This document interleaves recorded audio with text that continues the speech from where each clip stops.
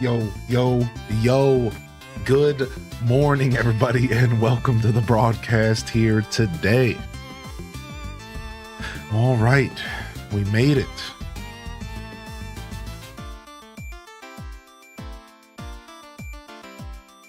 Welcome on in.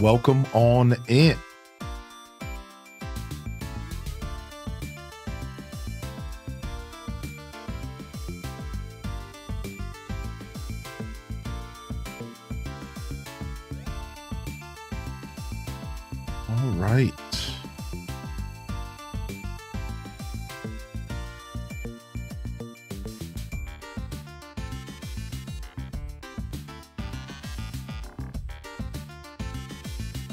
That funk, baby. Welcome to the show, the Monday morning show, here live and direct. July 21st? Yeah, dude. Hope everyone's feeling good today. Hope you had a great weekend, baby. Staying hydrated.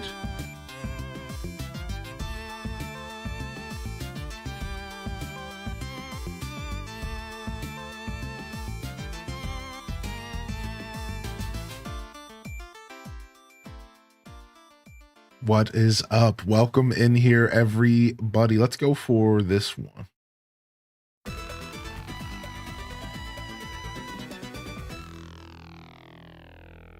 Yeah. We beat the level, chat. We beat the level. Welcome in here, fam. Good to see you back in here. Welcome to the Monday morning show, of course. We're just getting started, baby.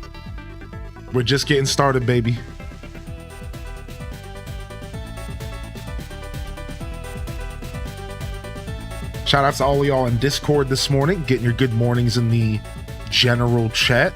And of course, good morning to the YouTube squad, the Lurker Zone legends. The Lurker Zone legends, thank you for tuning in today. And I hope you enjoy the show over there. Of course, you'll find the Twitch link in the description below. The Monday morning show is the best excuse to jump over and say hello. So I'd love to have you. Jump on in. Welcome in. Good morning, baby.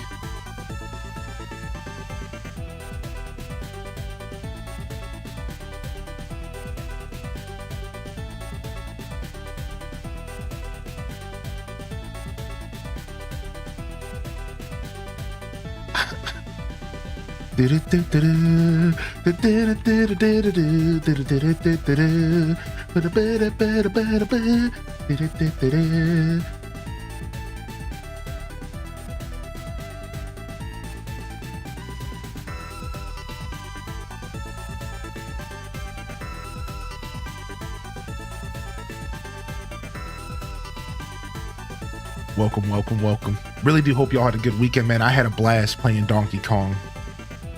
I had a bonanza playing some Bonanza, baby. Holy heck, was it a good weekend. And the way they wrapped the game up, it was pure genius. It was pure gold.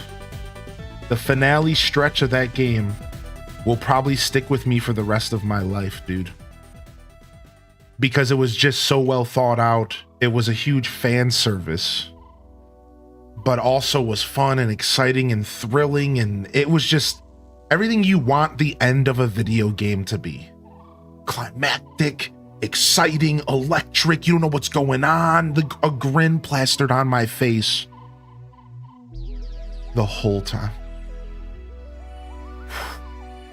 What a journey. Good morning, everyone. Welcome to the broadcast here today. Good to see y'all in the building. Silver Blink first in the chat. Who let this goon in here?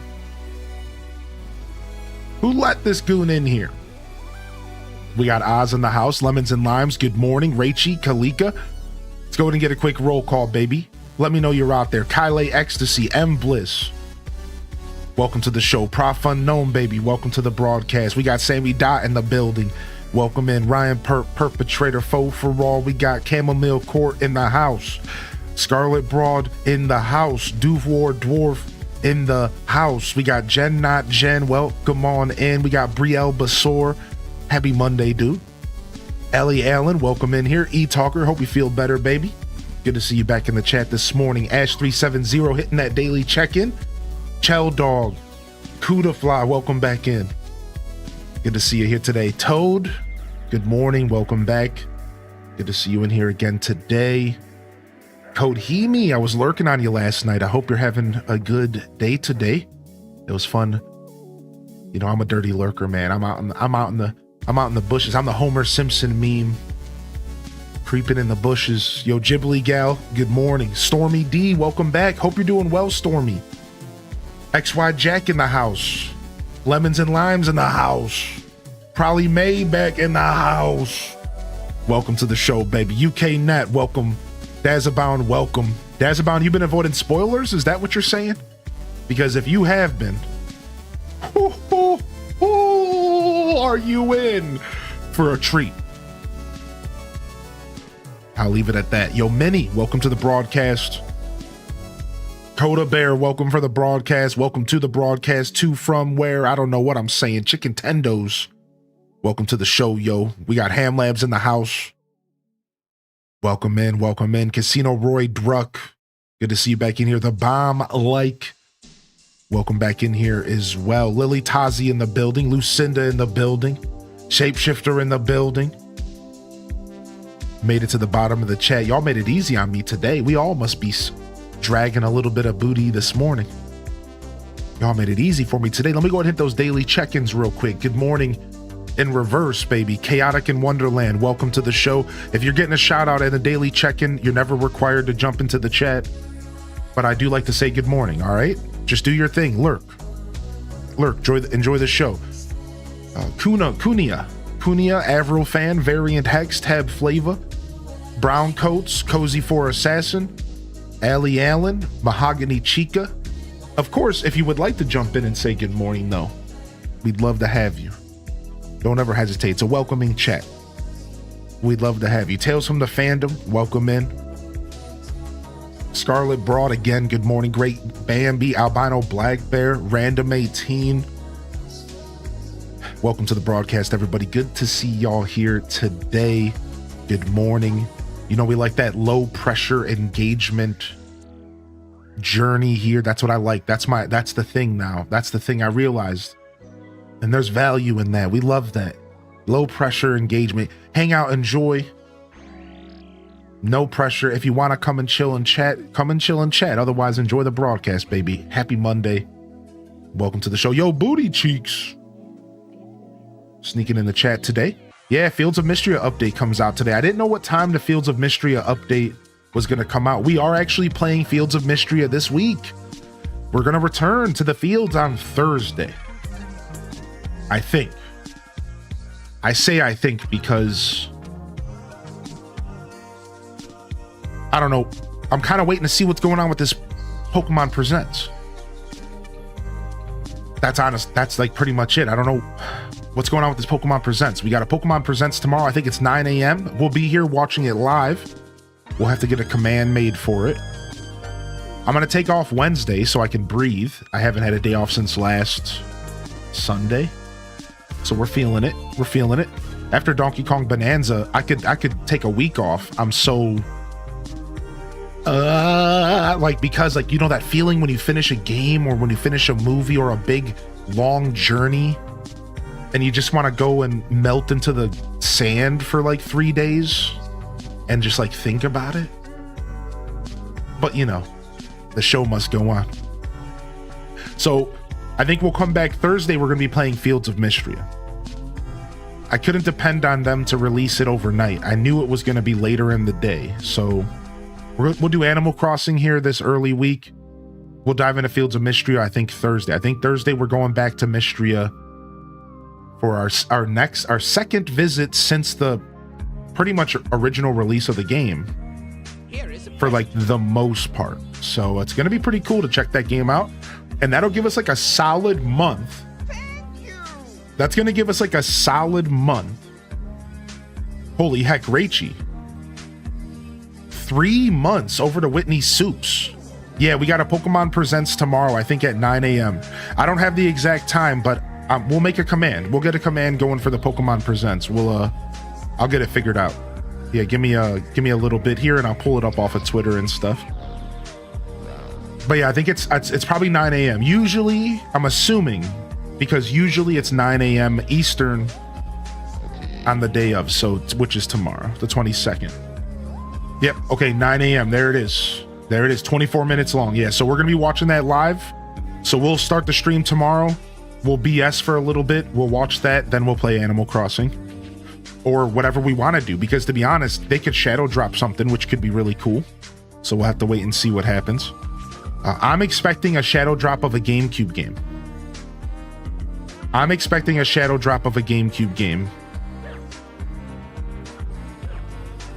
So we'll see.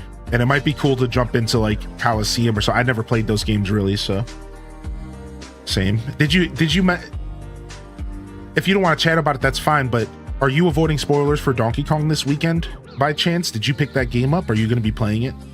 I'm just like super curious because it was so much fun. Shadow drop just means dropping without telling us ahead of time. Yo, Mads World, good morning. Starbrows, good morning. Island Reptar, Zane. Yeah, that's cool. I was just curious. Yeah, you're in for a treat for sure. Yeah, oh man, what a delectable delicacy that game was, which is kind of funny to label it that considering it's about destroying stuff. But yo, Zane, good to see you today as well. Good morning. Famed Guardian, yeah, we wrapped up Donkey Kong last night. Whew. Holy bananas, gorilla, for real this time. Bananas gorilla. Yeah, we're getting close to Tales of the Shire. Tales of the Shire is the 29th of July. So that'll be on next Tuesday. Yeah, I think we're going to be diving into Fields of Mystria, and we get a month to play because we don't have our next farming sim is probably Grand Bazaar. So it dawned on me while chatting during Donkey Kong the other day that we actually finally have the perfect window of time to play Fields of Mystria. It finally has arrived. I think a month is like a really nice, solid amount of time for us to really sink our teeth back into Mystria again and get a feel if we want to try to go for the long haul or not. A month will give us a good gauge of what we want to do with the game, and we can play that. And then once Grand Bazaar comes out, we'll probably be focusing on that as well, because I want to play Grand Bazaar a lot. I want to see what that's about. So we'll have some options there, but Tales of the Shire is not really going to be the same vibe. So I'm going to be pretty comfortable having Tales of the Shire on the schedule as well for a little bit alongside Mystria. That'll be next Tuesday. So we got some games to look forward to. It's going to be nice, man. Tales of the Shire next Tuesday. On the same day Tales of the Shire drops, Grounded 2 drops. So you get a little flavor for both sides of gaming, baby.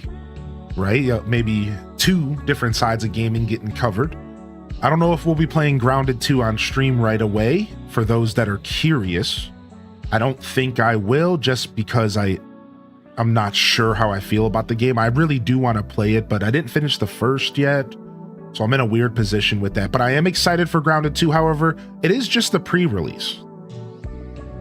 And you got to keep that in mind. It is early access, I'm pretty sure. They did the same thing with Grounded 1. And I'm not always so keen on playing early access. So if you want the truth, I might just skip Grounded 2 completely until they fully release the game.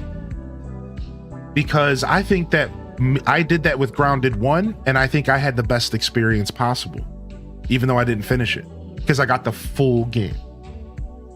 So I'm thinking I'm going to skip Grounded 2 until we get the full release, until they let all the early adopters do the testing. They'll tweak the game, they'll make it better. Then I'll go ahead and I'll play the full game, you know. So I think we might skip Grounded. Unfortunately, I know some people like those styles of games. Again, I want to play it, but we gotta, you know, sometimes pick our battles, if you will.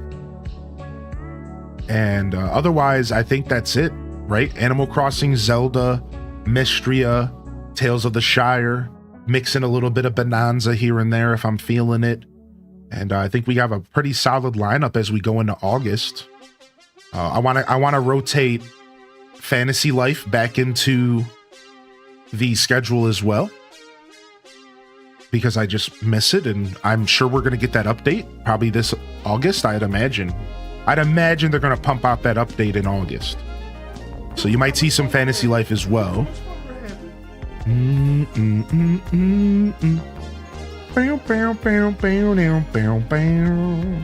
I have a couple surprises that I can't talk about as well for this summer.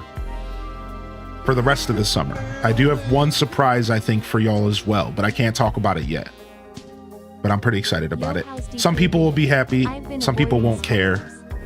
Not a community-wide surprise, kind of just a cheeky one, but that'll be a little bit later in August.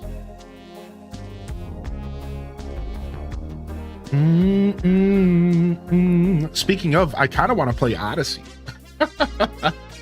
I think that's enough platformer for now, though. I think I'll just end up pushing Odyssey off again for a little while. I don't know why. It sucks because I really did want to play that this year, but if I can find some time to play Odyssey, I totally will. I'd almost rather go back and just fart around in Sunshine and try to get 100%, because I've never 100% in Sunshine, and that would be so sick, dude. That'd be such a cool feat to do. Also, to answer that question in the chat, I'd be doing a new save file on Mystria. I don't really feel the need to go back to the old save file. So, yo, Dr. J, yo, welcome in here. Dr. J, thank you for 12 months, my dude. Thank you for 12 months, my dude. Thank you so much. I sincerely appreciate you, man. And DK is fun. Yeah, we beat it yesterday, and now we'll just be maybe playing it casually, but we wrapped it up and it was good. We wrapped it up and it was a blast. I went outside today and it's too warm to function. Oh, yeah. That's what you get for going outside, sucker. Good morning, Blood Raven. Welcome to the broadcast here today. Welcome to the show. Welcome to the Monday morning broadcast, the Monday morning show. And it's wonderful to see y'all back here today. Thank you for tuning in. We got Squids the Thing in the house. Good morning. Good morning, good morning, good morning. Just catching up on chat here real quick as I wait for this beat to drop.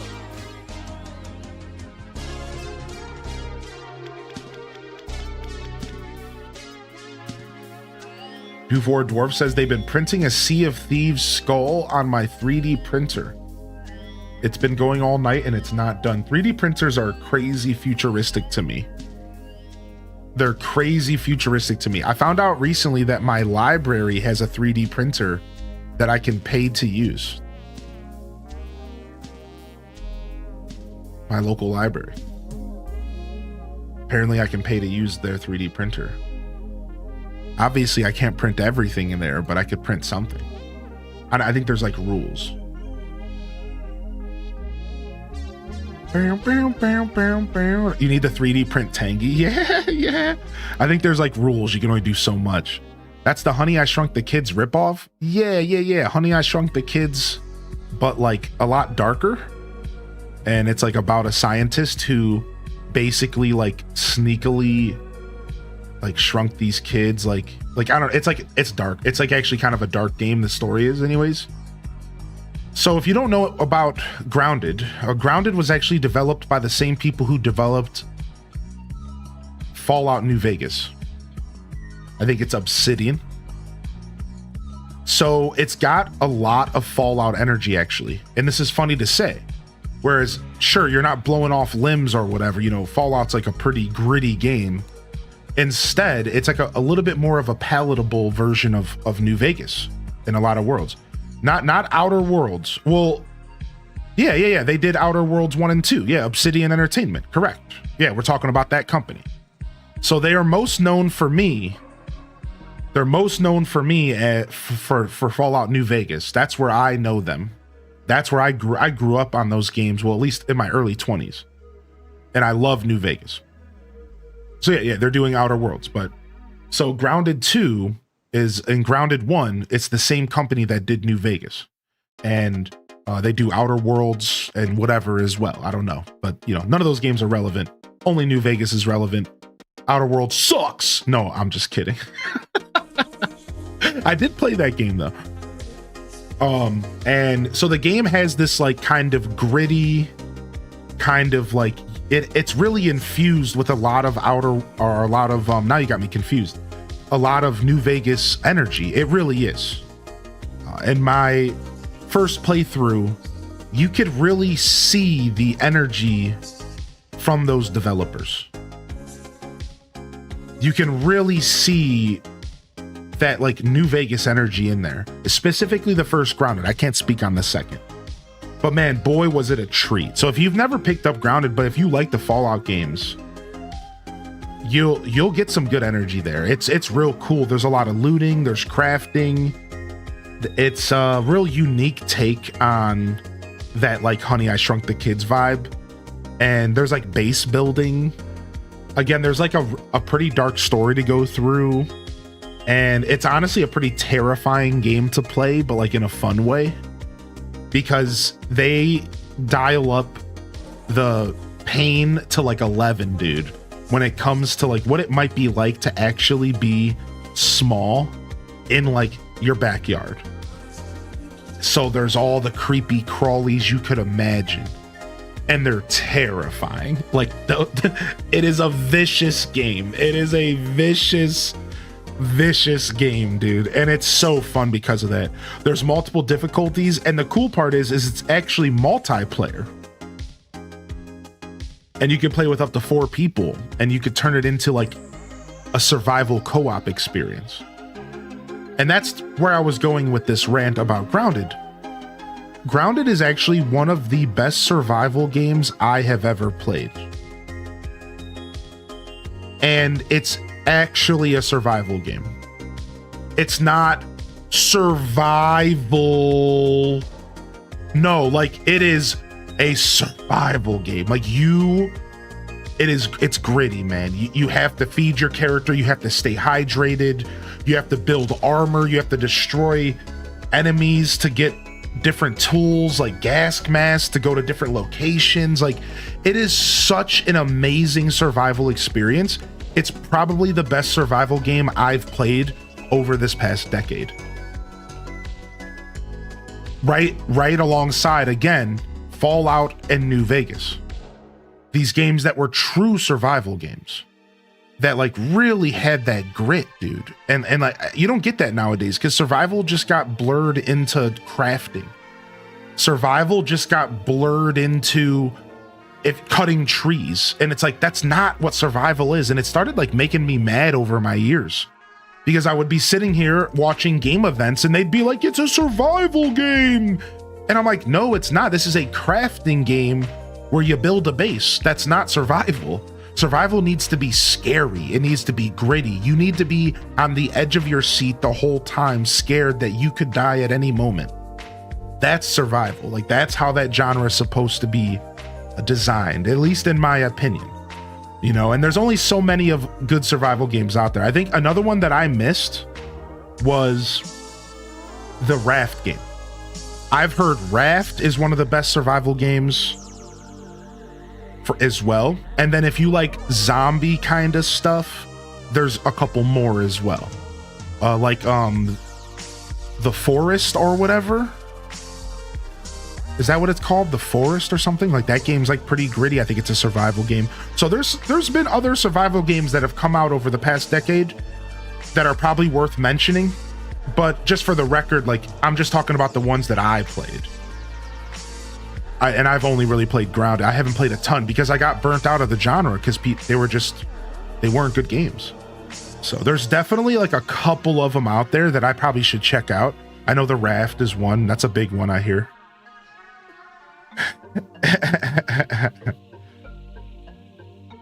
Would you say Dinkum is part of that genre? Dinkum has survival elements, but it's not fully survival, no. Whereas like, you know, when you're trying to make a genre for a game, there's always going to be exceptions. You know, I don't expect every game to be perfect the way that I think it should be. And there's always survival elements. So you have like a different conversation. You have a survival game, or you have a game with survival elements. And, you know, I just think the lingo gets kind of twisted sometimes. And that's really what a lot of games mean to say. Like, for example, Pal World is a game with survival elements in some ways, but really Pal World's not a survival game at all. But it was pitched as one, I'm pretty sure. At least it was to me. I remember somebody pitched it like, oh, it's like survival Pokemon. It's like, no, it's not. It's a crafting game. Yo, Floral Green, good morning. Green Hell, yeah, I never heard any of that stuff. Forest and the Sons of the Forest, yeah, those games are freaky. I'm not really into the freaky side of like that's almost too much because it's kind of zombie-ish, and I'm like, I would probably play the Forest though. I probably would. The most survival part of Power World was the base rates. Yeah, exactly, yeah. So like it had some elements, which is why I think sometimes those elements just get over-labeled, and that's all. You know, it happens. But it can be hard nowadays to find a true survival game because developers are afraid sometimes to make their game inaccessible. That's what you notice. Because if you want to make a game gritty, you make your game inaccessible by default. So you, as a developer, if you want to lean into your art, you're slowly but surely saying, okay, well, I'm going to be cutting out this whole group of people from ever buying my game. And that, like, that's brutal, right? We're not in an era anymore where a lot of companies are willing to make very focused games. Most companies are trying to sell to as many people as possible, so a lot of genres and stuff get blurred. This is why we love the indie market, because the indie market allows us to still get games that are just focused on one group of people. And that's such a beautiful feeling when you get a game that's just focused on one group of people, and it's, you know, it's not for everybody, it's just for me, right? It's just for my brain. That's such a good feeling as a gamer. See you later, Dazabon. Have a good day today. Good morning, Jita Chan. Welcome to the broadcast here. Welcome to the Monday morning show. Fresh week, fresh opportunities is the theme of our broadcast here on a Monday. I'm just waking up over here. I'm super sleepy today. Floral Green, new week, new opportunities. New week, new opportunities.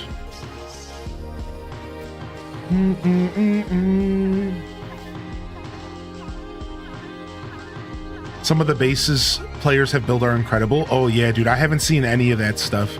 Yo, what's up, Ashley? Dude, I'm glad to have you in here. Yeah, y'all are gonna have to tell me a little bit about your grounded adventure as that game releases. But yeah, we got a wonderful summer of games to look forward to, and I'm pretty excited about it. I'm stoked to see what we end up getting into and how y'all receive some of the content that we got scheduled here.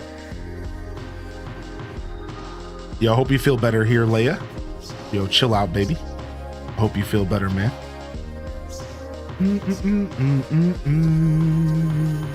Just scrolling up in chat and seeing if I missed anything real quick. You got City Folk Deluxe to work. It's a lot easier than it comes off to do. You're talking about an emulation, right? You're saying using Dolphin Emulator, it's a lot easier. Yeah, I have seen the trailer for City Folk Deluxe. Yeah. I have seen the trailer. Banana. Love the matching hat and mug today. Yeah, this is my water cup today. I love this cup, man. This is such a nice bottle. I'm trying to keep it as nice as possible. I clean it after every use, like the plastic parts, so they don't mold over. Because I really, really like it. It's an Igloo brand, so it keeps everything so cold or so hot. And it's just, the art on it is immaculate. I love the art style because I like that it's not all colored in. I really enjoy the style of using shadows and lines to articulate the image. It's so nice. There's just enough blue to make a point. It's sick. It's all about speed, baby. Just don't take it far as Carlton in that episode of Fresh Prince. Because that day we all learned a lesson. You better have anyways. Good morning, Hylian, and everyone in chat. I was up until 4 a.m. in my collection zone on DK Bonanza. I'm up to sub-level 800 with all fossils and bananas so far. Chaos Queen, you are a legend. I really do hope you're enjoying your Donkey Kong journey, dude. You can actually connect the Wiimote to the PC. Yeah, you can. Yeah, you can actually connect the Wiimote to the PC. It actually works pretty well. But Deluxe Edition advertised that you can use a controller. Have you not considered trying that out? Or maybe it doesn't work that way? I'm very curious. Yeah, because Deluxe Edition, in the trailer, they advertised that the Wii whatever controller, you know how they released the classic controller, was compatible. So my thought was, then maybe I could just plug any USB controller into the emulator. And that would be nice. That would be quite a treat to be able to play City Folk with a controller. I used my Xbox controller last night. Yeah, because like that was one of the features that were advertised in the trailer. So I'm curious how controller play would work, because I would love to play City Folk with a controller, dude. I would love to do that.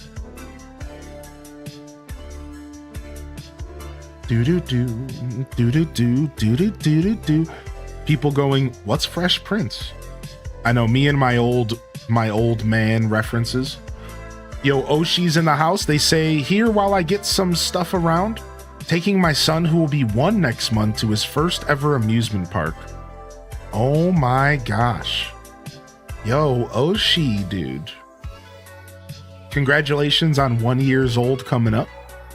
And enjoy the amusement park, man. I've been to Kennywood in PA.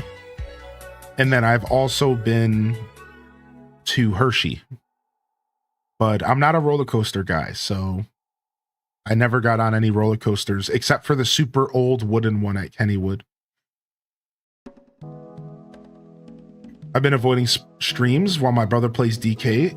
He's still enjoying it. Yeah, nice. No worries. I figured a lot of people were probably trying to avoid spoilers. I get it for sure. So I'm happy to have y'all here today. And we're taking a break from Donkey Kong, obviously. So y'all can come and enjoy the broadcast without worries of spoilery content. Not a big fan of roller coasters, but I still like some amusement park. Yeah, amusement park adventures can be fun regardless of roller coaster fun. The pressure to get on a roller coaster, though, was always so high because the people around you always wanted you to try stuff. I eventually did get on roller coasters for the IX Indoor Amusement Park, which is a thing that comes to Cleveland every year. I think it probably still does. I think it shut down during COVID, actually. But it was this indoor amusement park. And it had all these crazy roller coasters that were like kind of small time, but maybe 1 or 2 would be pretty big. And that was the first time that I ever went to, like, on roller coasters, was at this place called the IX Indoor Amusement Park. And it was cool, man. I'll never forget that. I'll never forget. I think I was like 16, and we talked our parents into dropping us off and just letting us be there alone. So there was me and 3 of my homies, and we just adventured around and like did whatever we wanted, and it was a blast, dude. And I rode my first roller coasters, and I'll never forget the first roller coaster that I rode. The whole time I was on it, I was just screaming the F word. The whole time I was just like, truck, oh, truck, oh, truck. And I'm just like screaming. The whole time, dude, the whole ride. It just was the only thing that came out of my mouth. It was so scary to me, man. And an indoor amusement park is such a foreign concept to my little California brain. Yeah, welcome to the Midwest. Do you have a favorite sport growing up? College football, soccer. I played soccer as a real little kid. And then eventually my brother influenced me to enjoy college football. But honestly, the biggest sport that I was into as a kid was skateboarding. And it dawned on me while watching this Tony Hawk documentary from Amazon last night called like Trying to Be a Superman or something. And it was about Tony Hawk and the games and how the games influenced the skateboarding world like massively. And how it kind of changed everything for skateboarding. And even though you would maybe assume that because the games are so big, but a lot of people don't realize like how grassroots skateboarding was, and how even though it had a couple times where it blew up, the games really were the thing that like blew them into popular culture, and they're still there today. And as I was watching this, it hit me. And this is funny because we had a sports conversation this weekend, and I was talking about my relationship with sports this weekend, and then it hit me. I forgot that skateboarding is like a sport. That was the sport that I was most into growing up as a voyeur, as a watcher. Because of Tony Hawk, man. I played the Tony Hawk games. I fell in love with the idea of skateboarding. I eventually got on a skateboard. I was never really good, but I got on one, and I was obsessed with the X Games. I was obsessed with skate videos. Dude, I used to live for new releases of skate videos. I used to live for that as a kid. I used to have newspaper cutouts on my wall and stuff, like when Tony Hawk did the 900 for the first time at the X Games. I'm pretty sure it was the X Games. Yeah, I had like a newspaper cutout on my wall of a picture they took of him mid 900. Yeah, like skate culture was such a big deal to me as a kid, man. Even though I wasn't a big skateboarder, Tony Hawk and his games really made it accessible for like a Joe Schmo like me. Where like eventually I was able to identify tricks. I was able to mingle and I knew the lingo, and I could like talk with skaters, and I wore skate shoes because they were comfortable, and it was pretty cool, man. It was pretty dope. Yeah, and rocket power. Doom, doom, doom, doom, doom, doom, doom, doom. We are riders. The lingo, I swear. Yeah. Hello, fellow skaters. Yeah, I know. No, you couldn't really walk up to skaters as a gamer.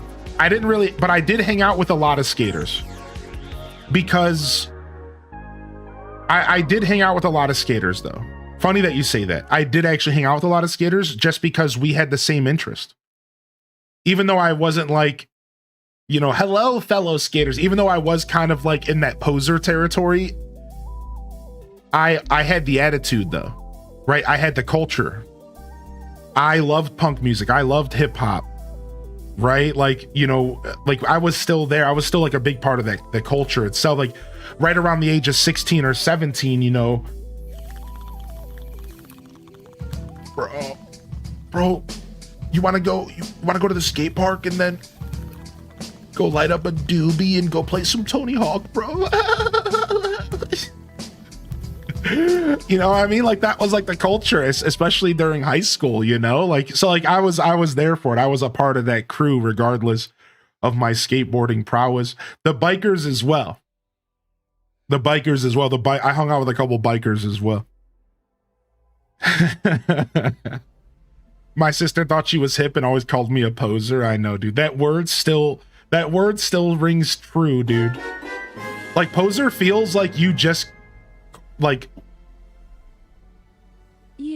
good morning.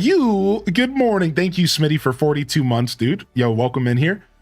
I was gonna say the word poser as an insult feels like one of the most degrading things still somehow. In our culture that's full of like all sorts of ways to talk down on someone, I feel like poser's still one of the sharpest knives you can throw at somebody. If you call somebody a poser, man, you might as well as called me a B word.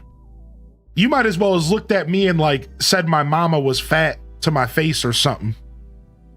Like you might you might as well, because like that's some rude stuff. Don't you dare. Yeah, poser still hits hard. Like don't you dare call me a poser, dude.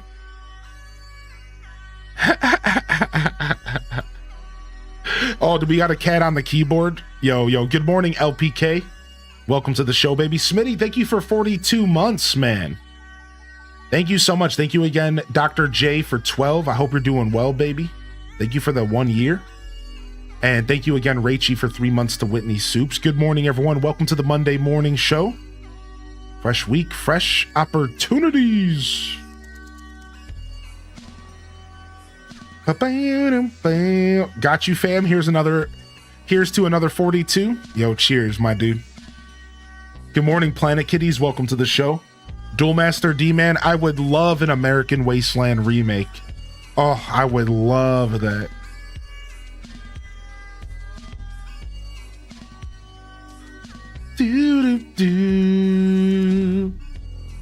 Holy heck. Oshi says, my first big roller coaster was the Super Duper Looper at Hershey Park in PA. It was my first upside down coaster. You were held in by a lap bar. Yeah, man, that stuff's scary to me, dude. Get out of here with that, man. I've been playing Tony Hawk 3 and 4. I'm garbage, but it's fun. Yeah, I'm also bad at Tony Hawk. I'll be the first to admit it. I'm pretty terrible at Tony Hawk. I've rusted, and I'm not derusting. It might take me a couple weeks to derust if I really want to get good at that game. My 3DS XL arrives tomorrow. Gonna get it modding ASAP. Oh, you're in for a treat with the modding, baby. Yeah, you're in for a treat, Smitty. Good morning, we gaming. What's up, Yatsume? Yes, we are gaming. Yeah, we got an Animal Crossing villager hunt we're locking into here today. No worries about the cat on the keyboard, Lynn. And good morning, Wavy. Storming on in here today. We got 4-color Diva in the house. Welcome back in here, Diva. We got Darcy in the house. How you been, Darcy? Oh, dude, I'm happy to be here, man. I'm sorry to hear about the bad brain day. Just remember, be honest, be gentle, be kind to yourself. And I appreciate you. Appreciate you being here, Darcy. Good to see you. Coffee in the cup, big beards on the screen. Today's going to be a good day, baby.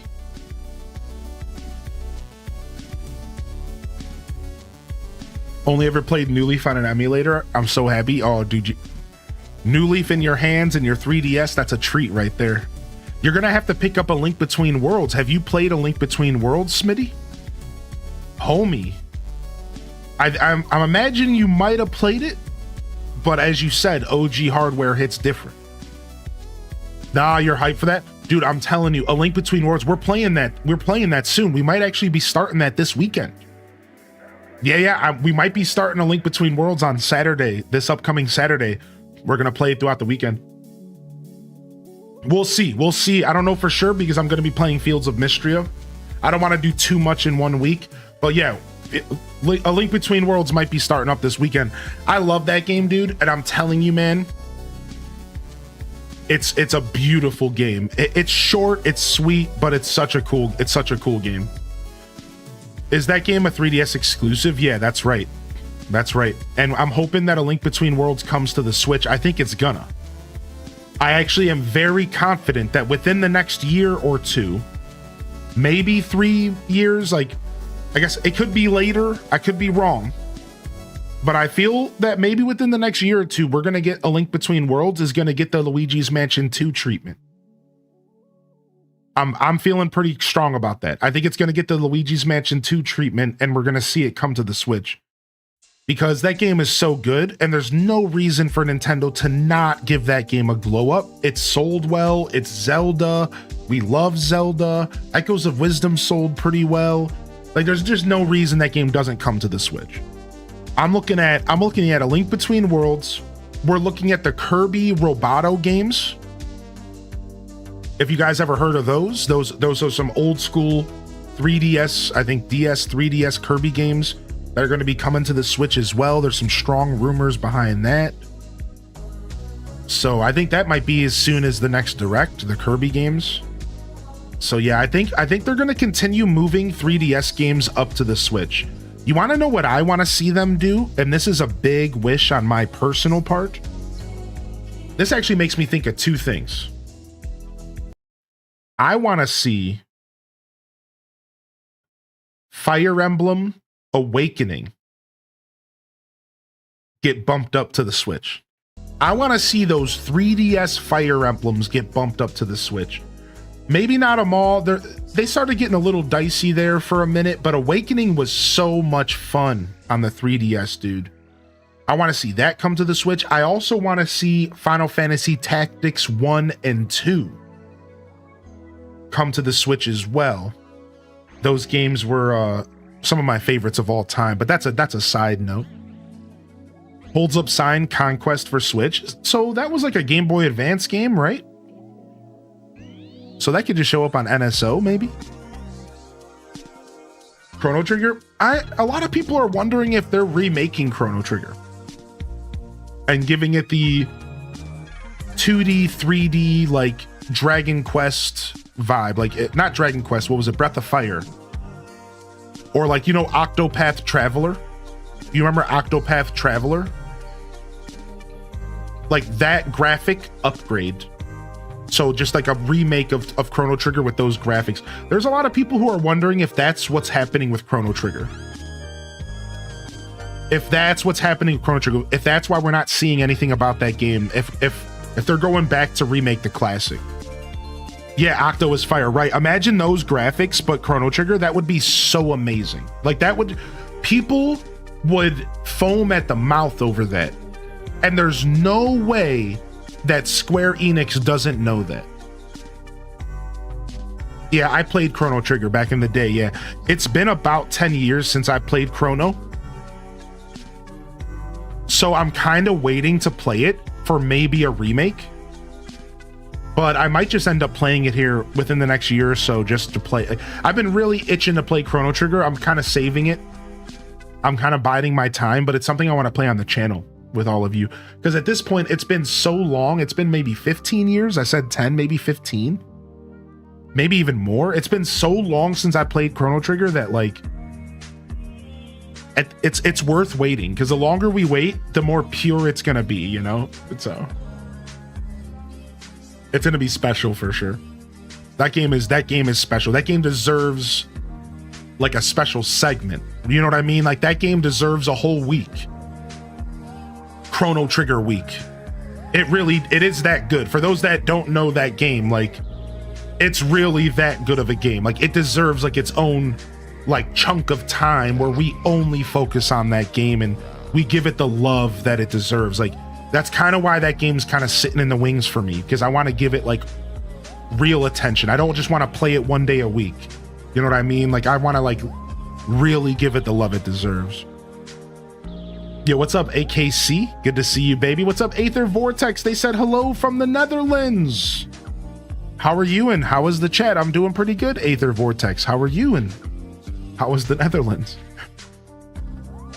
Floral Green, enjoy the work. Good to see you. Been waiting for anything else Chrono related since Chrono Cross. Yeah, the DS version too, but still, right. The DS version was something to hold us off, but we're waiting for something else. Exactly. Yo, what's up, Ross? Good to see you here today. Happy Monday. Welcome to the Monday Morning Show. We're going to be taking it easy today.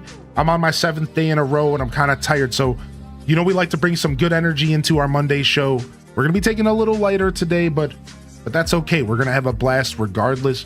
Let's go ahead and run the intro this morning. So get your HDES wiggles ready for a nice intro, and then we're going to dive into some Animal Crossing Villager Hunt. I'm pretty excited. So let's go ahead and jump over here, and let me get my keyboard activated here. It likes to go into sleep mode because I have it plugged into a hub, and I guess the hub just naturally puts stuff asleep. Anyways. All right, let me go ahead and jump over here, and let's go ahead and run that intro real quick, and we'll be right back.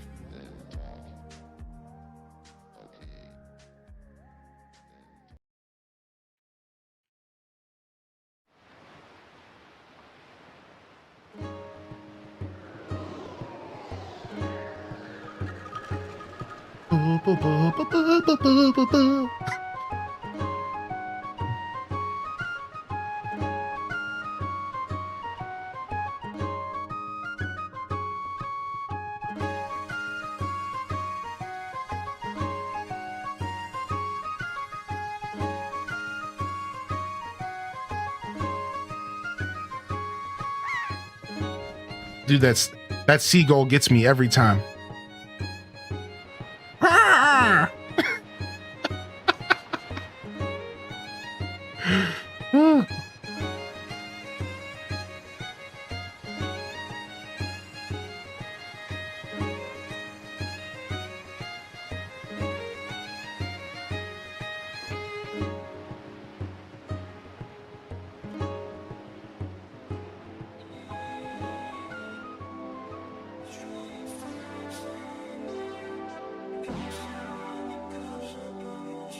All right. Goldie has left. Okay. Let's go ahead and get in here. We're gonna stand up and stretch real quick. And then we'll be right back here. Oh, what? Whoa, Rio Keen. Whoa there. Good morning all. Been locking in, started a full-time job and then DK came out. Slowly emerging. Much love. Going to be watching you experience this game on the VODs while I work. Glad to be in a place to regularly support now. Yo, Rio Keen, thank you so much for 20 months. And yo, cheers, dude. Man, Donkey Kong's so much fun. Donkey Kong is so much fun, dude. Enjoy it. Enjoy the VODs. We got those YouTube VODs from all the live streams these past 4 days. We'll have the Twitch VODs uploaded episodically later. Beautiful, right? Beautiful, right? Enjoy the game, man. Thank you so much for your support. Thanks for popping in. Enjoy the Lurker Zone if you're over there lurking on the YouTube. If you don't know, we do stream over on YouTube now, simulcasting alongside Twitch, but it's the Lurker Zone. It's for people who can't use Twitch at work because screw them. The boss makes $1 and I make a dime. For those that prefer YouTube because it's a little bit less taxing on their data or their device. And for those who maybe like to enjoy the content with a little less distraction. So there's no live chat. There's only the chat on the screen from the Twitch. So enjoy the Lurker Zone and thank you for those of you that participate over there. We've been getting a lot of support and love over there, man. And it means the world to me. Thank you. If you are tuned into YouTube, sit tight. I do have more content coming for y'all. And maybe even down the road, we can get some exclusive content for YouTube as a way to say thank you to those that utilize the Lurker Zone exclusively. Maybe something like a playthrough just for that channel, or maybe even toying with some experimental content over there. I've thought about using the YouTube as maybe a place to try out stuff I would never do on Twitch. And it could be really cool. So look out for that. And thank you so much, YouTube. Thank you so much. Yeah, that's right. This is Windows 96. That's right. This is Windows 96. And this is an album I haven't spun in a little while. All right. I just need to go use the restroom really quick. All right. I'll be right back. And then we're going to dive in. Thank you for your patience. I don't like to take breaks too quick, but the coffee has made this man have to tinkle. I didn't mean to go to the other side of the screen, but you know, here we are. Here we are.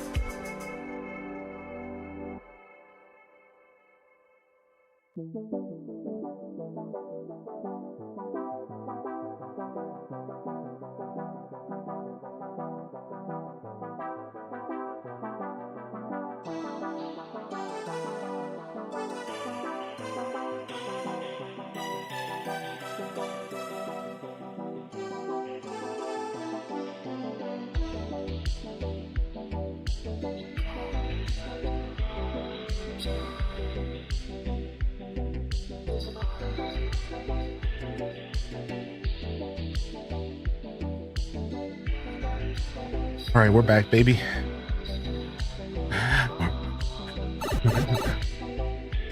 right, baby.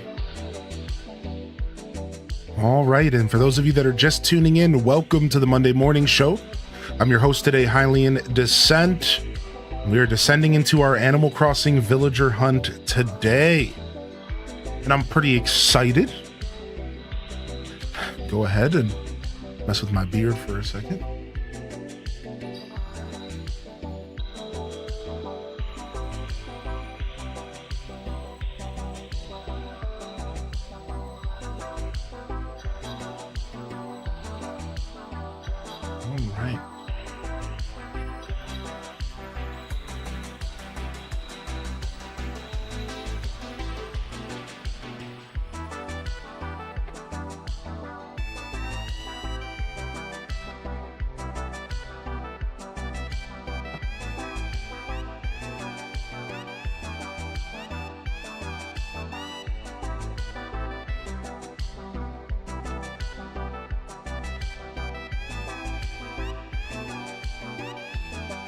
Okay, I think we'll leave it at that. Very dramatic. What's up, Twiggy? Good to see you, my dude. Welcome in, Lazy Stoneheart. What's up, Gold Evis? Welcome in. Yeah, my beard was being a punk today, so.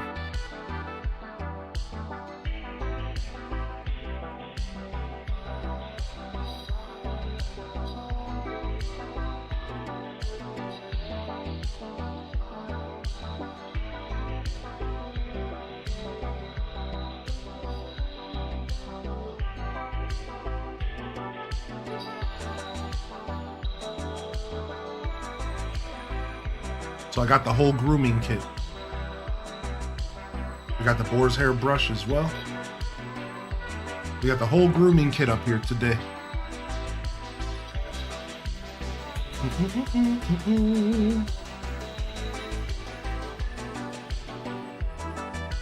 I've been waiting for you to wake up, immediately walks away. Wait, are you talking about a villager? Wait, what did I miss?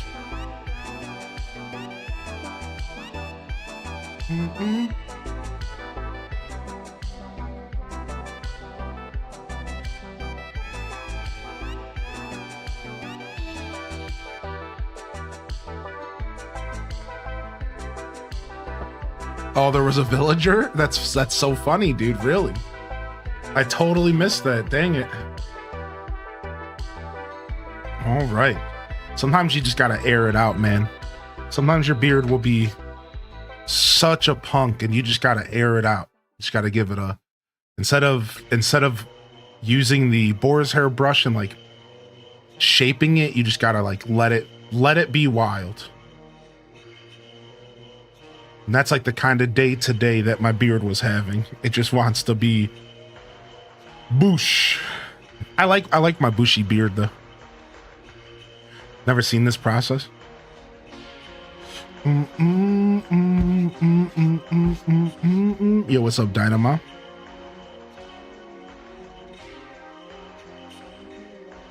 Driving lurk time. Yo, enjoy the lurk.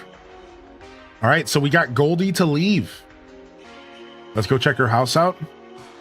Last night, it only took me a little bit of time traveling. Thank goodness. It only took a little bit of time traveling. So we got one space vacant today for one of our villagers. Let me go ahead and get my list here. I'm gonna get my list here popped up. All right. So here's our list of villagers, and we're currently looking for these 8.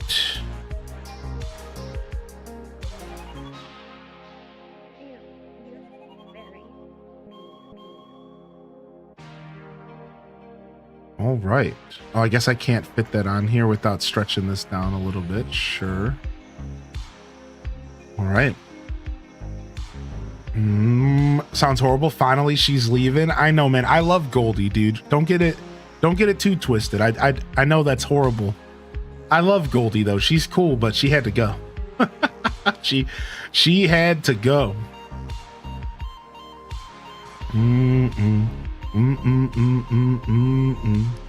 Welcome Horizon, Summer Shell, Doghouse, Glowing Mall statue. All right, let me go put this stuff in the house so we can go grab some tickets.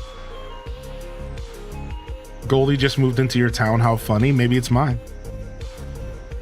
What do you use to hear your Switch audio versus your PC audio? I just do it all through OBS. Well, no, that's not true. I have a mixer. Yeah, I have a mixer. It's a through Elgato. So everything gets routed through the mixer, and then I can control it and manage it however I please.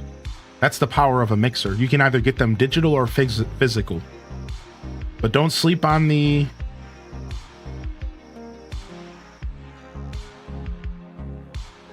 Don't sleep on the digital versions. They're pretty nice, like Voice Meter Banana. Voice Meter Banana takes a lot to learn, but once you wrap your head around it, it's a really, really useful tool. And it's just what I said it is. It's a virtual mixer. All right. Guess we'll just leave these here, and we'll start off with 50 tickets in our inventory so we can figure out how many tickets we're going to be using throughout the day today. Yeah. A mixer routes audio however you please.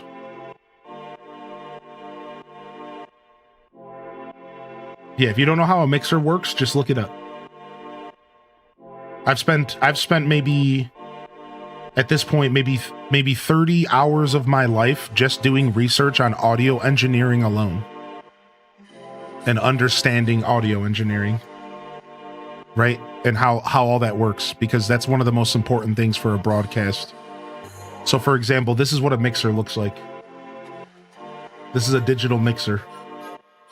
And then I can click and I can choose whatever I want to be plugged in. Right? So for example, music, Spotify.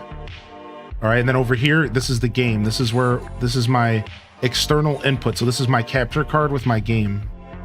Then this is for all the other games, like PC games, Dinkum, Dolphin, Fantasy Life. Right? This right here was for a different capture card. This is for Discord. So it takes all of that audio and routes it. And then I take one single signal and I send that to OBS. And then this allows me to manipulate whatever you're hearing. So all I have to do is click this button right here.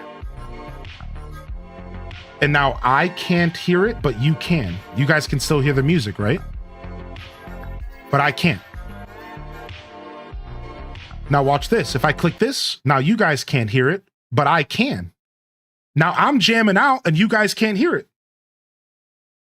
See, this gives me ultimate control over my whole audio system. This is why a mixer is so important. It's not necessary when you're a brand new streamer, but it's so important as you go forward. So like the same thing with the game. I can make it to where I can hear the game. You can hear the game. So I have control over everything you guys hear. And then it goes even further. You see how this says monitor mix? This is what I'm hearing, but this is what you're hearing. So what I can do is I can turn you guys all the way down to where you're only hearing 20% of the sound, but I'm still hearing all of it. Or I can go further and I could say, I want to be able to hear my voice better, but I want you guys to hear the music the same level. So now I have it to where I'm only hearing 50% of everything, and I can hear everything in my room now. I can hear my voice while I'm talking. Meanwhile, you guys are hearing the same exact volume that you would normally hear on my show. This is the power of a mixer. Again, you can look into Voice Meter Banana. It's actually freeware. It's actually there's a freeware version called Voice Meter Banana. Look into it. It's a freeware version, and then they have a paid version as well. The Wavelink is because I actually have a physical mixer. So here on my desk, I have a Wave XLR, and this is a physical mixer. It takes my microphone, plugs it in, and then it takes that data and plugs it into my computer. And because I bought this Wave XLR, Elgato gives me this mixer technology. And so I have a digital mixer here. Now you can actually purchase physical mixers. If you don't know what a physical mixer is, we're talking about like this. Here, I'll actually pull one up. Behringer mixer. So this is what a physical mixer is. And you've seen these, you just probably don't know them by this name. All right. So like this is what a physical mixer is. You've probably seen these, but you might not know it by the name. So this is something that this is music equipment, right? You've ever seen one of these before? This is music equipment, right? This is something you would use if you were making music. You would have all these different inputs and you would plug your guitar in, you would plug your headphones in, and you could mix the music and you could use all these different frequencies and tones. So this is a mixer, right? And this, you can use this to do the same thing that this is doing. Does this make sense? So this is a digital version of this. Now, does that make sense? So this is an interesting thing people don't realize. So our technology, we've managed to take this physical thing that used to be used strictly in like analog music, and we've managed to boil it down to a program. And I can do everything that this can do within some reason without ever owning a physical device. Now, this obviously is better. This obviously has way more options, but it's also way more intricate to learn. This also requires some real equipment in your life, and it's kind of expensive. I haven't bought one of these yet. I want one really bad, but they're like hundreds of dollars, and they're like usually out of my price range. Now, they make some cheaper versions, but regardless, these are hard to wrap your head around, so I haven't taken the pull myself. I haven't purchased one yet. So instead, I got myself a cheaper, more user-friendly version to get me started in this universe. And this is my mixer, right? So I can wire all of my audio through this. Everything. Here's my system. So you were asking about my system sounds, my PC sounds. My system sounds are right here. So anything that plays to my computer, like if my Windows goes ding, that comes here. Meanwhile, these are where my sound effects play. So if I do something like this, my sound effects play through here. And then I can adjust those volumes individually, right? This here is Windows. This is my media player. This is Firefox. So this is my browser. And I can adjust all this stuff separately. So good question. This is how I handle audio on Twitch. My mixer was $1,800. Exactly. Like mixers are expensive. So I haven't taken that plunge yet. I will one day though, because one of my end goals with my channel and my art is to make music. I don't talk about it a lot because I don't want to tap the energy of this. I don't want to tap the energy of my dream, but this is one of my dreams. I want to make music, and I'm starting to look towards synth stuff because I realize that I have a big passion for synth and I really like the sounds of different synths, and I might start there. Could be a lot of fun. Yeah, it could be a lot of fun. Do you want it for making music? Yes. Yeah. What's up, Sleepy Possum? Good morning, Caffeinated Spirit. Yo, dude. How are you, Caffeinated? Good to see you back in here. Did your opinion on Bonanza change by chance, or are you still feeling like it was kind of a lighter game for you? Yo, what's up, Burrito Salad? Good morning. So yeah, that's a mixer. That's how I do my audio, Ron. So it's a little bit more complicated than you might have imagined, unfortunately. And my system setup does require like some outside stuff, as you can see. I can tell you though that before I had a mixer, I was able to do most of what I just said through OBS, but with way less control. And that's the problem with OBS, is you don't have all the control, right? I couldn't make it to where I could hear something and you couldn't. But like, not some stuff, but not everything. Some stuff, but not everything. So OBS has a lot of options, but it doesn't have everything that you need. And that's where a mixer is really important if you want to have complete autonomy of your audio as a streamer. So right, like nowadays, I even have knobs. Like take a look at this. Oh, I can't lift it up for you, sorry, but I have one of these. My favorite thing about my setup right now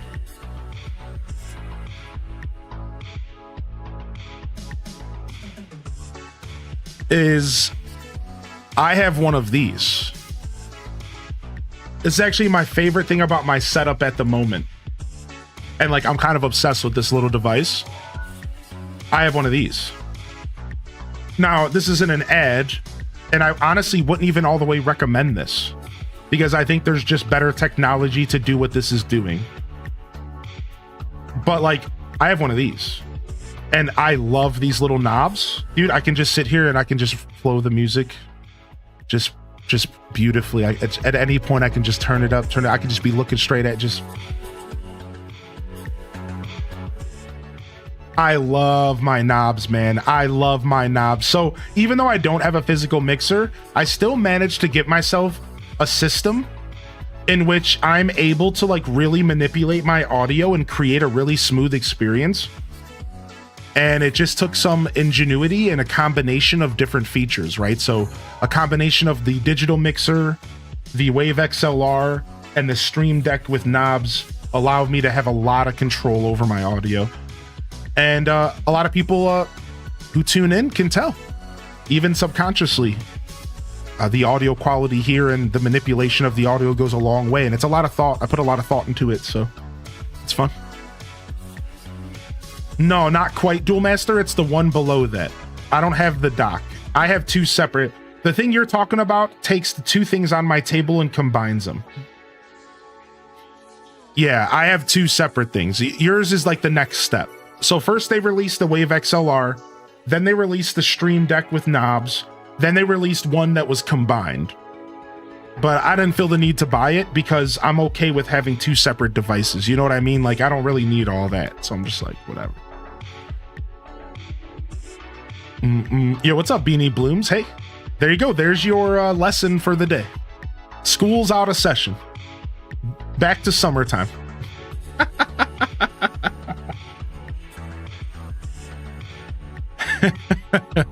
Yeah, appreciate you, Ron. Thank you, man. I appreciate you. You know, we all have our strengths and weaknesses as creators. You know what I mean? I'm sure there's people out there that are way more creative than I am, so I compensate with that for my energy. What am I good at? I'm an audiophile. I've been able to hear the difference between vinyl and FLAC and standard 360 my whole life. You give me a pair of good headphones and I'll straight up be able to tell you that's a vinyl quality sound, that's a FLAC quality file, that file is degraded in quality. That's one of my strengths as a creator. Whereas like there's creators out there that are maybe more creative than me. They can think of more interesting segments and they can add art, they can infuse their art into their streams.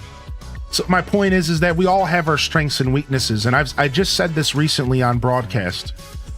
I think one of the biggest things about becoming a content creator and really leaning into creativity with this form of this media is about leaning into your strengths, figuring out your strengths and then leaning into them. What are your strengths and lean into them? You know, one of our members of our stream team recently started doing speed running.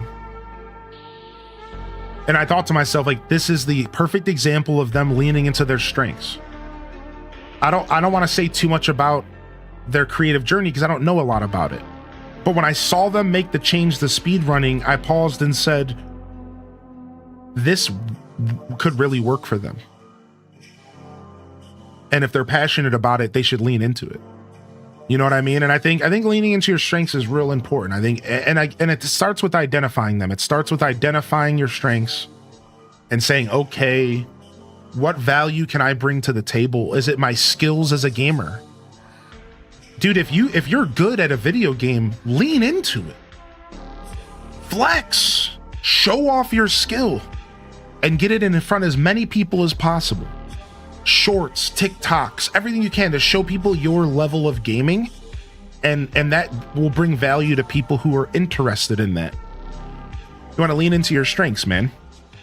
I think it's such an important part of the content creation space. So whereas I might be able to provide one of the most audio friendly environments. I might be able to create an experience that's so perfect for lurking. But maybe there's another streamer out there that can do something better than I can, that can maybe bring some different value, you know, in a different way. You know, I could probably think of an example off the top of my head. You know, I know my weaknesses, you know, I know my strengths, and I know, like, I really admire certain creators for things that they do that I don't. And that maybe I'm not willing to do, or maybe it's just out of my comfort zone too far that I'm not willing to do that said thing, you know? For example, playing really hard difficulties. There are gamers out there that can handle the frustration of playing like the hardest content ever. But like doing that on stream is so difficult, dude. You have no idea. Like Pokemon. Dude, watching people play competitive Pokemon on Twitch is insane to me. Because like, dude, it's like, how can you manage to do that without getting frustrated, without while you're dealing with chat, holding conversation? That's hard to do, man. That is such a skill that I admire in creators who can like sit there and play some of the hardest content imaginable and also somehow be in front of hundreds of people and they're just chill. I start to get embarrassed. I start to get uncomfortable. I'm like, I start to feel the eyes. The harder, the more further I go down a rabbit hole of difficulty in a game, the more I feel the eyeballs on me. That's the best way to describe it. It's like anxiety. So like if something's really kicking my butt and I'm on like my 30th attempt, my 40th attempt, I start to feel this pressure and I start to feel like claustrophobic, as if everyone's watching me fail. So that's why you guys don't see me play those types of games. Why would I put myself in that position as a streamer? That's like not fair to me, and nobody wants to watch me crumble mentally. And then I get pissed if somebody says something mean to me in the chat, like you suck, and then I get mad, and then now I'm out of my element and nobody wants to see dad pissed. Right? So that's why I don't play hard games on stream. I don't make a point to do super difficult stuff, because that's just not my lane, dude. That's not where I belong. I love playing that kind of stuff when I'm in my free time. I like doing that kind of stuff when I'm alone, but not in front of hundreds of people. It's like super scary to me, dude. I've heard many say that multi-streaming is a key facet to growth nowadays. What do you think about that? Sure. I think it's neither here nor there. I think so people could tell you 1,000 ways to grow your stream, but there's 1,001 ways for you to just completely, like, for every one thing you can do to grow your stream, there's 15 things you can do to make your stream suck. So like, what am I saying here? It's all about your show. You should just be focused on what works for you. Period. Now, there is a conversation to be had about general things you can do to increase your chances of success. And I do think that multi-streaming is a part of that conversation. Yeah. Unfortunately, and I say unfortunately because I think a lot of us would like to focus on one platform, but we're no longer in the era in which focusing on one platform is going to work for a very small creator. So we're talking the 0 to 5s, the 5 to 15s, the 15s to 40s, the 40s to 70s. Those are the people that should probably be looking into these types of tactics, because you haven't quite fully developed an audience yet. Therefore, you need to be doing anything you can do to get yourself out there. And multi-streaming is going to be a part of that. But you want to know what's probably more important than that? TikTok, shorts, YouTube videos. And that's also unfortunate because that's what everyone will tell you, but I think it's more important. So I think if you had to tier important, multi-streaming is definitely on the list, but it's maybe not as high up as something like making content outside of your live stream. So like learning the art of making a YouTube video and adding value in that way will enhance your broadcast. because that skill can transfer over in some ways. And you'll also be bringing an audience in from a different format. Whereas multi-streaming is going to be good, but people overplay how useful it is. Because let me give you an example, and this is going to be rude in some ways, but don't take it that way. You have 0 to 5 viewers on Twitch, so you decide to multi-stream, and you have 0 to 5 viewers on YouTube now. And then you decide to multi-stream further, so now you have 0 to 5 viewers on Kick, and now you have 0 to 5 viewers on TikTok. Now, in the perfect world, if you have 1 viewer on each platform, in a perfect world, those are all separate people. And you just increased your viewership times 4. That sounds good, right? You just went from 1 to 4. Well, what's the problem with that? They're all disjointed. And you're not making a community. You got 1 guy on Kick, 1 guy on Twitch, 1 guy on YouTube, and 1 guy on TikTok. How are you going to build a community that way? So you're going to probably try to get them all to join a Discord. So now you have to battle the first big battle of content creation with multi-streaming, getting people to jump back and forth between platforms. The barrier of entry is getting them to join a Discord. And then, okay, so now they're in their Discord. Well, guess what? Everybody has a Discord. Your mom probably has a Discord. Your grandma, no, your dog probably has a Discord. You just don't know it. Promise you. So how relevant is it to have a Discord with 5 viewers? Everybody has a Discord. So nobody's gonna interact with that. So you see the problem? Multi-streaming isn't the answer. It's just a part of the answer. Yeah, but yes, multi-streaming is going to be useful. But while you're focusing on 4 platforms, you could just be focusing on 1. And let's say instead of having 4 separate people on 4 separate platforms, you have 2 people on 1 platform. In my opinion, that's better. In my opinion, that's better. That's better. I think it's better to have 2 people on Twitch than 4 people on 4 separate places. Because then I have 2 people that I can talk to, interact with, and build on top of. Somebody joins my stream, they say, oh wow, there's 2 people here. They're talking. I want to join this conversation. So now you have 3, and then you have 4.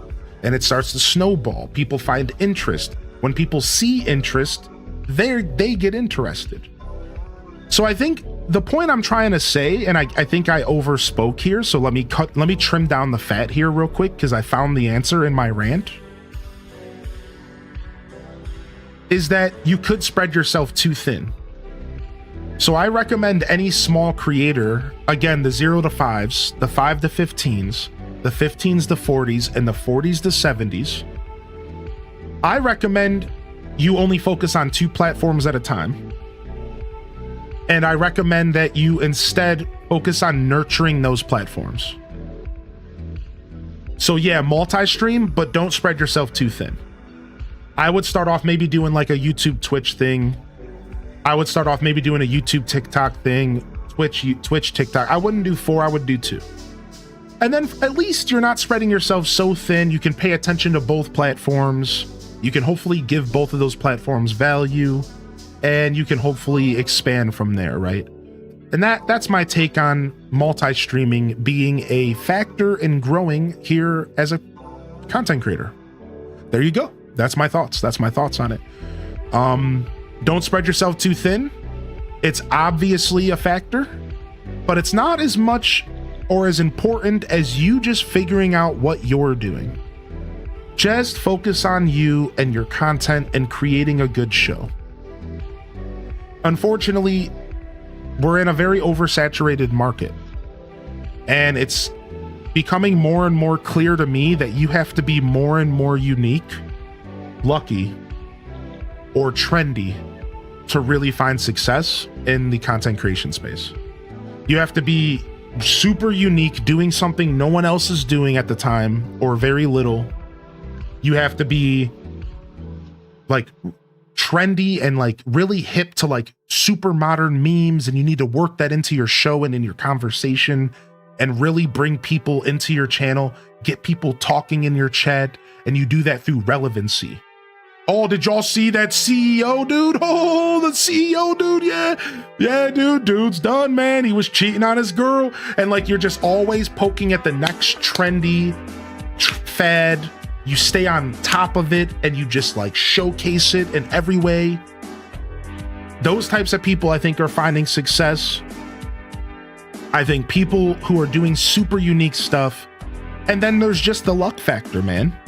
Sometimes your average Joe Schmo just gets lucky and just like gets more traction. The algorithm says choose you, you know. But it's funny because the word luck implies that it's out of your control, but really everybody who gets lucky is always putting in work, and then their work just so happens to blow up. So to be clear, when I say lucky, I mean streaming 5 to 7 days a week, posting TikToks and YouTube videos, and then luckily one of them gets fed into the algorithm. So to be clear, I'm not saying you just wake up one day and you're popular. I'm saying you wake up one day and one of your many pieces of work just so happens to send off into space. But you're still working hard. Exactly, random. Yeah. Those streams can be chaotic though. Oh yeah, for sure, Abby. Those streams aren't for everybody, right? Right, yeah. So like from a viewer's perspective, you're just gonna want to watch whatever you want to watch. And it sounds like you aren't somebody who's necessarily interested in trendy streams. But the thing is, Abby, there's a lot of people who are. It's the kids. If you don't know the demographic for Twitch, right? So like, let's just look it up real quick. What is the age demographic for Twitch? So 70% of Twitch's viewers are between the age of 18 and 34.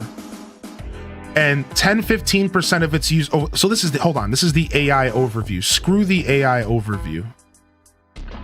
Let me go to a year ago.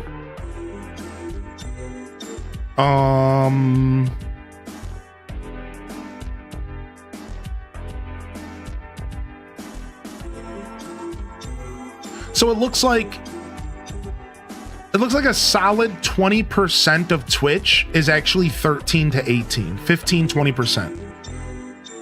So you have to realize let's say 15% of people are under 18, between 13 and 18. And then let's say that 70% is 18 to 35. Let's just say for conversation's sake that 50% of that, so 35, is like under 25. So you're looking at around 50% of Twitch is under 25 years old. Though that's why trendy works. You know what I mean? Like, that's why trendy works, right? Exactly. Good thing about Twitch is there's something for everyone. That's why trendy has been working, because like, that's why you see like Kai Cenat as one of the biggest streamers, because he's appealing to like 25 and under young duns who are rambunctious, who are wild, who are trendy, who are on TikTok, who know all the new dances, who know all the new memes. That's like literally who he's appealing to. And that's why he's the biggest creator on the platform. So yeah, trendy is always going to be like, being relevant is like always going to be a way to grow your stream, especially if you're passionate and you're smooth about it. And you're like, if you can be a relevant creator, it could be a good way to blow up for sure, because it's a higher chance for you to be fed into the algorithm. Right? If you put out a TikTok and it's you reacting to a meme, there's a higher chance that more people are going to see your face. You know what I mean? That's why like reaction content blew up for a little while, because all you had to do to find success for a little while, you know, all you had to do was just make a TikTok with you reacting to the most recent meme and be the most obnoxious person possible in front of the camera. Oh my God, did you see this? Nah, she a hoe. She a hoe. Yeah, screw her. Oh, her life is ruined. There's your 30-second TikTok. And if you get lucky enough, that's going to blow up because it's about a relevant meme, a trendy topic. If you do that enough, more and more people see your face, you start to find success. Right? Now, the real secret is, how do you translate that TikTok success to something tangible? Or are you just stuck on TikTok reacting to memes? That's why I don't personally think that building off of trends is smart. Because if you build off of trends, you are a slave to trends. Whereas if you build off of passion, creativity, and self, being true to yourself, then if and when you do find success, you can sail into the sunset knowing that you built on top of something that was true to you. You see, and that's where, like, that's the truth. Like, that's like, so you can find short-winded, short success, and then if you're smart enough and business savvy enough, you can translate that from trends. But I don't think that's the ideal way to build yourself in this space. I think you want to just try everything you can to stay true to who you are and to lean into the creative side of this instead of going for the quick gains. Right. So being obnoxious has always worked to become trendy. Right. So like there's a lot of different ways to build, but I think those are probably 3 of the biggest ways to build your stream in 2025. Trends, trendiness, consistency, and uniqueness. Right? Like those are huge. Unique, like doing something that's just different than everyone else. And then there's that luck factor where like, and even like a regular gaming streamer has a chance to blow up if they put the work in. You know what I mean? Like if Donkey Kong Bonanza came out and you played that game for a week straight and you pumped out 50 TikToks about the game in a week and 7 videos, 10 minutes long each, about your feelings about the game and your thoughts, and you do it passionately and creatively and uniquely, there's a chance that content that's very common can blow up, because it doesn't matter if it's been done 1,000 times. A lot of times people are looking for your unique voice doing it yourself. And that's like a real special thing that people forget about. So I think nowadays you hear stuff like, "Oh, gaming creators are out. Oh, you gotta be doing co-op streams, and you gotta be just chatting, and you gotta be in hot tubs to grow stream." No, you don't.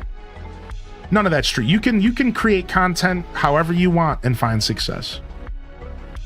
But the factor is like really like locking into it and like leaning into your strengths and, you know, hoping that people find your unique voice interesting, you know, and hoping enough people get exposed to you, and, you know, maybe then a little bit of luck steps in, you know. It's that's always going to be a little bit of a factor, you know, and that's like kind of a sad part of the conversation, because sometimes you will see creators that are phenomenal who don't quite get the love they deserve.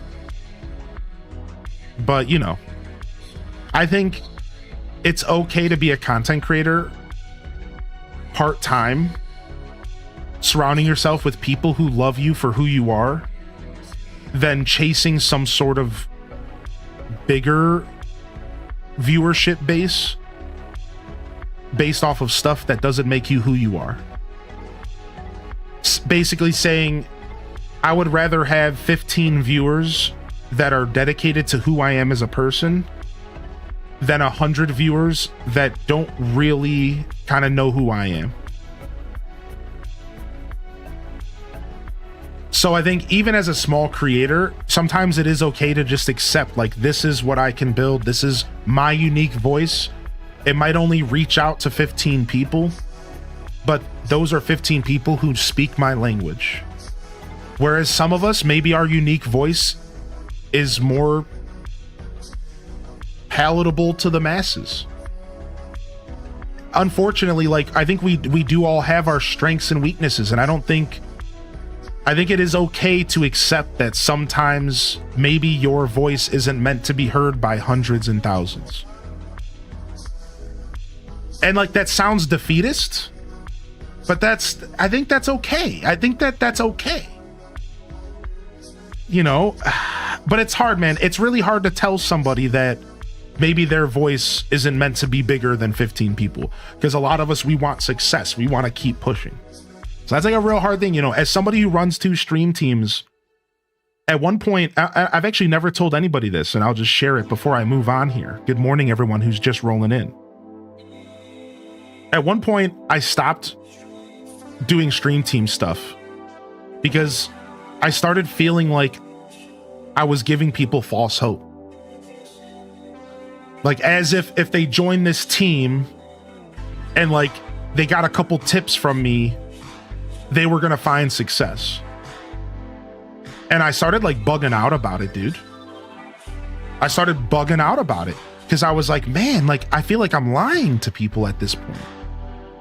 And they don't realize that, like, there's so much to this, like.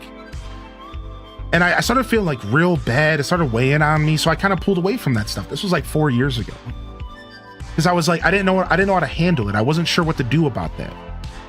I didn't know how to articulate what I can do now. Now I know how to say the right thing, and now I know that past me was wrong about that, and like, there's a lot more to this in a real positive way, and it's just a form of self-expression. And so I've learned, but like, dude, at one point in time, I almost had to pull away from all this because I was like, wait a second, this is not what I thought it was, you know? Like, and at the time I was still learning how to create content myself and like how to do this for a living and stuff like that. So that's how you see people who only average 70 viewers but can make a living. Yes, correct. Yes, 100% Possum. Yo, what's up, Pixie, by the way?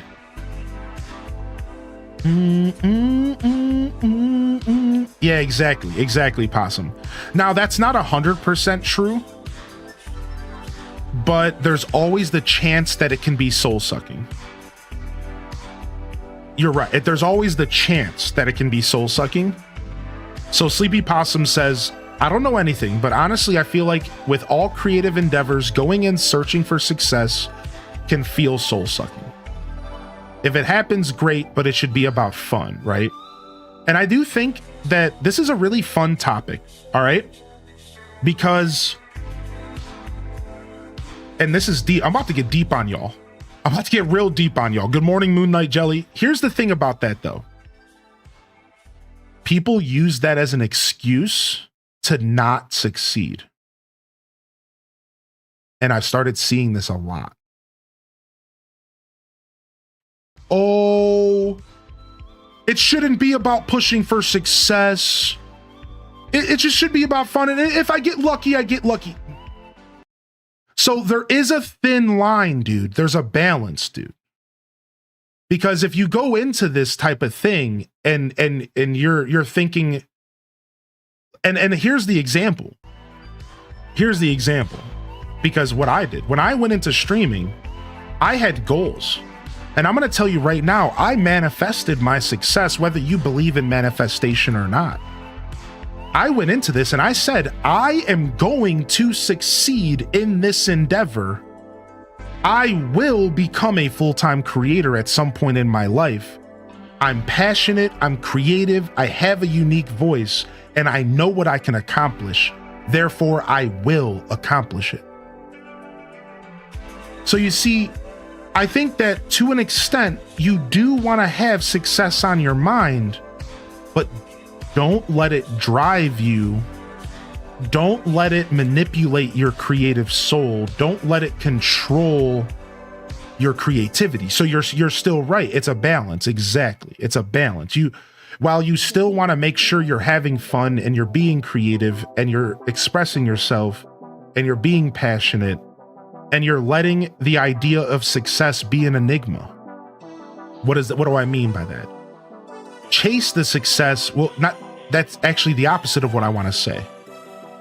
Like, make the success, but don't chase it. Because chasing it is soul sucky, but creating the success isn't. And if that's not the most real thing I've said in 5 years of content creation, I don't know what the fuck is. You create the success, but don't chase it. Because chasing it implies you're scrambling for it. You want it so bad you're lusting for it. Don't chase the success. Create it. Make it happen. Make it happen. Make your dreams come true. Do it! Right? Make your dreams come true. Right? That you have to make. You don't chase it. And I think there's such a difference in those wordings. That is such an important difference in how you approach the creative endeavors. So I'm really, really, really happy that you said that, because you're so right about that. You can't go into it chasing it. You need to go into it organically, creating as many opportunities as possible and just putting your best foot forward. You know, there's a karma conversation here. And it's the idea that you aren't the same person you are tomorrow, and you aren't the same person that you were yesterday. I've talked about this before, that there's different versions of you. So just try to wrap your head around this, even if it sounds kooky. So you are not the same person as you were yesterday or tomorrow. So all you can do today is put your best foot forward for tomorrow, right? We've heard this our whole lives, but it's true. It's like so all you do now is you just create as many opportunities for success today. And you can do this. You can apply this to every facet of your life. And then you let it go. And if it happens, it happens. If it doesn't, it doesn't. Like, it's out of your control at that point. Because that's tomorrow you. Tomorrow you deals with that. That's out of your control. So you focus on right now, and you're like, okay, I'm gonna create success right now. I'm gonna put out these videos. I'm gonna put out these TikToks. I'm gonna show up and I'm gonna put the best show on possible, and I'm gonna create value for these people who tune into my stream every day. And if success is on the horizon, it's on the horizon, and if it's not, it's not. You wake up the next day, and if you wake up and it's the same as the day before, oh well, let me go ahead and do that again. And over time, you'll slowly build, and hopefully that success does end up becoming a reality, right? But like, I think if you're stressing about the results, you're missing the journey. And it's like that exact conversation we've been hearing our whole life. If you're worried about the results, are you even thinking about right now? Who cares? It's like, and you know, when I first heard this karmic interaction, when I first heard this, it was applied to me. It was worded to me and via a test for school. And it was the best way for me to wrap my head around it. It was like, you can do all the preparation and everything you can for a test, but once you take the test, that gets out of your hands. And at that point, you have to let your karma just accept it. If you fail the test, that's not your fault, because past you just prepared as much as they could, hopefully.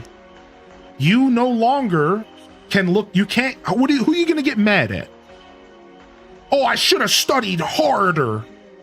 Well, shoulda, woulda, coulda, but that's gone. That's all done.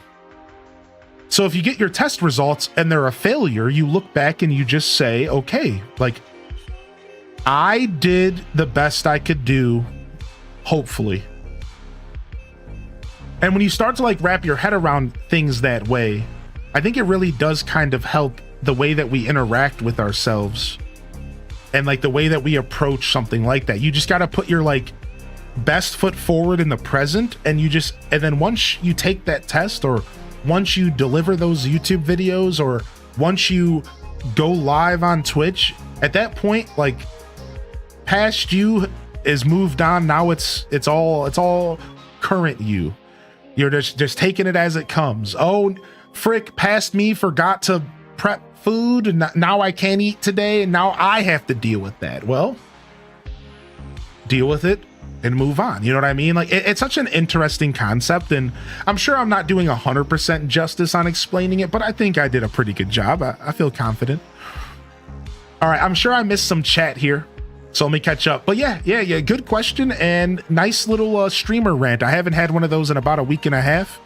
I like talking about streamer stuff every once in a while, but I think a lot of this stuff can be applied to all sorts of different endeavors in life. Musicians, artists, the daily hustle, the daily grind, you know, how you approach your job. I think there's room for everything we just talked about to be applied to every facet of anybody's life. It was honestly a lot deeper than just content creation. To be honest, I kind of hit some points that were a lot deeper than content creation, in my opinion. But I think it all applies to content pretty healthily. So, you know, it is what it is. Let me catch up on chat real quick, and then we're going to do our villager hunt. How about that? We might actually play the video game. Maybe. Past me was a bit of an a-hole. Yeah. I know, man. I know. Past me sucks. He's a punk. Yo, good morning, Cozy. Yo, jump in the chat. Let me know you're out there. If I missed you popping into the chat. Always Raven. Good to see you today. H-Des blushing. Oh, Raven. I love that emote so much, dude. Also, I missed DJ Weed Pizza rolling in. Good morning, DJ Weed. What's up, dude? Welcome to the show. Welcome to the broadcast. I appreciate you popping in. Yeah. So you're saying you do like a regular job on the side. Content creation's a side thing for you, you know? I honestly think that's the approach every creator should go with first. And you go in passionately and creatively, and you have something on the side to stimulate you differently until you maybe can hit a point to where you could try something like going full-time. That's what I did, right? I streamed for 9 months, well, 6 months, working a job as well as streaming full-time before I eventually broke through and decided to go just cut the job out, right? But AC isn't a video game, remember? True. What's up, Simcetera? Good to see you. Came for the game, but stayed for the conversation. I appreciate you, Moonlight Jelly. Thanks for popping in today, dude. Ideally, the job and content can merge. Yeah, ideally, right? I almost dropped my cup reading Chaos Queen's comment. That's pretty funny. True. Yo, Beanie Blooms. What good do, what ifs do. Yo, Squid's the thing. Good to see you today. Welcome to the broadcast. Welcome to the show, Dat Baby. Good morning, Sleepy Possum. I just want to say thank you for those of you that did jump into the conversation, by the way. Possum, Random, Pixie, Weirdo of Kings, DJ Weed Pizza, Dat Baby. I like having a chat. I like hearing some feedback as I'm yapping. What's up, Shamelessly Creative? Good morning as well. Also, you like that very precise F-bomb that I dropped? Yeah, you know, dude. My F-bombs are like knives. It's like cold steel on your skin. Because I don't ever curse on my channel.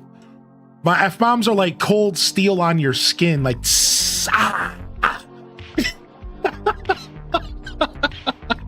What's up, Fruit for Life? Good to see you today, my dude. Welcome to the show. Good morning to you, my dude. Quackestack is in the building as well. Yo, Mrs. Pirate, welcome to the show. I saw you pop in here as well. Coco Castaway out here. Get your lols out of here. Who you laughing at, punk? You laughing at those TikTokers? I'm too old for this. Yo, McNug, by the way, welcome to the broadcast. And Abby in Wonderland, thank you for joining in as well. Abby, such an insightful commentary on your part. And I really appreciated you joining in on that. I'm going to go ahead and I'm going to throw you a sub here on the house just as a way to say thanks for tuning in and thanks for adding your insight to the conversation. While I do think I'm very much an authority in this space, and the more I think about it, the more I realize I have a lot of positive things to say and to add to the conversation, specifically around content creation. The more I think about it, the more I want to write lectures and books and articles, and I want to really get my words out there, because the more I think about it, the more I realize, like, I really do have a good idea of how this all works. I have my finger on the pulse, man, and I'm feeling every freaking thump through the pulse, dude. Like, I have a lot of knowledge around the space. I do a lot of research. I keep myself very current, and I see the waves and the ebbs and the flows, and I can identify things that I personally feel are maybe worth dismissing when it comes to some of the noise, because this is such a big thing now. There's a lot of noise, man, and I'm starting to see more noise than knowledge sometimes. And it kind of makes me mad, because it's like, dude, no. There's a little too much noise out there where you're getting all this advice left and right, and people are missing the point. You know, I just saw a Twitter and a tweet, and I'm gonna move on. I just saw a tweet last night, and this person was like, I don't care what everyone says. My whole journey, everyone's been saying you can't grow as a variety creator. You can't grow as a variety creator. Watch me, they said. I'm gonna do it. I'm done. The most growth I've ever had was from variety content, and I'm gonna stick to my guns. And they were passionate, and they were electric, and they were so excited about this decision they were making. And I'm reading their message, and I'm just like, who told you that? Because, like, you're missing the point. When somebody told you that you can't grow as a variety creator, that advice should have been for 0 to 5ers, 5 to 15ers, 15 to 40ers. Those are different gaps and walls you hit through content creation. Those are the people that need to not be doing as much variety. Once you break out of that 40, and once you hit that 40 to 70, that 70 to 100, once you start breaking out, yeah, why would you not start to branch out? Variety is so important, and if you can figure out how to do variety in a way that makes sense for your audience, then you're winning. Like, if you're going from Animal Crossing to Dead by Daylight, and then you're like, variety is bad, it's like, well, yeah, because those two things are very opposite of each other, even though those communities kind of mingle. But if you're going from Animal Crossing to Stardew Valley, then variety is king, because you're giving more of a similar energy to your audience that you've already established. So I think people are missing the point. Nobody said variety was bad and would stop you from growing. We were saying that until you have an established audience, variety can hurt you. So you should build a foundation before you branch off into further passions. But it all gets misconstrued. So you have these people, so this person's having this like moment of clarity where they're like, I'm done appeasing to what everyone told me. And it's like, nobody really told you the thing. Obviously, they just said, don't do variety. They didn't explain in detail what that means. And that's where I think my voice steps in, where my knowledge steps in. Because I'm like, people need context, man. You can't just go around making 10-minute YouTube videos saying, these are the 10 things you need to do to grow. There's no context, dude. You need context. Everybody's journey is different. Every individual's gonna have a different path to success. So you can't watch some YouTube video about success. That's not gonna work, dude. You need context. You need to understand your situation, your journey, your knowledge, your passions, your strengths, and then you can create a path that hopefully leads you to what you think success is, whatever your goals are. So it's just, I saw that tweet and I'm laughing to myself because I'm like, man, like there's obviously a misinformation, situation. There's obviously too much noise in this space, and everyone thinks that they know what they're talking about. And I don't think a lot of people do. And I think that we need to be more leery and more like picky about who we're taking advice from in this space. You know what I mean? Like, I really do. I really do. I think we need to be a little bit more picky about that, because I don't think everyone's advice is as valuable as the next person's. I really don't. You know what I mean? And it all goes back to that question from Ron at the beginning. Ron was like, I'm hearing that multi-streaming is the answer. What do you think? And afterwards, you got context and you realized, so multi-streaming could be the answer, but maybe there's a negative side to this as well. So maybe I need to consider what works best for me. However, exposure is king, and you might want to do a little bit of multi-streaming to get yourself out there. You know what I mean? So like, there's context, and once you get the context, then that advice actually has value. But before the context, that advice is muddled and weird. Oh, just go stream on as many platforms as possible. Somebody's gonna find you. Like, sure, but they're also gonna ignore you. Like, you can't just go do that. Like, that's not how that works. You know what I mean? Like, there's no context, right? You articulate your thoughts very well. Words are words. What are words? I feel like they don't come to me when I need them. I understand that. Yes. Honestly, you're not alone there, man. Feisty, you're not alone there at all, man. There's a lot of people who the words don't quite pop into their brain when they need, and I respect that. They don't always work that cleanly for me either, man. Yeah. I have days where I'm really articulate, and I have days where I'm like, I need bed. Zug. So. I love listening to folks who think about thinking. That's my whole life. I've been thinking about thinking since I was like 5 years old. It's probably why I'm bald, but I digress. I've been thinking about thinking since I was like 5. All these other little kids were like running around like pooing their pants, and I was sitting there like, the universe. But if Sonic the Hedgehog is a blue hedgehog, does that mean I could go buy a hedgehog and paint him blue? And he would be Sonic? Oh. You know, my point is I wasn't thinking too deeply, but the things I loved, I was thinking real hard about. And that's the thing. That's the thing about a thinker. When people think about thinkers, this is getting weird. They think that we're all out there thinking about the universe and getting philosophical. It's like, no, overthinkers just think a lot about everything in life. And we just have no control over it. Whether it's Sonic the Hedgehog or it's Pokemon, you know, I was sitting there thinking real hard about Ash and Misty's relationship.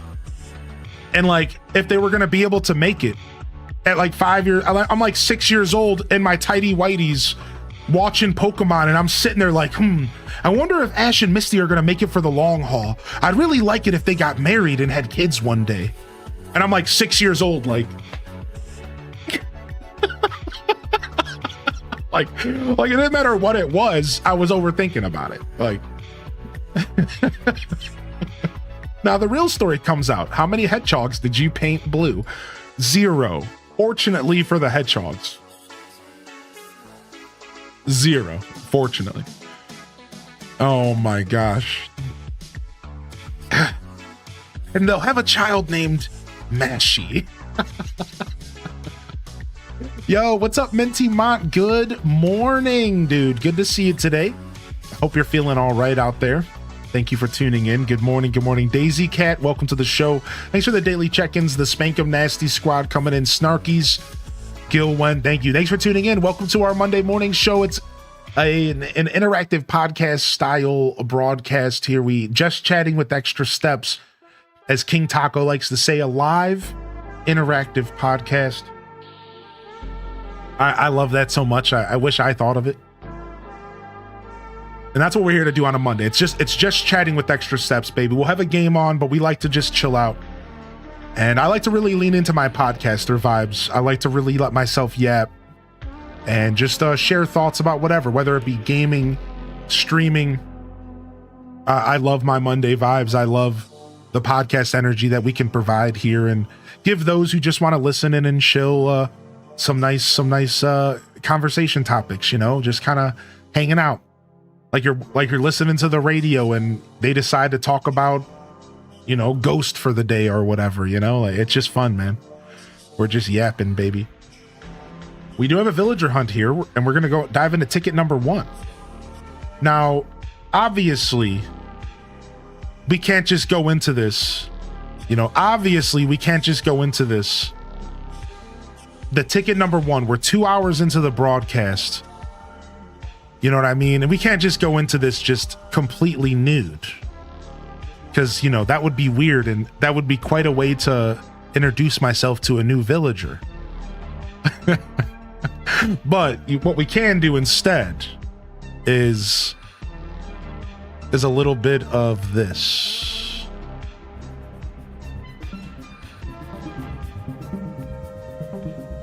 A prediction.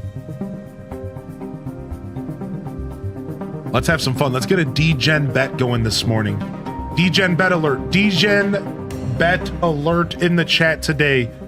Will we find one of 8 villagers on tick number 1? Yay or nay? 2 minutes on the clock. The tables are open. Will we find one of these 8 villagers on ticket number 1? Degenerate bet is locked in this morning. We're looking for Goose the chicken, Tipper the cow, Shep the dog, Tangy. Oh, no, we already found Tangy. Oh, there's only 7 villagers. We found Tangy. I forgot about that. 7 villagers. Agnes the pig, Roscoe the horse, Drake the duck, Blanche the ostrich. Let me go ahead and change my title. 3 out of 10 villagers acquired.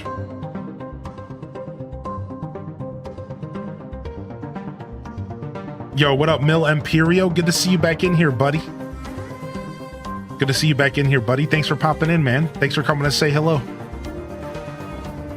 I appreciate your courage to come say good morning today. And you know what? Take a sub on the house. Yo, Fashionably Late. Good morning. Fashionably Late jumps into the Twitch chat. They say, I just wanted to say I started watching you on YouTube for ACNH, and I love your style of streaming. Aw, dude, what a super kind thing, dude. What? Well, welcome to the show. We have a lot of fun here, and we got a lot of Animal Crossing content here for this summer and into this year. We just play a lot of AC here. I do a lot of retro crossing. Enjoy a sub on the house. I do a lot of retro crossing. You'll see that. A lot of ACNH. We have some plans for maybe some Animal Crossing content as we wait for this potential 2026 announcement, which I think might happen by the end of the month. I'm just saying. We might actually get this Animal Crossing announcement. If we get an Animal Crossing announcement, I'm gonna lose it. I am gonna lose it. All right, and let's go ahead and lean into a classic new Villager Hunt remix, shall we? One of my favorite playlists on YouTube here. 30 minutes of Kirby music to make you feel better.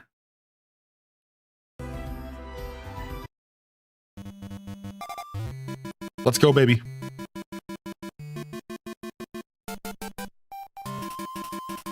"40 months.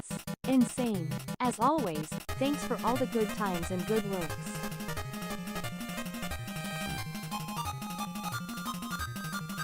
Yo, Rawsome, thank you for 40 months, bud. Thanks, dude. Nah, thank you, man.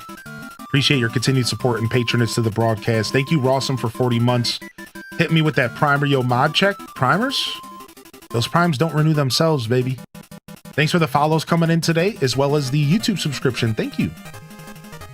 Those YouTube subs go a long way. We're breaking records over there, man. The YouTube is steady growing. I'm pretty proud of it, man. Thank you so much. We were talking about that this morning. Yo, what's up, Happy Kylie? Hey, ooh, it looks like we got a potential rainy island here. All right, here we go. Wow, June. She's really cute, but she's not one of the 8 villagers.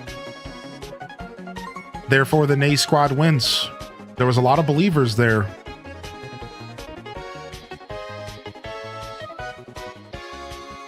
It's July. Get her out of here.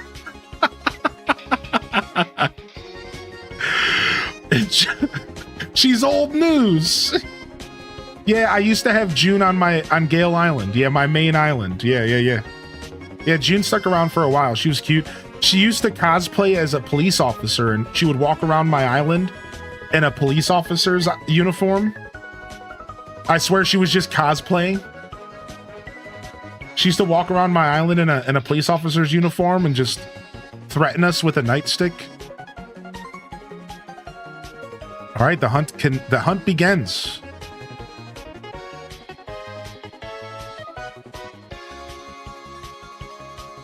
All right, let's find these villagers. Let's bring these villagers home, chat. Welcome in here, Fashionably Late. Thanks for tuning in. Thanks for making the jump over to Twitch today. I hope you enjoy the show. And just know that I do have a lot of older Animal Crossing content to release as well. So if you are interested in just Animal Crossing content in general, just know that I do have a good amount that I'm going to be releasing on YouTube that I've done over the past 6 years. And you can catch up on some of my older stuff if you're ever in the mood. Different playthroughs, projects that we did, decoration streams, stuff like that. So don't be shy to check out the YouTube channel and the playlist and stuff like that. And there'll be more coming for sure. What's up, Burrito? Yeah, good to see you back in here, buddy. You made your daily quota of Shrek commentary today, so we can move on, hopefully. What's up, an off day?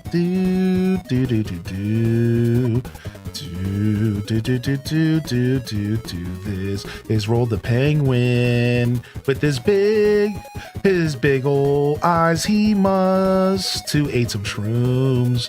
Now he just walks around the forest and is completely lost. Yo, we'll see you later, Alto Girl. Have a good day today, homie. The work, man, did you work all weekend? What? Does Alto Girl ever stop working, dude? Holy heck, man. Somebody call this girl's boss and give her a day off, man. She just stays working, homie. I remember when the internet broke over rolled. I remember that too. In the Walmart shirt. Y'all remember the Walmart rolled memes? Does anybody here not know about the Walmart rolled memes? Do I need to bring them up real quick? Walmart rolled. All right, what is this? What is this, a GameSpot article?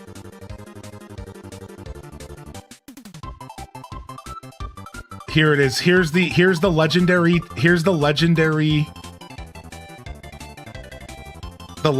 TikTok page. Here's the legendary TikTok page right here. AC rolled. Jake.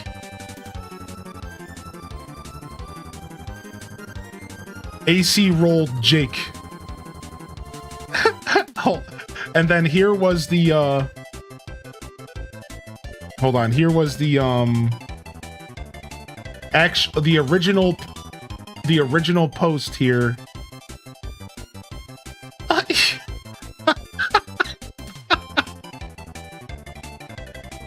So this was like Walmart actually made this post. So like for those that don't know the lore, like listen. For those that are just listening in, I'm gonna go ahead and explain to you. On the screen we have Tom Nook and the Nooklings angry. Tom Nook angry. As if he's like the owner of Walmart, I guess. We have Rolled in a Walmart jacket, like he's on his break at work. And then there's an actual post that Walmart made in the past because of this meme. So what had happened was, back in the day, when New Horizons came out, somebody made a jacket for him that looked like Walmart. All right, like somebody made a custom design jacket for Rolled. And they put a meme, they posted on the internet. They were like, Rolled's working at Walmart now. So of course, like all big companies do, they leaned into the meme. And they straight up posted on Twitter, well, we'd like to welcome aboard our new buddy, which is his catchphrase. And it says Walmart Rolled, and it's like his name tag. So Walmart leaned into this meme on Twitter, replied to the guy's post, and was like, welcome aboard Rolled. And this was all while we're at home during COVID, losing our minds over this game.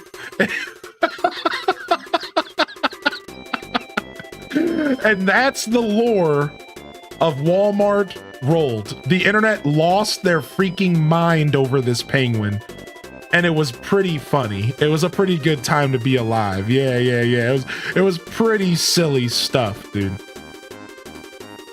Yeah. There you guys go.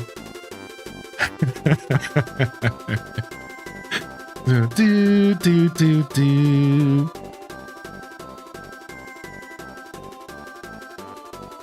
Rolled, if you go to Rolled looking for an item in Walmart, he doesn't help you find it. He gives you what you need. Freaking Rolled. Rolled working for the man. Buddy. Our favorite PTSD penguin. He's definitely seen some things. Hey, Freya the Wolf. I've always loved the name Freya. Good publicity move. Yeah. Exactly. They knew what they were doing. Whoever was running that Walmart account obviously got a raise. Whoever was running that Walmart account obviously got a raise, dude.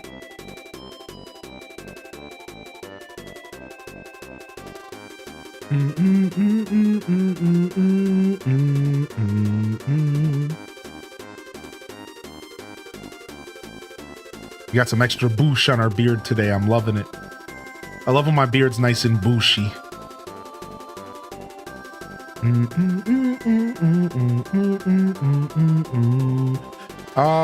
When does the Kirby Forgotten Land update come out, chat room? Let's go look it up real quick. Kirby and the Forgotten Land Switch 2.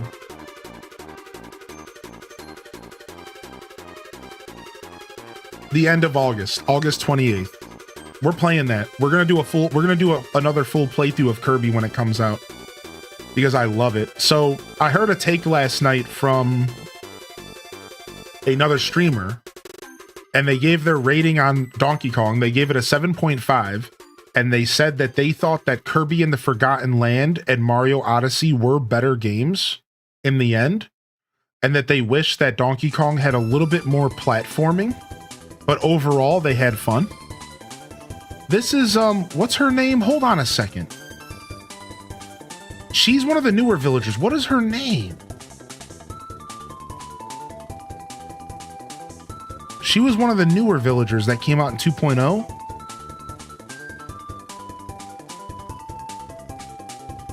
Azalea. So, and I thought that was like a pretty interesting take, because I forgot about Kirby and the Forgotten Land. Anyways, but I had forgotten how good Kirby, like, I love Kirby. It's one of my favorite games. And I kind of agree with the take that Kirby had better platforming in the end.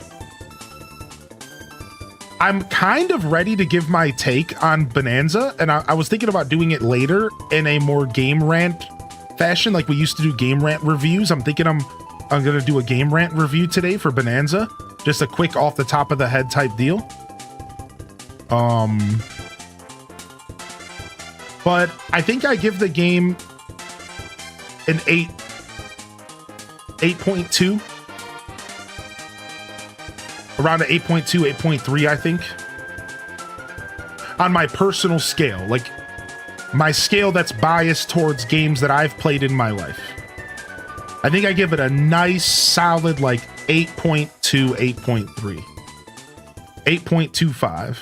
I really love the game. It's one of the best platformers I've ever played. One of the best beat 'em ups, action, whatever you want to call it. It was so much fun, man. It was so beautiful. Holy heck. Yo, good morning, Lady Sky. Yo, glad to see you back in here, man. What the heck?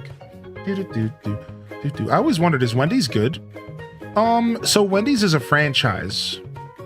So in general, it's good, right? Like if you find one, so a franchise, just in case, is like different people can own them. It's not like controlled in that sense. Like most fast food is like this.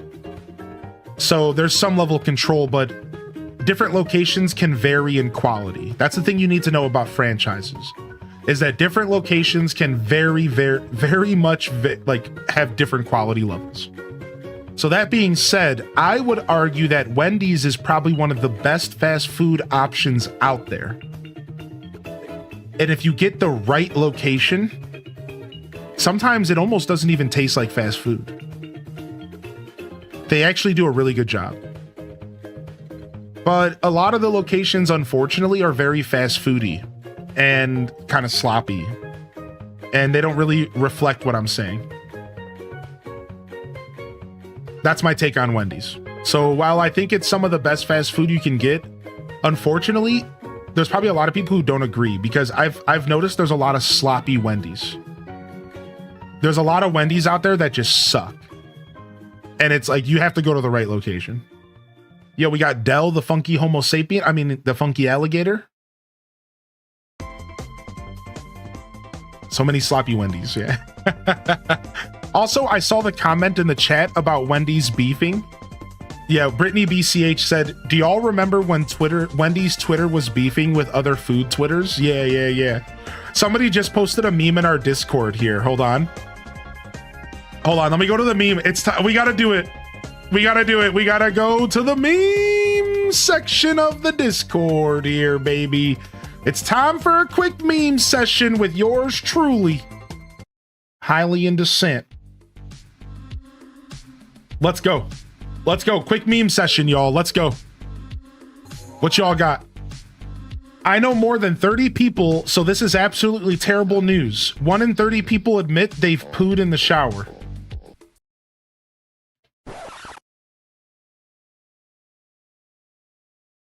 What the is going on in this meme channel?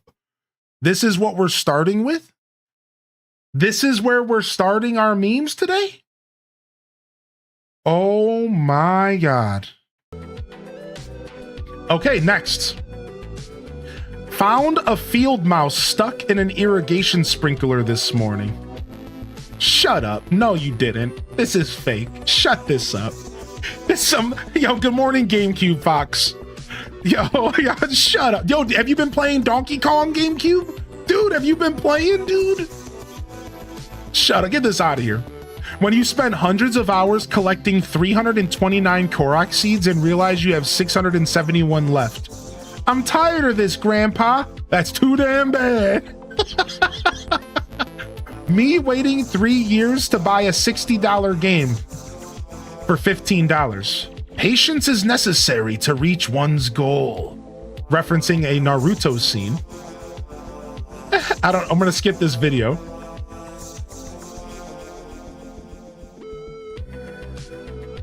No context, nothing. Is this a stuffed animal? Like, what's happening here? No context, nothing. It's just like a dog passed out in a turtle costume with the bee hat. Like, what is this? Yeah, you were avoiding spoilers, GameCube Fox, dude, as you should, man, because you're in for a treat, man. I hope that you keep avoiding spoilers, because I'm telling you, dude, it's so good, man. It's a pug in a costume? What is happening here? Oh my lord. Me goes to a website for the first time. The website.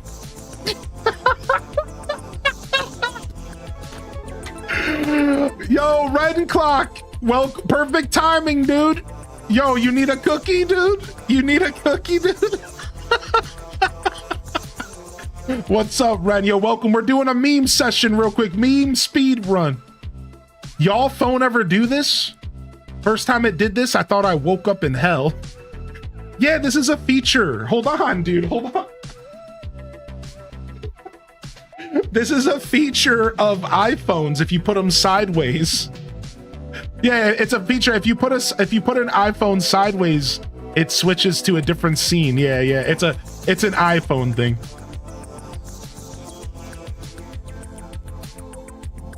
Ugh. You nasty. Gross. Nobody want hot dogs and candy corn. I hate everybody on the internet.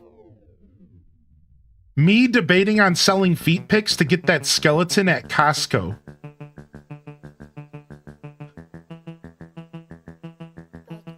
Y'all are doing too much. Y'all are doing way too much.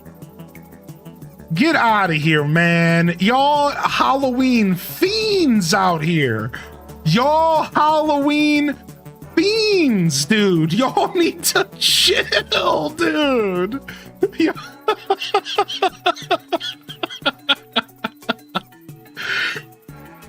Look at his eyes. This hot dog is high as an effing kite.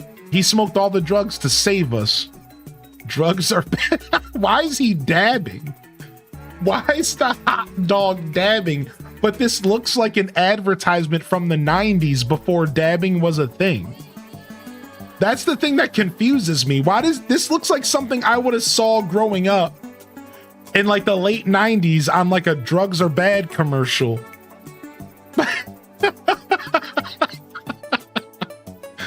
Yeah, this looks mad old. What is going on here? Oh my gosh, dude. If you're in a relationship, make sure at least one of y'all has good credit. That's why it's called significant other. Sign if I can't other. Okay, shut up. Get out of here. A special place in hell for me? That is actually really thoughtful. Look. How many y'all rats out there can relate to shut up, dude? Oh, for me? Oh, thank you. My own little space. Oh, how do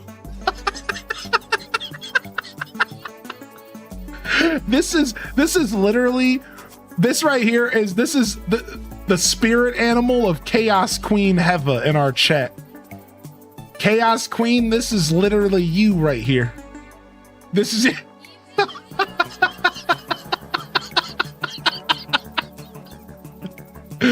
Oh, for me? I can't deny. Oh my gosh. Every online recipe ever.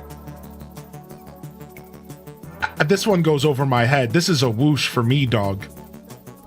My father would womanize, he would drink, he would make outrageous claims like he invented the question mark. Like, this is a whoosh for me. I don't know what's happening here. I'm not sure what does this mean? Just that recipes always have insanely long backstories. Oh, true. Yeah, like the first two paragraphs of the recipe is like their life story and how it led to this moment in time for this recipe. And then you finally get like the recipe. Yeah, okay. Wow. Zelda plus Odyssey plus Kirby plus the Hulk. Bonanza. True. I never played this game, but maybe I should have. True. Not exactly sure what happened in my living room, but I feel like this is a proper time to talk about DUI. Oh my God, what happened to this kid? Dude, I did this as a kid for sure. You wake up half drunk on Mountain Dew, cheese puffs scattered all over the floor, your controller's covered in Cheeto crust, and you're passed out on the ground, dude. You stayed up till 4 in the morning watching Adult Swim and playing Pokemon Gold. They crash hard when they crash. Look at him. Look what he's done. Oh, this is cute. This is a ferret, right? Yeah, this is cute actually. Would you have to remove them individually? Because that sucks.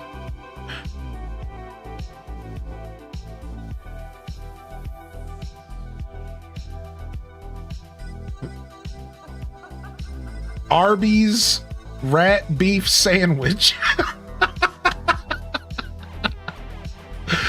Okay, dope. Gonna tell my kids these are Labubus. Yes! It's the teeth. It's the teeth. It looks like Labubus. I knew they were familiar. I knew that they were familiar. It's the monsters, the wild things. That's what they were called. The wild things, dude. I used to love that story, I'm not gonna lie. The trees have spoken. You should be more cringe. Okay, easy. Anytime the total is $15. 15 bucks, little man, put that in my hand. And if that money doesn't show, then you'll owe me, oh. My villagers staring as I stand motionless in the plaza for 3 hours making a custom design. Tangy.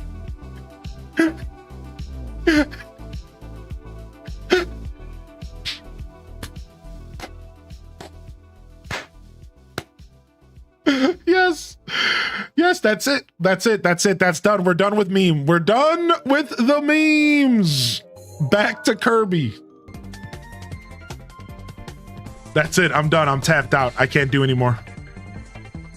I literally can't do anymore. I literally can't, dude. Yeah, Rodney and Bones, dude. Anyways.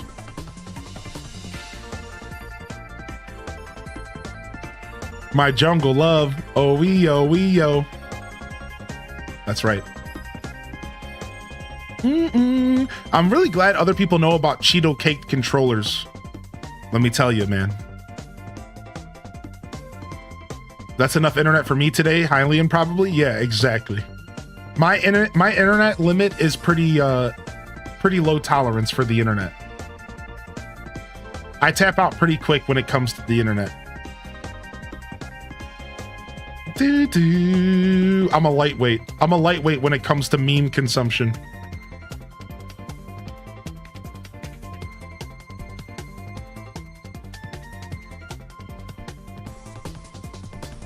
Dude, there's always that one kid who never washes his hands.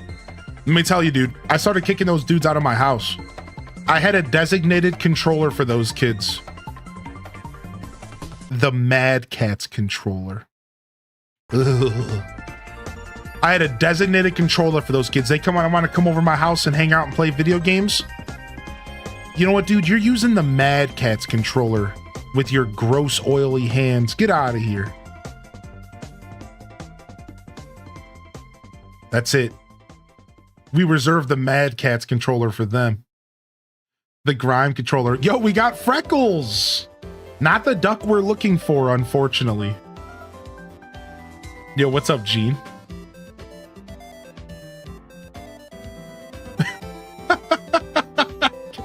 Cash the casual. That's right, dude. That's right. It's storming here. Bad power flickering twice. Wish me luck. Yo, blesses in the chat, man. Sorry to hear about that. Aj, yo, you take it easy, all right, man? Be safe. Be safe. Thanks for tuning in today. Appreciate you. And thank you, YouTube, for hitting that like goal, by the way. We hit our 20 like goal over on the YouTube live stream. Thank you. Thank you very much. I still use Mads Cats today. I actually use a Mads Cat mouse on my gaming PC.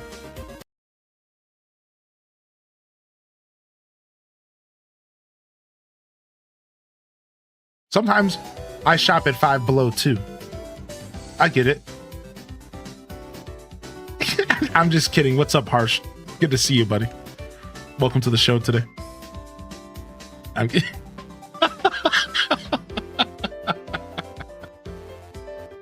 I'm sure Mad Cats has come around, dude. I'm sure Mad Cats has come around, dude. If they were just the meme controllers growing up, you have to realize. They were just the meme controllers growing up. They were just kind of junky controllers growing up. I know I'm not the only person who had that memory, right? There's got to be other people in the chat that remember that, like, Mad Cats were just junky as kids. I don't know what it was. I always had these bad interactions with Mad Cats controllers. They always felt bad. They always felt off. They were always kind of junky, dude. I don't know what it was. Yeah, and so it's just like, it was very isolated. Yeah, the regular controllers sucked. Right, thank you, right? Like, so like, I'm not trying to be a jerk. They really were kind of lower end controllers. But I'm sure that they're still rocking. I'm sure they're okay, you know? I'm sure their technology's not bad at all, you know?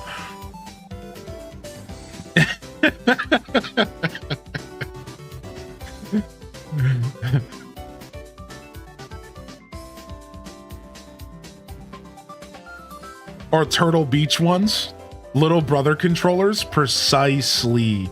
Not to be mistaken with the band Little Brother, because Little Brother is fire. Don't mistake it with that.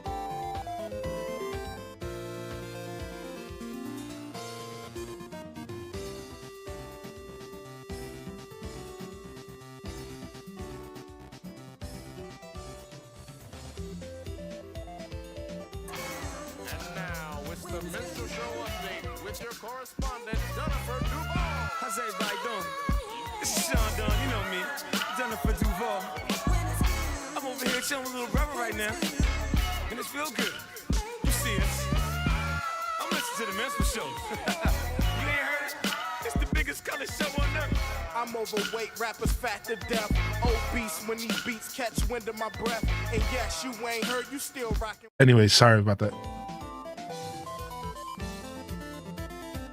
Yeah, Little Brother. Check them out. They've been around for a real long time. I grew up listening to Little Brother.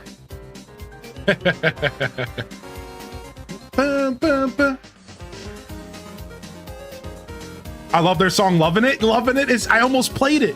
I almost played Lovin' It just now, dude. Yeah, I was staring at it. Yeah, dude, it's good stuff, man. Good band. Good group. Now, though, not too bad. Nice, Harsh Normal. Good to have you in the chat today, bud. I appreciate you being a good sport. I was just being silly. I don't normally poke too much fun. I appreciate you being a good sport, though, dude. Yeah, welcome in here. I have to check some Mad Cats. Oh, my... Sorry, I got lips. Goo!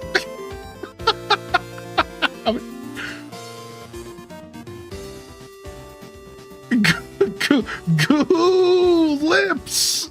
That's a walk-in set of lips right there. That's a walk-in set of lips.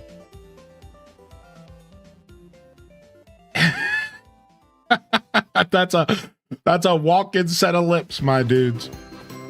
Gonna hop in the shower and get squeaky? Yo, get it, Pixie Rose. That reminds me, ever since you introduced me to A$AP Rock a long time ago, I've never put them down. You introduced a lot of people to him as well, so thanks for that. A$AP Rock is my favorite musical artist. We're talking about A$AP Rock, not the other guy, ASAP. He's cool, I'm sure, but talking about this guy. Man, I love him. Yeah, dude, I'm obsessed. He's been putting out tons of music, man. He's going on tour. Hopefully he hits Ohio. Oh man, yeah, I'm still just as obsessed. He's my favorite artist of all time. I like to say artist because it's more than music. I'm such a dork, but he's that dude's more than music. He is an artist. He's like a modern day Van Gogh. I'm just gonna say it. He's like Van Gogh with words and beats. He is an artist. He's so far above just like music. And I know that sounds so, you know, swing harder, Hylian. Swing harder. That's what my brother used to say. Yo, you're really swinging on that dude, aren't you? You swinging harder than Tarzan, aren't you? That's my brother used to say to me. But listen, man, I like him.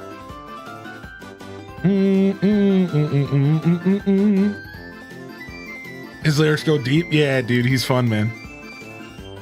Yo, what's up, Ghibli Gal? I don't know if I said good morning to you today. DJ Artemis, highly in on those decks. Wish they brought back those consoles you could find in GameCube. Oh man, I wish, dude. Yeah, you're talking about an Animal Crossing GameCube. I wish we had those Nintendo consoles. Yo, what's up, Soul Shepherd, by the way? Good to see you here today. We swinging out here? Hey, Hans the Yeti, Mom's Spaghetti. Oh, did he? Monday H to Scat Jam. Dude, he released the instrumental for Super Red already. He usually takes a little longer to do that. He'll usually wait like 6 months. He dropped the Super Red instrumental. I didn't see that. Oh man, that's such a good album. I'm gonna have to go check that out. Yo, thank you, Cushy Bear, for the 19 months. Thank you again, Ren Clock, for the raid today, by the way. You're making me want to go buy a DS so I can play New Leaf. New Leaf is so good. I can hook you up with an emulator for it if you need help with that, if you have a decent computer. Emulating New Leaf is like pretty enjoyable. It's not too bad. It is based off of Aesop's Fables, correct? And he actually references it in like his older music. Because his older music, Machame, was like even more gritty. And like even more wordy and like even more deep. And it's a direct reference to Aesop's Fables, correct? That's exactly what he was going for. And he even has a couple songs where he actually incorporates some of Aesop's Fables into his music, purposefully kind of playing off of that. Yeah. I need a physical copy of the game, though. No, not necessarily. If you're going to emulate it on your computer, you would just need to get a copy of the game. And like sometimes that can be difficult to find. But yeah. What's Aesop's Fables? I feel stupid. Oh, you shouldn't at all. So Aesop's Fables is a collection of poems. Here, let me pull up the definition for you. What is Aesop's Fables? Just so I can get you a proper explanation. So I'll go ahead and I'll read the AI overview. I usually don't, but no. I'll read this first website study. So Aesop's Fables are a collection of fables. So they're stories. Sorry, I said poetry, but stories that contain morals and lessons. It is likely that Aesop himself didn't write all of the approximately 600 fables. Instead, he probably retold many of them that he heard from storytellers who came before. So there's a couple famous Aesop's Fables, right? So let me just say, what are a couple famous Aesop's Fables? And you'll know them. It's the axe. The axe is one of them. So the tortoise and the hare is an Aesop fable. See, we all know them. They've actually been incorporated in our life, our whole life. The lion and the mouse, the tortoise and the hare, these are Aesop's fables, right? These are fables, these are folklore told to kind of give us lessons, like what the tortoise and the hare teaches us lessons, right? The frog and the ox, right? There's the axe, the axe, you know, the one where the guy he throws an axe into a fountain, tells the truth that it wasn't his golden or silver axe, and then the fountain blesses him with all three because he didn't lie. That classic story as well. So that's an Aesop's fable, and there's tons of them. Like they're all over. I didn't realize that they were always based on animals. So thank you for that, Alith. But you're 100% right. They're always based on animals. It seems. It seems most of them. Let's just say most of them are based on animals. Maybe there's some that aren't.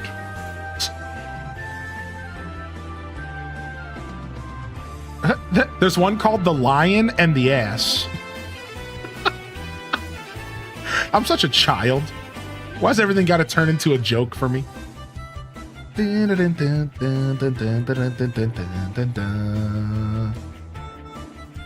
Yo, what's up, Misa Mo-chan? Wind Waker X is based on Aesop. I think so. I'm pretty sure the Axe one is an Aesop fable, but I could just be thinking of something else. Yeah.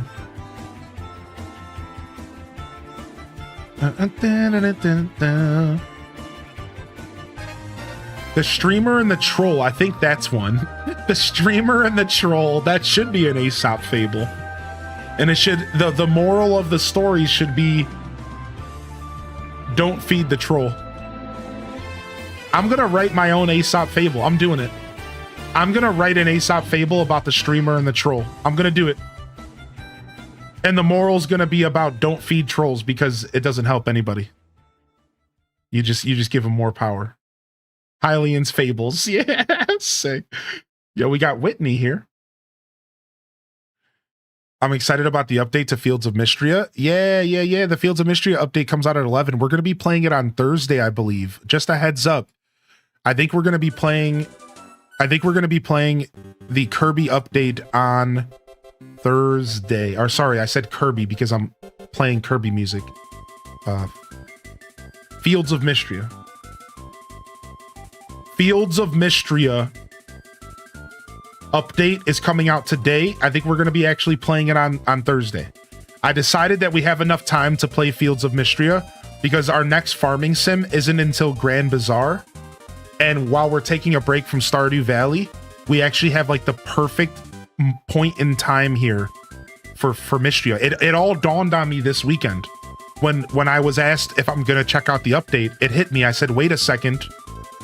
This is the perfect time. We're waiting for Bonanza, or not Bonanza, but Bazaar. That's at the end of August. That's a farming sim. So now we have a solid month to just sink our teeth back into Mystria again before we have to figure out what's next. So we're going to do it.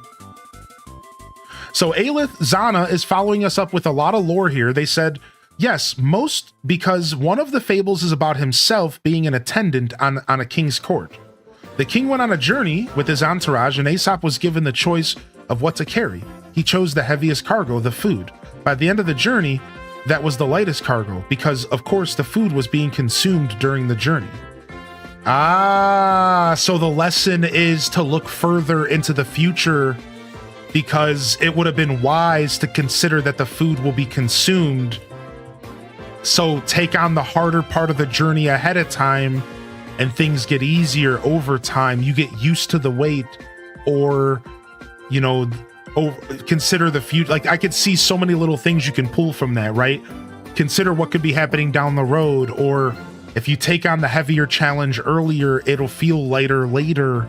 That's like really interesting. That's super cool. I really like that, actually. Dun, dun, dun, dun, dun. Yeah, I like that a lot. Yeah, that's super cool. Were you satisfied with how the game ended? I avoided yesterday's stream to see how it ended, but I'm curious if the ending was satisfying or left you wanting more or disappointed. You're talking about Donkey Kong, right? Oh, Donkey Kong. The ending was insane. I'm not going to spoil, but they literally spent the last 2 hours of the game was this massive and again, I'm trying to avoid spoilers. I'm just going to say it was really, really done well. And it was exactly what you want the end of a game to feel like. It was like super climactic, and it just like, it left me not even just the boss fight. I'm talking about the whole end of the game. The final 2 hours of the game was one of the best experiences I've ever had in gaming. I am not over exaggerating right now. The final 2 hours of the game, it all starts to snowball. And it was one of the most interesting and most exciting moments I've ever had in gaming. It was so well done. It was so cool. It's in my top 10 ends for games. If I had to make a list of my top 10 endings to games, it is in my top 10 endings for games, dude. It was so well done, man. Yeah, we finished DK yesterday. We got Poppy here. Yeah, dude, I can't express enough, man. It was just so rad. And honestly, potentially a little difficult. I imagine that some people might even get a little frustrated because like it really starts to ramp up the difficulty. But it was good for me. Yeah, the VODs are on YouTube right now for the live streams. They're also on Twitch. You can watch them on Twitch as well. So the way my content works now, just to kind of clarify for everybody, So you'll always have my last 60 days on Twitch. My last 60 days are always going to be available on Twitch. My most recent 60 days of content. And then otherwise, YouTube will be storing all of my live content for probably forever. And also, I'm going to be releasing video content as well on YouTube. So what does that mean? Well, what I'm going to do is I'm going to take the Donkey Kong playthrough from Twitch and I'm going to cut it up a little bit, clean it up, and I'm going to release it episodically in a playlist in its own nice little, you know, snapshot, its own little playthrough. It'll be in a playlist. It'll be bingeable. So you have some options. You can either wait for the episodes to release, or you can go watch on Twitch, or you can go watch on YouTube. And just to give you a little bit of guidance, because not everybody is as hip to this stuff as everyone else, when you go to my YouTube page, you're going to see different tabs, and I think it's the same on mobile. So you have the videos tab, and that will take you to all of my video content, my VODs, stuff that I release episodically. But if you go to the shorts tab, you'll find my shorts. And if you go to the live tab, you'll find all of my previous broadcast.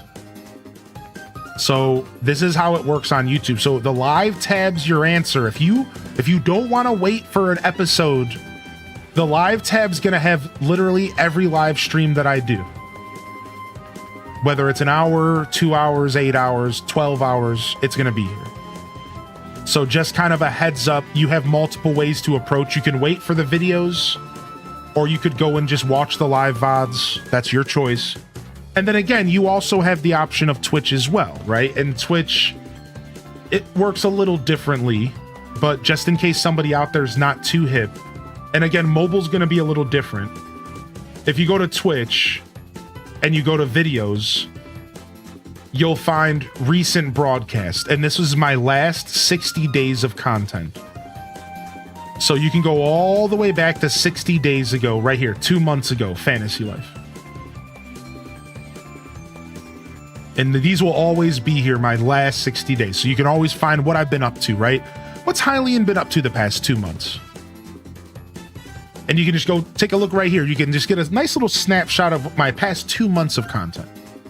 What has Hylian been up to, right? So just kind of wanted to explain that for those that are, whether you're new to Twitch and YouTube, whether you're just curious how to find my show. The last thing I want to say as far as this housekeeping moment is I do have a channel in the Discord dedicated to the archives. Now, it's under construction right now, but I call it the Content Archives. You'll find it in the top of the Discord. Let me know if you need help finding it. And it should have all my playthroughs nice and presented for you to consume the way you choose. YouTube links and all that stuff. So if you want to check that out, check out the Content Archives. Again, it's a little under construction right now, but we'll get it going. So Poppy's such a cutie, right? Yo, what's up, Oh My Jai? Good to see you here. Also, we'll probably play a little bit more Donkey Kong over time, just a heads up. For those that would like to see a little bit more Donkey Kong, I think we'll play a little bit more over time. Just like casually, just like let's go load up some Donkey Kong and punch some stuff. You know, maybe like after a heavy troll day or something on Twitch, let's go get our frustration out by punching some stuff. You know, like just still get a little bit because I'm not done with that game yet. I want to play it in my free time, but I think I'm going to wait a little bit and play with all of y'all. So all right, we went through our first 10 tickets of the day and no luck. I think we need to go ahead and drop another prediction for the broadcast, and we'll say, will we find someone on my list in 10 tickets? 5 minutes are on the clock. Will we find somebody on our list in the next 10 tickets? We're not going to go ahead and count this one. I'm just going to do this so I don't have to wait. It'll be anything after the next ticket. 10 tickets. Will we find a villager that we're looking for? All right. Get your channel points on the line. We need 7 villagers. Our list has 7 possible candidates.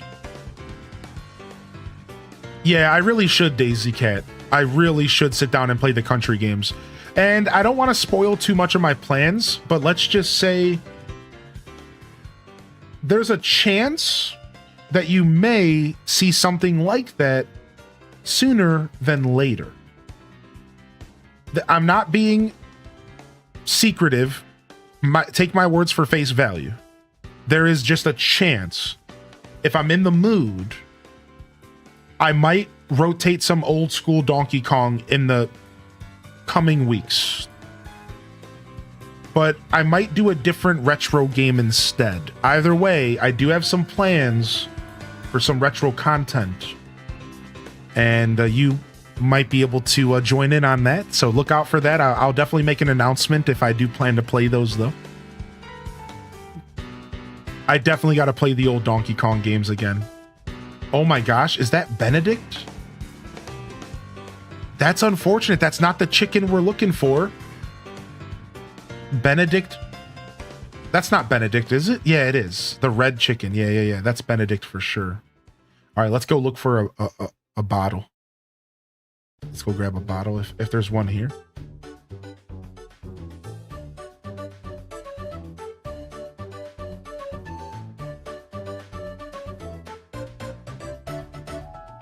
All right. If any of y'all are just tuning in, jump into the chat and let me know you're out there, fam. Good morning and good afternoon, almost. It's only 11. Welcome to the show. Cincy Redlegs, good to see you. Keisha, popping in. Cushy Bear, thank you again for 19, bud, by the way. Appreciate you, Overused. Welcome to the broadcast as well. We're doing some villager hunting this morning. We're doing some villager hunting here this morning. And we're looking for 7 more villagers to complete our farming theme. What's up, Ace of Jades? Yo, Midna's in the house. Good morning. Welcome to the show. How was everyone's weekend? What did y'all get into this weekend? Anything worth noting, or just another weekend? The urge to quit my job, man. What's up, Slippery Slope? That urge can be strong sometimes, but stay vigilant, dude, all right? Stay vigilant, man. You got this, dude. You got this, man. It's good to see you in the chat today. We got to catch up. We got to spend some time together at some point, bud. Just like hanging out and playing some games, you know, no business. You went to a poutine festival. Wait, is that a festival where you just eat a bunch of poutine the whole day, all day, the whole time, the whole day? Just curds and gravy?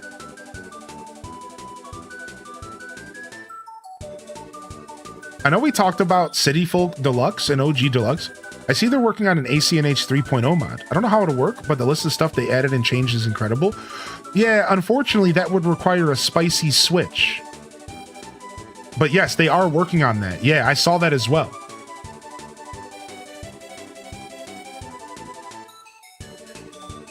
Ah, yeah. For sure. Yeah, Slippery Slope, you mentioned the move and stuff, man. Yeah, I didn't get a chance to reply to that. Congratulations and good luck on all that. Take your time, and I'll try to reach out to you. I know I've been pretty quiet, to be honest. I've just been busy. As a Canadian, I approve of the Poutine Fest. I've never heard of a Poutine Fest, but it sounds like something I need to participate in. All right, Margie, the first on our list. 1 out of 10 tickets. Not who we're looking for. You got a puppy. What's up, McNug? You got a puppy. What's their name? Oh, sorry, that was Tia. Thank you. I couldn't tell because of the hat on their head. What's up, Kahoku? Aloha. So yeah, ACNH 3.0. I know a little bit about it. I would have to get a spicy switch to participate. Personally, which I was considering getting a spicy switch going. I do have 2 extra switches in my house right now. So this was 5 months ago. The ACNH 3.0 mod is out.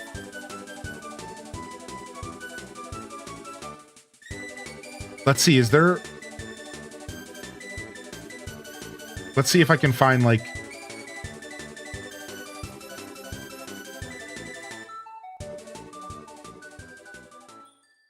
some more information on it. Let's see here.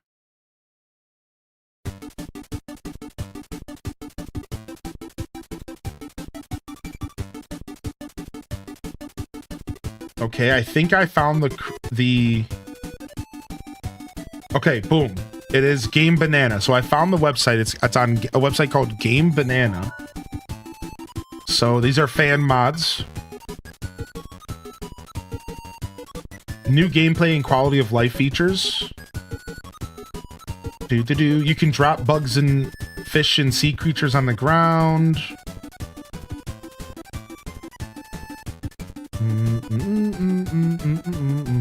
Cap'n Islands now have a 50% chance to have banana trees on their shores instead of coconut trees.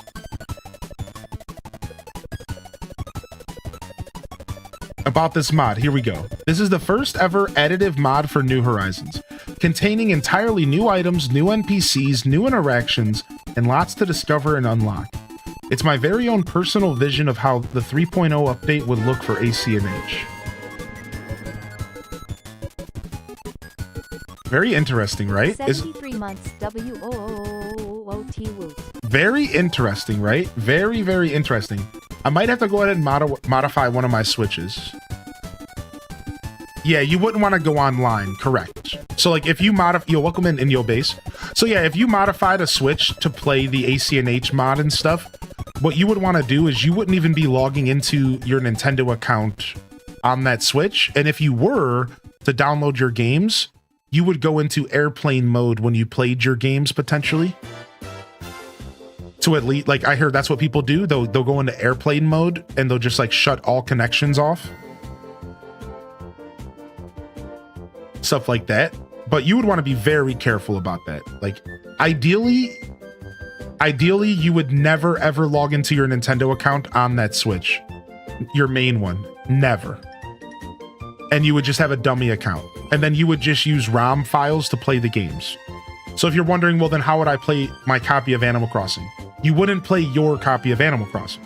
You would just go download a copy and play that. So if you modified your Switch, you would just be playing a different copy of Animal Crossing. You would just go get it off the internet. Right? You would never like play your copy, because that would probably require you to log into your account. Now, if you have a physical copy of the game, you might just be able to plug that in. But then I don't know how that would work with the mod. So you'd probably have to use a ROM file regardless of what you were doing if you were trying to play that mod. So.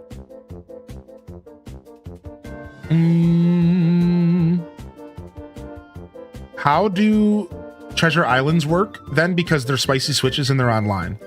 So what Treasure Islands are doing is using a throwaway account. And I bet you Treasure Islands do get banned from time to time. Yeah. I bet you if you asked any Treasure Islander, they're probably getting accounts banned every once in a while. And they have to just rotate new accounts and stuff. Yeah. Yeah, for sure. Like, I'm sure that, I bet you that's just a part of their situation for 100%. So what they're doing is they're probably just using a dummy account. So in that scenario, they would be using a fake Nintendo account, a family plan. They would get 8 switches all plugged into the family plan, and they would sit and go up online.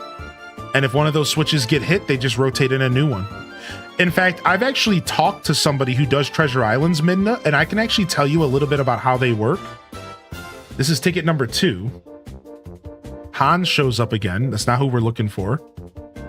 Let's go ahead and check for a bottle. Yo, thank you, U23, for 73 months. You absolute hooligan. Hope you've been well, man. Thank you so much for the 73 months, dude. So I've actually talked to somebody pretty extensively about Treasure Islands, and they even showed me pictures of their setup. All right. And now the red chicken didn't count. So listen to this. Most Treasure Island farms, they are sitting on like 20 Nintendo Switches. Like, you should have seen it. I saw this dude's setup. He had like 20 Nintendo Switches sitting on a desk, all daisy chained, connected into different pieces of technology, all modified, all hacked, modified switches. So they, like, when people set up these treasure islands, dude, they like go hard. Like, they have these massive setups. So like, it's like, I'm sure they're dealing with accounts being banned and stuff all the time. Right? And if not, you know what I mean? Like either way, like, you know what I mean? Like if this is like an operation. Yeah, this is like a operation. Like, they're not just sitting there with like one switch usually. Like, this is like a thing that they're doing, right? Yeah, like, it's like a whole thing, dude. I have a friend that has island accounts, and I talked to her about her accounts. What happens is they have an app that you use that turns off the online feature that talks back to Nintendo, so we can go online and not talk to Nintendo. Oh, nice. That's cool. That's actually super, super cool. Yeah. So there you go. So there's actually technology that even stops it from even a chance from being hacked. Without even knowing that, like, without knowing that,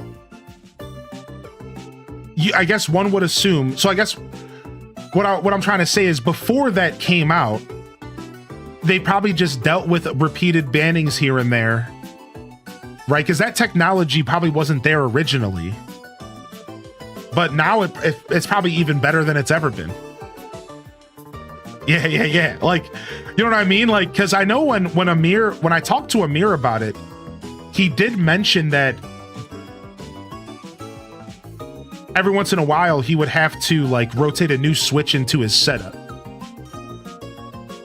So maybe it's gotten better over time, right? He didn't tell me too much. He was being like a little bit defensive about his work, but I was asking a lot of questions. This is a cutie pie here. I was asking a lot of questions, and he made it sound like every once in a while he did have to rotate a new switch in, but he didn't like fully say why. So I did make some assumptions that maybe they were just getting banned, right?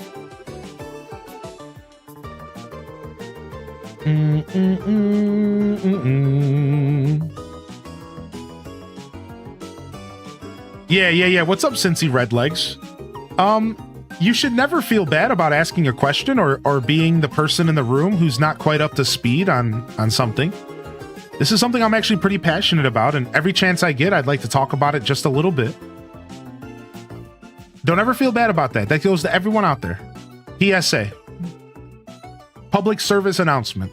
If you're the person in the room who doesn't really know what's going on, you should never feel bad about that. Don't ever feel ashamed asking a question, dude. Please don't ever let anybody make you feel bad about not being sure about what's going on. That being said, treasure islands are just a way people provide a service where you can go to an island and they have a bunch of items available for you to take home. Sometimes they'll be themed for furniture, sometimes they'll be themed for clothing. Whatever you want them to be. It could be anything. Bells. All sorts of stuff like that, right? And these are what we call treasure islands. They've been around for quite a while. You can also find them in the Pokemon community, where they give away shinies. So it's even branches out further than Animal Crossing. Do-do. Do-do. Do-do-do-do-do-do. Do-do. Do-do. Yeah, DDV has them now. That's right. I forgot about that. DDV has them. Yeah. Do-do.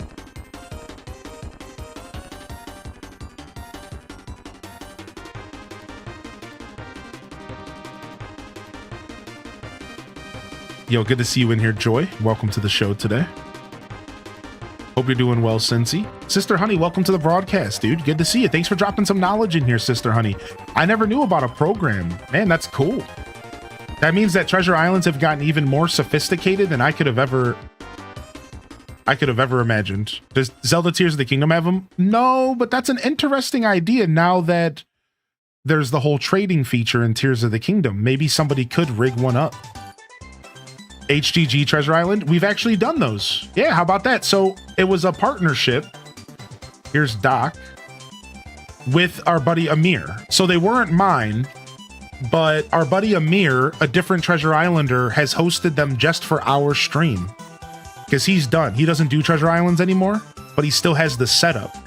And about 2 or 3 years ago, I asked him, could you host all of your islands for just for our community one day on stream? We were celebrating an anniversary, and he did it for us. And then I hosted my own for New Leaf. How about this? So we did that twice together. I think it was twice. And then when New Leaf got shut down, I actually created my own treasure island for all of the rare DLC items that were going to no longer be obtainable in New Leaf after they shut down the services, the internet. So I sat there one night on my modded 3DS and I spawned in 20 of every rare item in New Leaf that you couldn't obtain after the internet went offline. And I invited all of the New Leafers to visit my island in the last week of New Leaf's life to get any items they needed for the DLC. So funny enough, I actually hosted my own treasure island for Animal Crossing New Leaf about a year ago, or a year and a half, 2 years ago. Yeah. So I still have the 3DS and I still have the island and everything, but it was all manual. I had to do it all manually because I didn't have fancy technology. So I had to do it all manually. So it was like very time consuming.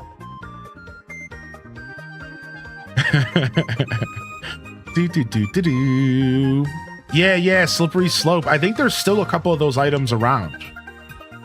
Yeah, there's still a couple of those around. They're not too thick into the community anymore. Like, a lot of people don't... Like, people are aware of them now, so they're not out there too much, but yeah.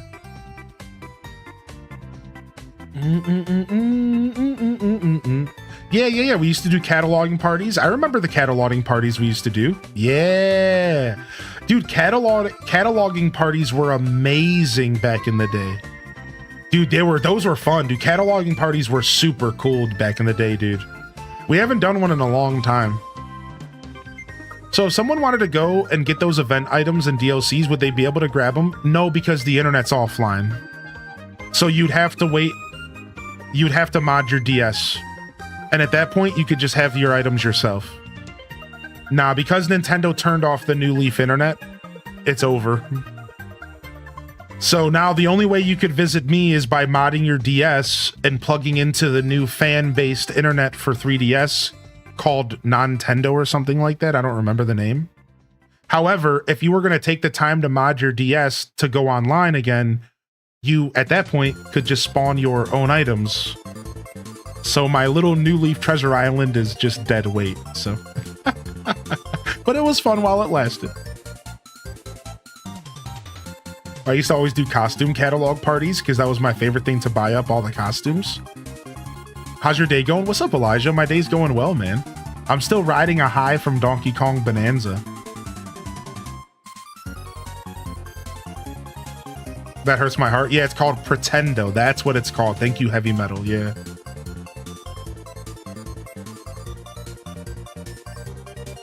You love Doc? I think Doc is super cute. I think Doc is one of those slept-on villagers, cozy.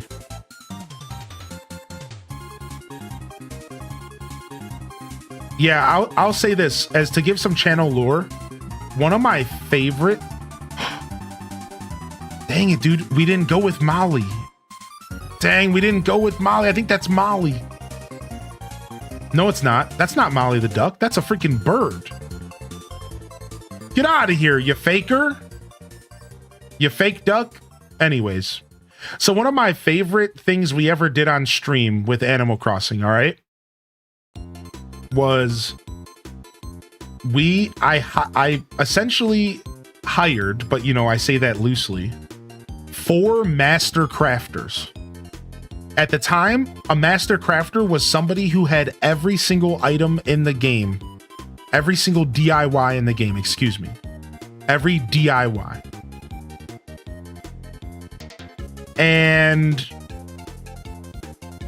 we let people request 5 of any item in the game to be crafted for them. and they could apply for a second group of 5 after their first was fulfilled. And we hosted a whole party where you could request any item in the game. You wanted 5 mushroom lamps, you get 5 mushroom lamps.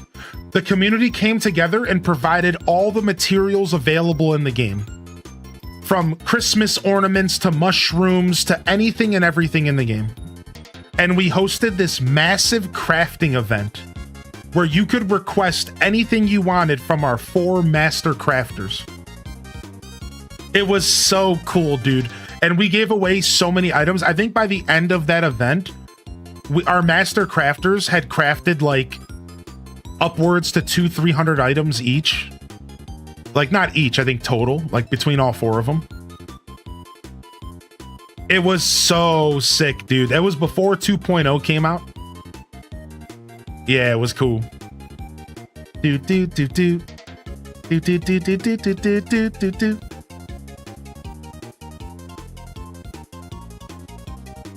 The Master Crafters. It makes me think of Fantasy Life. All right, 5 more tickets. We're halfway through the bet. Who's your favorite Animal Crossing villager? Tangy. Who's your neighbor in your island? Give me just a second here, and I can show you. So my current villagers on this island are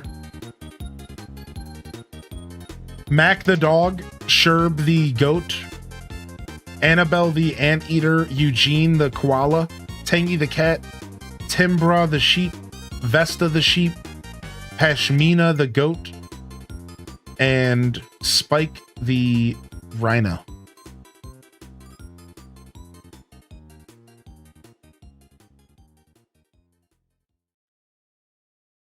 And Parappa the Rappa. Welcome to the broadcast. Happy Monday, y'all. And Hylian the gorilla. Ooh. I'm gonna start making Donkey Kong faces on stream. All the time at Donkey Kong Bonanza.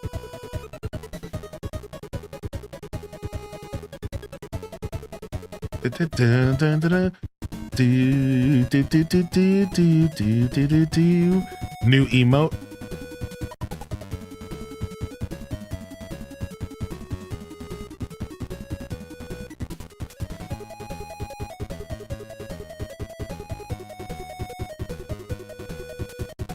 Ooh. Anyways, I'm done. Yo, what up, Slick Thief? Ah, it's Rocket, the only gorilla that actually covers their behind. Thank goodness. I'm just drinking water here. My coffee's all tapped out. I got a little bit of water left in my Sonic cup. Because I have to do dishes, so my other glasses were dirty. Yeah, this is a brand new island. My other one is on my Switch 1. So when I bought my Switch 2, I didn't transfer all the data. And I'm just manually transferring stuff.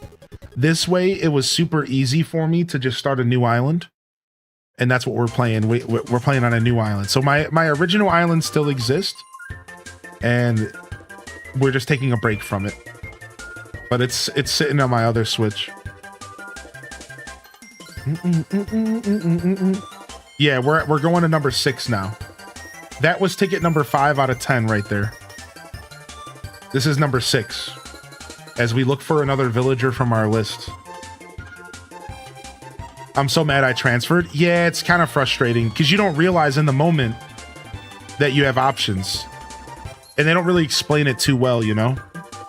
Now, in theory, you could transfer your island back to your Switch 1 using the island transfer tool, but...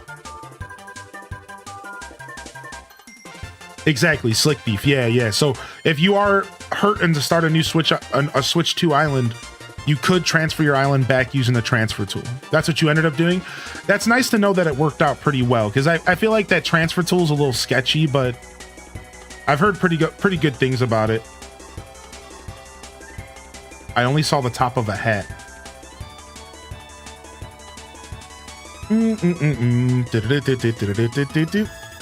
Yeah, same here, Slick Thief. Oh, nice. So you did end up picking up that Switch, Ron, huh? You did end up getting that Switch? You got a Switch 1, right? I think you went for it. Nice, man. Nice. If you need any recommendations on games to pick up, don't be afraid to ask, man.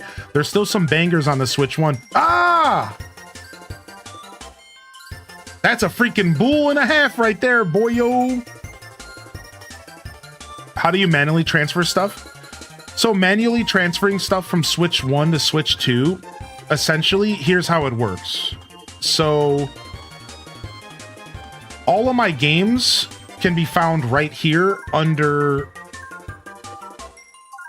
game virtual cards. So I just have to go into the virtual cards and I have to manually decide to download them to the new Switch. And then what I do is I go to the system settings and you go to data management and you want to go to transfer your save data or the save data cloud. All right, so the save data cloud, let me see if I can pull this up. Is it going to turn off the game? Okay, so now this is all of the data that's on the cloud. And I'm just going in here and I'm manually backing stuff up. So like I go to data not on this system and I click on Super Mario Party Jamboree. And then I say download save data from the cloud. Boom. So this is how you do it manually. And then you can also go to save, transfer your save data. All right. And you can bring your Switch 1 next to your Switch 2. And you can transfer anything that's not on the cloud. So either because you don't pay for the online service or because it's a game like Pokemon. Because there are a couple games like Pokemon, I think is like the only one that the data's not on the cloud. So I had to take my Switch 1 and my Switch 2 and put them next to each other. And I had to transfer all my Pokemon save files manually because I couldn't do that via the cloud. So this is how I do it manually. So go to the virtual cards and just download your new games because this is the same Nintendo account. So everything I own digitally just showed up here. And I just had to go in here and install them one by one. Whereas the difference is if you use the system transfer, it just does all of that stuff for you. Everything I just described is just done in an instant. And you don't have to do any of what I just said. And that's the big difference. And that's why the system transfer is nice. However, you know, jump scare. I definitely got jump scared by, what's his name? That's not Roscoe. What's that bull's name? Dude, I can't believe I'm forgetting that bull's name. Yo, hey, thank you for the biddies, man. Welcome in. Rodeo. Rodeo, like the burger from Burger King with the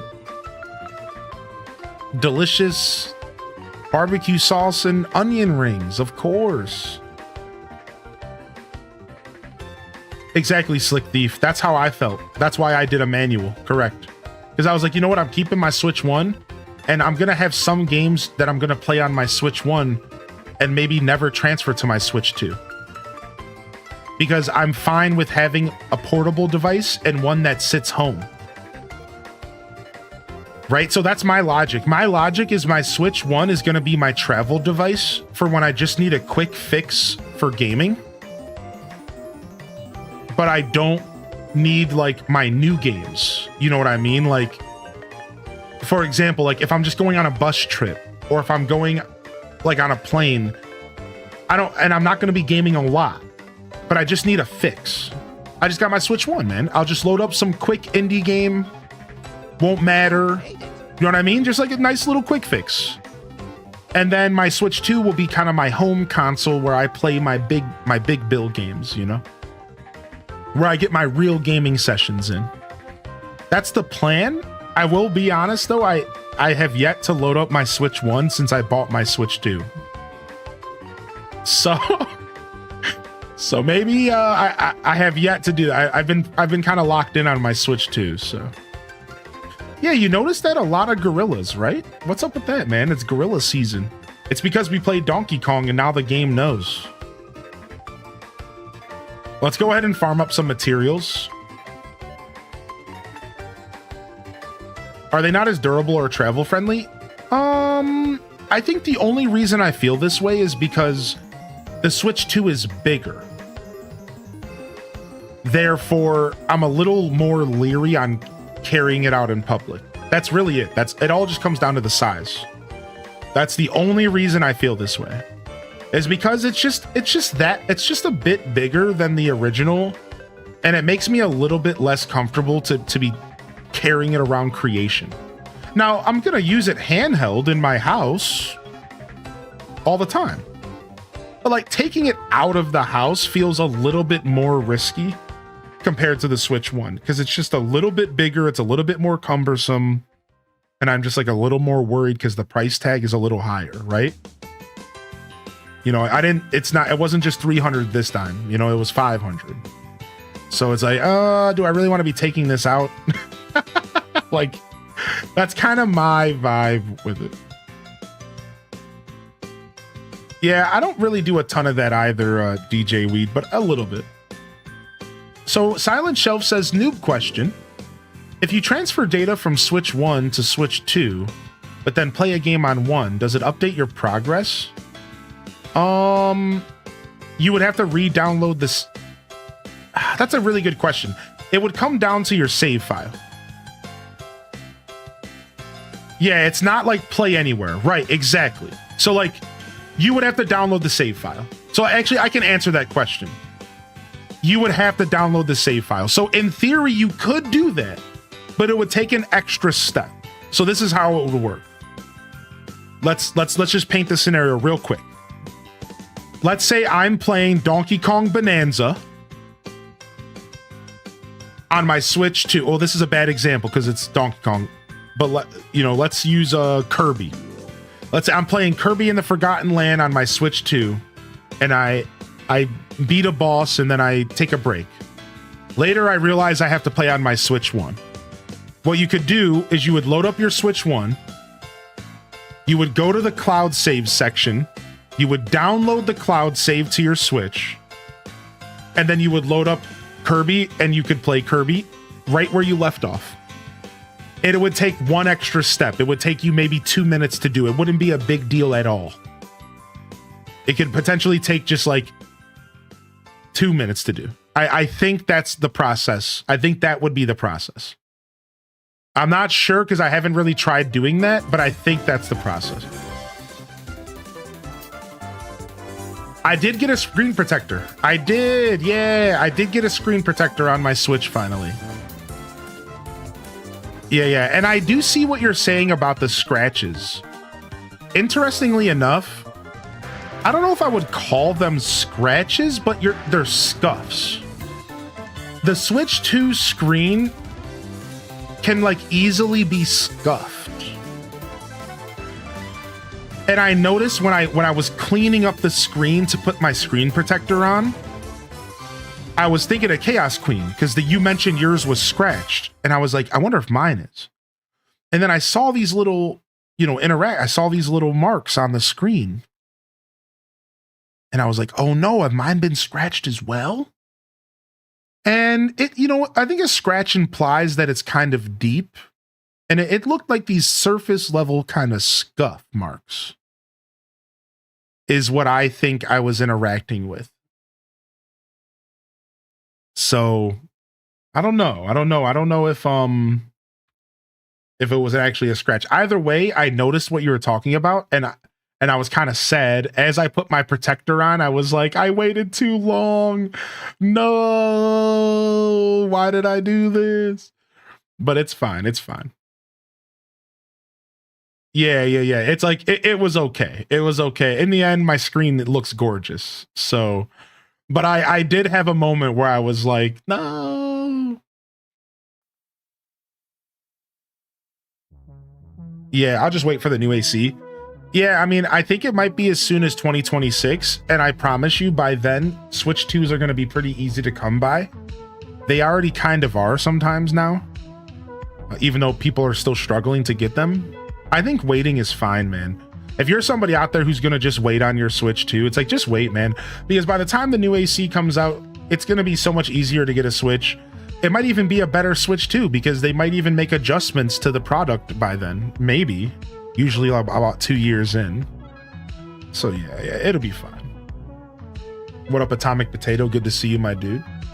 Glad you got that sorted. I only got one scuff I agree with this word, so I put on a screen protector. I did get in touch with Nintendo, and they were quite helpful. They said to play for a few weeks, and if it's ruining gameplay, they will take it in and evaluate if it needs to be fixed. I was so sad too, and no one understood. Yeah, because it's like your new toy and you got a little scuff mark on it. It's like, no, please, dude. I was pretty sad, but in the end, my screen protector went on pretty healthily. Everything worked out pretty well, so. You know what I was thinking while I was putting my screen protector on? Why do they do this to us? Screen protectors are so unfriendly to users. It sucks. I was so mad when I was putting it on. I was like, dude, why are we doing this in 2025? Why aren't you just putting these screen protectors on the Switch before you ship it and charging us more? Stop it. Like, I'm so mad about this.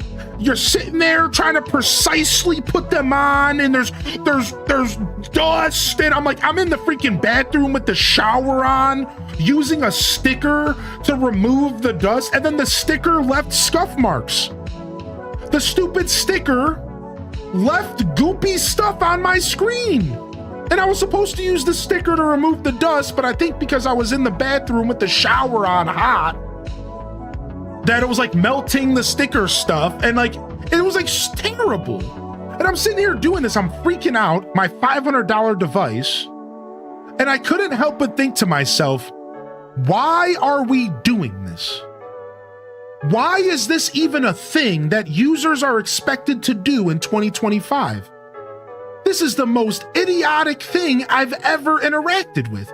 Why do I have to put a protector on my screen? This is so not user-friendly at all, dude. It sucked so much, man. I was so frustrated about it. And it just made me realize that this whole thing is dumb. The whole process needs to be reconfigured. This is dumb. Like, there's gotta be a better way to do this, dude. Like, it's so bad. And I remembered when the guy put the protector on my phone, he used like a liquid glass. Did anybody ever see this? When I bought my new iPhone about 2.5 years ago, he poured like a liquid on it and like spread it around.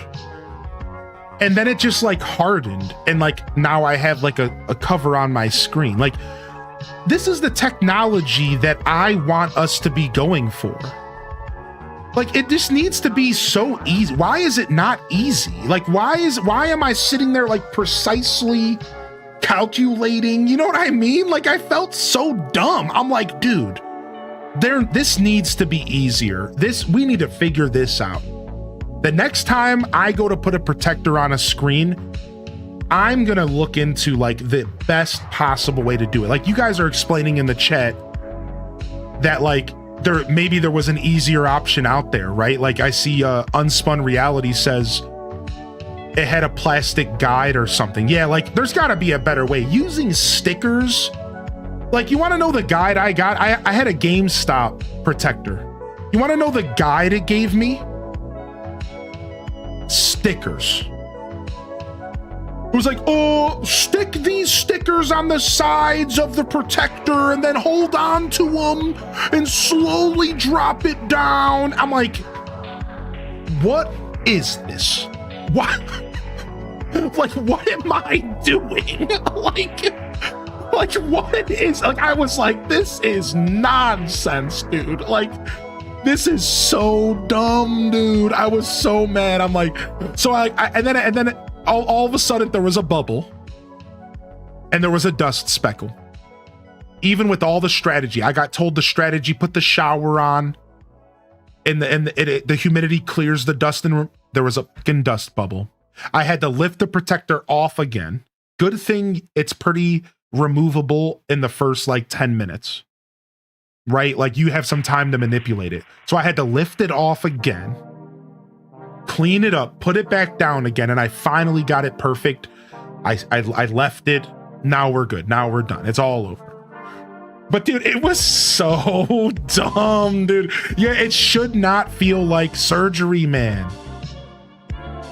Yeah, dude. First, set up the support stickers, then grab another person. Each of you lowers one end. Yeah. What about the I don't have another person. I don't mean to sound sad, but I was alone. I didn't have anybody else to help, okay? I had to figure it all out myself.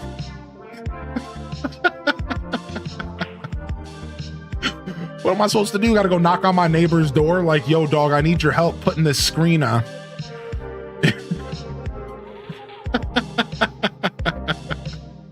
Would the store do it and charge you? So like they did with my phone, yeah. Like the iPhone store put it on for me and charged me. Yeah, whereas like GameStop didn't offer me that. Yeah, I'm gonna get the D brand. Apparently D brand was the play. And you know, that's the funny part about this conversation is that's why I didn't put my screen protector on at first, because I didn't want to use a GameStop brand screen protector. Because no offense to GameStop, we love you, but you're trash probably. It's like I probably got like the lowest quality screen protector I could have gotten. But they gave it to me for free with the purchase of my Switch 2. And I just like couldn't help like using it because it was free. But like in all reality, I should have sucked it up and bought another one that was way better. Like I should have. Like in hindsight, I'm like, yeah, this is my fault. I went with the free version. I got some GameStop protector and I'm just like, and then I ended up using it and I ended up kind of regretting it, even though right now the screen's protected and it's nice. But the whole process probably could have been easier. So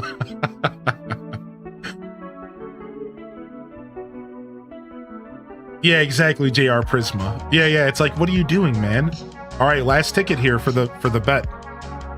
Hindsight 2020, be kind to yourself. Hopey dopey. Beautiful message. Welcome to the Monday morning show. Hindsight 2020, be kind to yourself. Be gentle, be honest. Thank you for that. I appreciate you sincerely. Good to see you today. Welcome to the broadcast. Thank you very much. You know, obviously, chat, I was over exaggerating a little for the comedy of it. You know, I wasn't actually that mad. I was just like a little frustrated, and I just couldn't help but think about the idiocracy of me putting a protector on a screen as a customer for a device that I spent $500 for. And in that moment, it hit me in my heart that this was the dumbest thing ever. And that there's no reason why I should spend $1,500 on a device, and that you, the device creator, doesn't just put the screen protector on it before you sell it to me. And in that moment, I was just like, this is really dumb. What am I doing? Why am I doing this? It just in that moment, I was just like, this doesn't make any sense. But it wasn't that bad. Yeah. Like, you know what I mean? Like, I was mostly just being a comedian for the fun of, you know, it's not.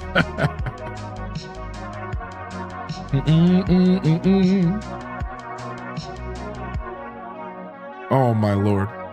Yo, what's up, Strawberry Grass? Good to see you today. Hey, I missed you popping in. Are you a fan of Nintendo? Yeah, I'm a fan of Nintendo. They're okay. Nintendo has their weaknesses. Nintendo has their strengths. Like any company, they're not our friends. They're a business, and they're going to make decisions that sometimes I don't agree with. And yeah, it's safe to say that Nintendo has sucked for a long time when it comes to certain business decisions and the way that they handle themselves. But I'm a pretty big fan of the games they make, and I'm a pretty big fan of some of the decisions they make. Imagine a world where you can simultaneously criticize something, but also love that thing. Yeah, that's how I feel with Nintendo. I'm in my own reality, I guess. And while I do love the company I grew up with, and while I do respect them even to this day for decisions like Iwata taking pay cuts to make sure that his employees stayed on the bill so that they could continue to make games, you don't just throw that type of tenure away. That kind of stuff deserves to be mentioned and cherished and taken care of. And sure, they can make 1,000 mistakes, but those 1,000 mistakes don't erode the positive things they do. Maybe over time, erosion is naturally going to occur, but that's not how that works. Those are separate things. And while they make some good decisions sometimes, they also make some bad ones. So yeah, I'm a pretty big fan of Nintendo, despite the fact that they can make some pretty poor decisions. And I'll continue supporting their games and hoping that they maybe chill out a little bit here and there, but you know, one can only hope, right? One can only hope. Can I ask a wild, super random question? Yeah, sure. Oh my lord. I haven't seen Apple in this game in a while. What a cutie pie. Dun, dun, dun, dun, dun, dun, dun.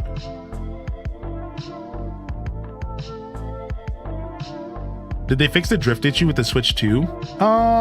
We're not really sure, but data correlates and points to drift still being just as prone as the Switch 1, unfortunately. Nobody has come out and made like 100% comments on it, but unfortunately, as people have tore down the controllers and broke them down, it looks like it's the exact same technology, but we're not sure. But it looks like the same technology as the Switch 1, so we're not sure. But currently, I think most of us as in, you know, tech heads, whatever, are leaning in the direction that drift is probably still going to be a problem this generation. But again, don't let anybody fool you or try to lie to you. Nobody knows right now. They could have in fact figured out a way to solve it that we are not quite seeing yet. Whether it be testing, technology, plastic durability, we don't know. But it's safe to say that it's probably the same as last generation. It's probably not fixed. We're not really sure at this current time, but if you go on YouTube, you can watch a couple breakdown videos that show the technology and put them side by side with the Switch 1, and it is indeed pretty identical. So therefore, one could assume that if it's the same technology, then it's probably prone to the same problems. And that's likely could be true. Could be true. So sorry to the believers, we did not get our villager from the list in 10 tickets. Unfortunate. How on earth do you have such a glorious beard, and how do you trim it? My fiance has one maybe half the length, and he's scared to trim it before our wedding because he's worried someone's gonna do him dirty. This is a beautiful question, and I'm welcome to talk about it as we go into a couple more villagers here. So first off, I don't really trim my beard, so I don't have a good answer for you there. However, I do, but I only trim split ends. I go in and I trim split ends. Occasionally I'll go through and I'll just get split ends out of the equation. Now, I still think that there's some value I could give you. This wedding, trimming, you're talking about cleaning the beard up. How does one go about cleaning the beard up for this wedding? I don't think of it as trimming, I think of it as shaping. Now, I might be splitting hairs here, but hear me out. Trimming, in my opinion, implies you're cutting length off the beard. I've never really done that, but I do shape. And what I do is I shape the sides.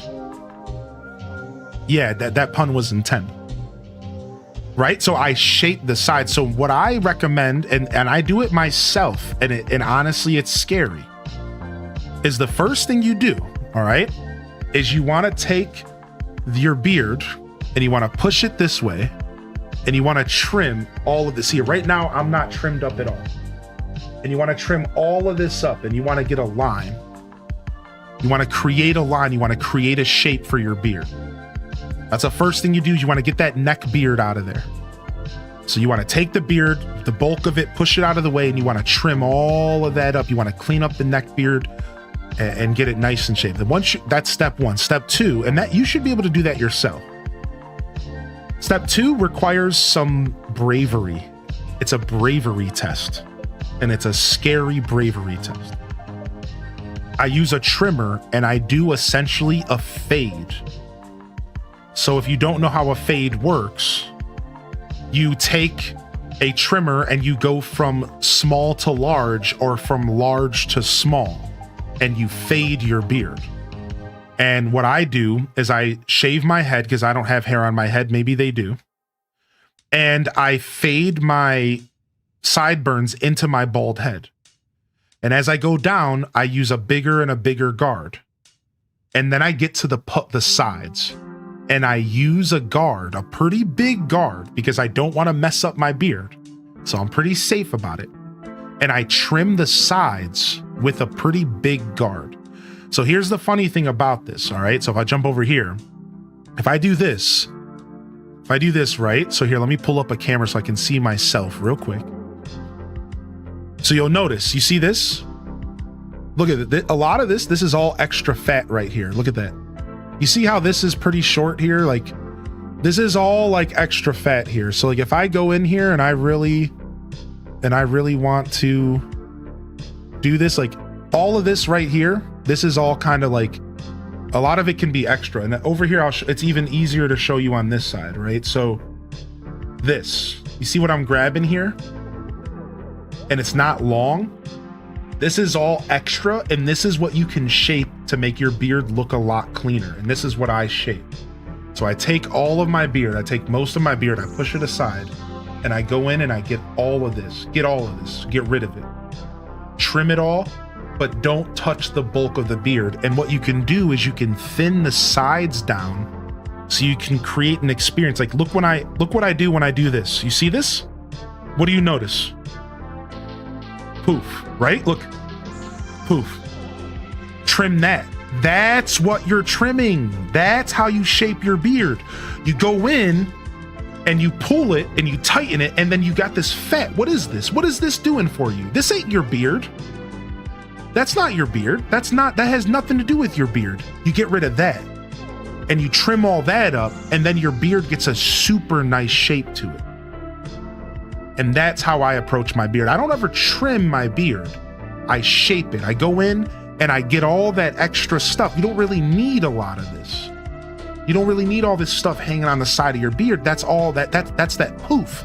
So then when you try to do a nice clean beard, you get some balm and some butter and you shape it kind of like styling gel for hair. This poof, this is what makes your beard look like unintentional. This makes me look like an animal. This makes me look like a wild man. I haven't trimmed it in a while. That's why it's like this. I've been okay with my beard just kind of being whatever recently. But that's it. That's how you trim your beard. And then eventually you can get it to where you have a really nice shape. And look, you can literally see all what I need to trim, right? The beauty of this is you can see it. I don't even have to like explain it. You can literally see what could go. And if I were to trim that, try to imagine the shape. You see how it goes away? Look at it.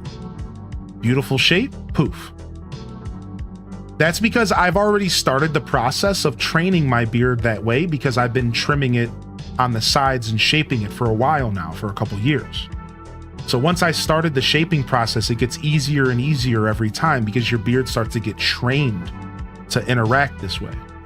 So now all I literally have to do is grab my beard, pull it aside, and then go in here and just get that chunk kind of thinned down. I don't shave it off completely. For the record, I use a guard and I just shave it low. I get it down lower so that it's not poofing and that I can sit back and create a better shape experience. You see that? So like, if you can look at my beard now, you can kind of see how if I were to just trim that up, it would just create this beautiful shape. So right now I'm actually poofing out, which is why this morning I actually was going with the big beard. I decided when I woke up, I was like, because I haven't shaved my poof, that's what I call it, my poof, my beard actually looks better like this. Because now it's all one shape. You see that line I just created by doing that? So that's why this morning I'm actually rocking the poof beard today. Because I realized like actually the poof beard's looking good right now because I haven't trimmed that stupid side off, so I can't really do my normal shape, so I have to go for the poof instead. And the poof is fine, it just doesn't look as good, it doesn't look as clean, it doesn't look as elegant, it doesn't look as wedding friendly. Right? So like that's the problem. Like you can rock the grizzly beard, but it doesn't look as wedding friendly. If you're trying to go to a wedding, you want to clean it up. You want to get them sides trimmed, you want to thin it out. So I would encourage them to take the bravery test. And if they're not willing to take the bravery test, then you want to take everything I just said to a barber that you trust and get them to do what I just said. And I promise you a good barber would be able to do what I just said with proper guidance, right? If they can't do it themselves, go to a barber and just make it really clear that you're trying to shape the sides and to not mess with your beard at all. Maybe have them do your split ends for you and then just get out of there. Right? Like I'm going to be real with you though. I have never once let a barber touch my beard. Real talk. A barber has never ever touched my beard. A barber has never even trimmed my beard. I don't trust anybody with my beard but me. Every time I go into the barber shop, after I tell them what I want done, yo, shave my head, whatever, the first thing I tell them, don't touch the beard. Get the neckline, do the neck, shape me up. Do not touch my beard. I'll go home and do that myself. So like, I'm not gonna lie to you, it was the bravery. I was just brave and I just did it. It was scary, it was brave, I did it. And it worked out for me. I kind of encourage most beard owners to do that. Take the bravery test, do it early on, so if you mess it up, you can have it keep growing again. You can have it fill back in. I've messed up once or twice, I don't even want to talk about it. One time I messed up my goatee and I accidentally trimmed like a chunk out of it. And I had to sit there for like 2 weeks with like a chunk out of my goatee, and I was like hoping people didn't notice. I'm just like, it's like, yeah, dude, sometimes you just take the risk, man, because I don't know. I don't know if I could trust a barber personally, but maybe if the barber was specifically a beard barber. But I find that most barbers aren't beard barbers, they're hair barbers, and they don't know what they're doing with beards. So like I would have to find a specific barber that like knows beards. Yeah, we're only 3 months away from the wedding, so we're really scared. No, I think you got it. If I screw up, I usually just say screw it and start again. Yeah, dude. See, when it's a little long, it's scary, right? Find a barber with a nice beard. Bingo. Bingo bongo. Find a barber with a beard himself, and then you might have the play, right? It's gotten so long we can't even see the bottom. I know my bard, sing for me. My beard's gotten pretty long, yeah. Oh, thank you, chat. How often do you trim the poofs?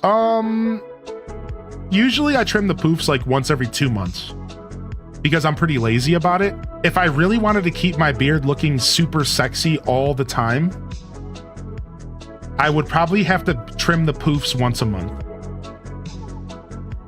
If I really wanted, but I like the poof. I like having a big bushy beard that looks a little bit untamed.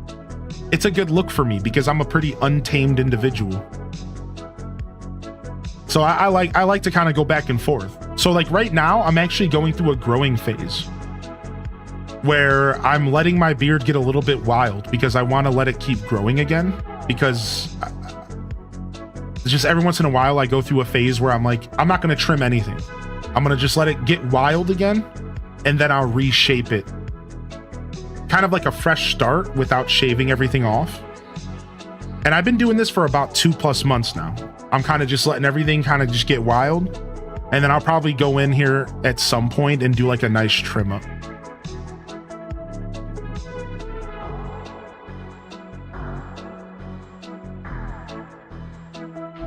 Bum, bum, bum, bum. Yeah, good question. I obviously like talking about my beard. That whole conversation made me realize that I'm way too into talking about my beard. And I'm slowly becoming one of those guys. Oh no. Maybe I should just create a whole YouTube channel dedicated to beard talk at this point, huh? Get it out of my system. What's up, Miss Luna, by the way? Oh, you are the one getting married. Oh. Oh, well, congratulations, by the way. And I jokes aside, if you do need some help with beard stuff, you guys can always reach out to me, by the way. If you need recommendations on product or if you need recommendations on trimming, I'm like okay with this stuff. I can always share some wisdom. You can always just come in the live chat and ask. Obviously, that works too.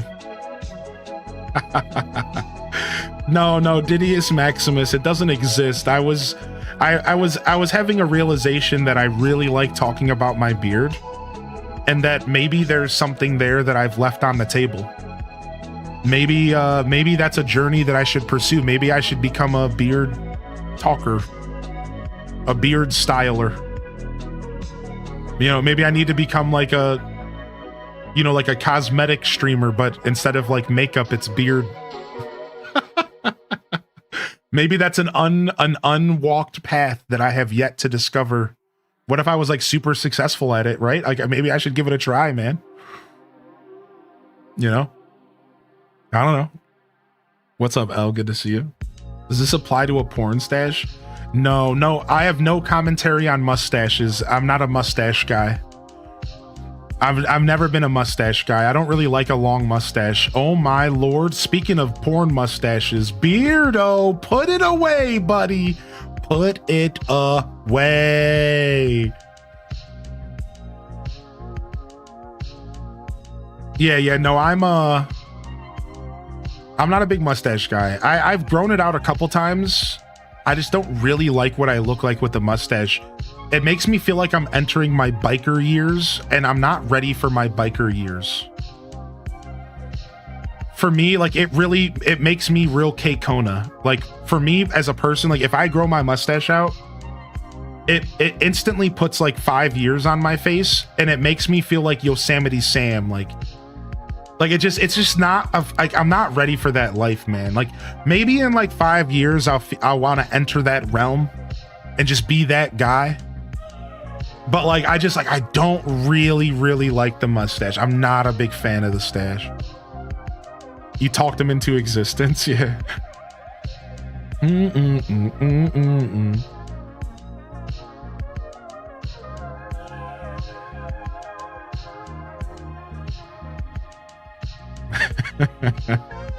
ever seen Scotty Fitness? No, I haven't. No.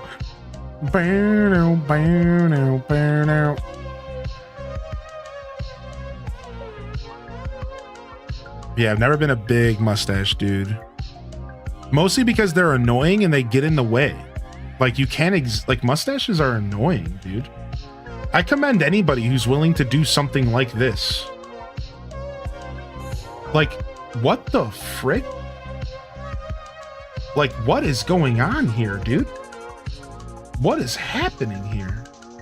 Like, this is insane. This is crazy. Like, I just like, you can't even see the dude's lips. Like, I don't know, man. I just don't know if this is the life for me, dude. Like, I tried, dude. I tried to rock a mustache, man. I just, it's really not my style, dude.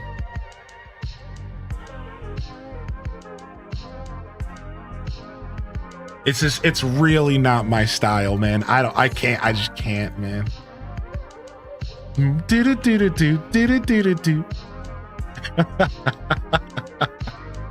It's Will Byers on his lip. That's a wig. I can't, dude. Like, that's not my style, man. What's up, Kino Wolfie?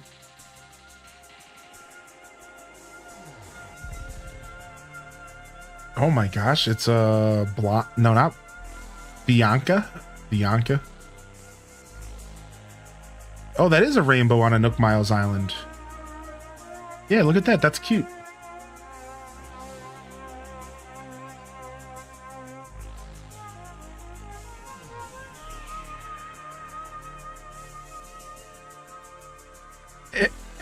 Damn, perp. Stop. Stop.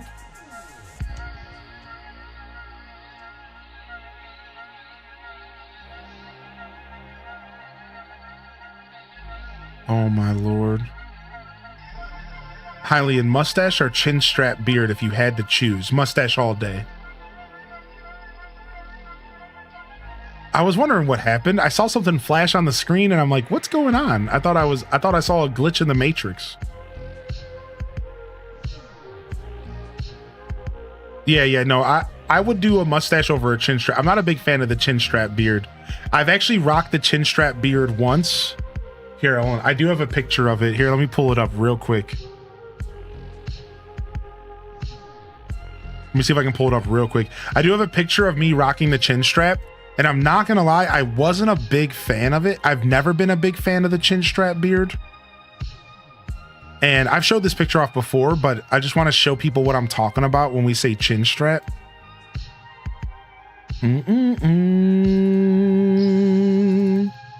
I've rocked the chin strap beard like very vibrantly once. Once ever. It was actually for my grandma's funeral.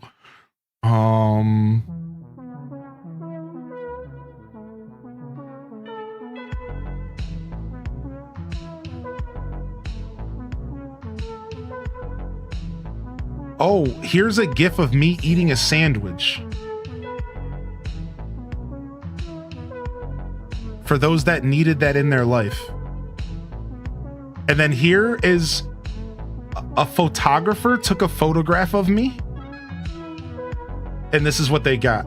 They said that my beard at the time was perfect. And they wanted to capture the essence of a Midwestern boy with a beard. I was like 21. They were like, dude, it's perfect, dude. I want to make art with your face. And I was like, sure, man. All right, here's the chin strap. Oh, I hate it. Oh, I hate it. Oh, I hate it so much. Oh, I hate it, dude. I hate it, dude. I mean, to be fair, I look good. Be fair, I look killer. To be fair, I look killer. You know what I mean? Like I'm killer, but I hate it, dude. I hate it, dude. The chin strap. No, go back to the depths from where you came. You have hair? Yeah, only from that angle, but I was already balding big time.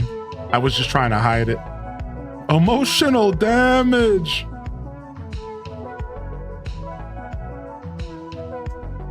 Dun, dun, dun, dun, dun, dun, dun.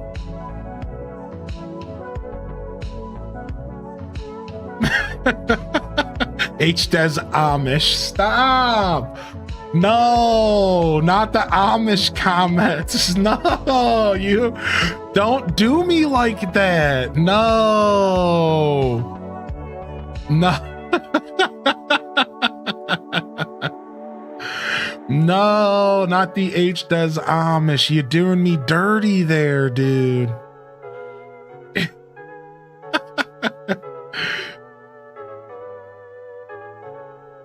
Oh my gosh, burrito salad. You better poof, buddy.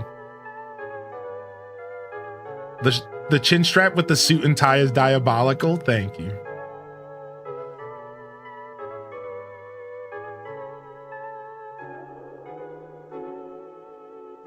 Oh my gosh. Ruby. Do, do, do, do, do. I think it's been a while since I shared this, so here's one for y'all, because there's always a new person out there who doesn't know me. And here's one for y'all. One of my favorite things of all time. It's the only picture that exists with me with hair. That's right. There is a picture out there that exists with me with hair. I present to you Hair Hylian. 2001.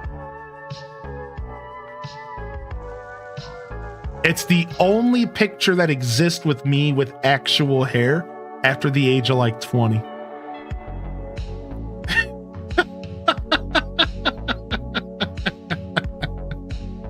What year is this? I think I'm 19 in this picture. Maybe. Yeah, I think I'm 19. So this is like a long time ago. Was that 17 years ago or something? This would have been like 2006. This would have been 2006 right here. 2007 maybe.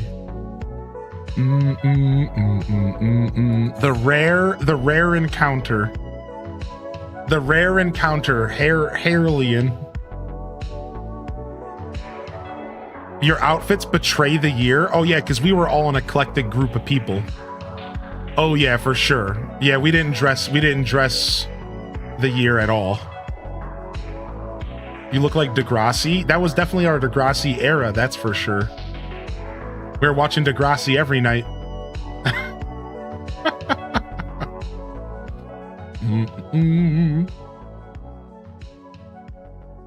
Probably Daisy Cat. You definitely look like you guys enjoyed some sandwiches. Oh yeah, I was probably stoned out of my mind during that picture. I would say I would think it was safe to say that back then there were more hours of the day. There were more hours of the day that I was definitely stoned versus sober. And it was pretty tilted on one side versus the other. it was an era, to say the least. You guys going to E3 Nintendo? So E3 is supposed to come back like 2027 or something stupid. That'd be cool if it came back for the public. Sandwich Boys. Kind of missed the 2000s. E3 would never come back, not the way it used to be. Yeah, I agree with that statement. That's why I'm not really holding my breath on that, you know? But that's what they say. They say 2027 or something like that. 2026 maybe? I don't remember, but...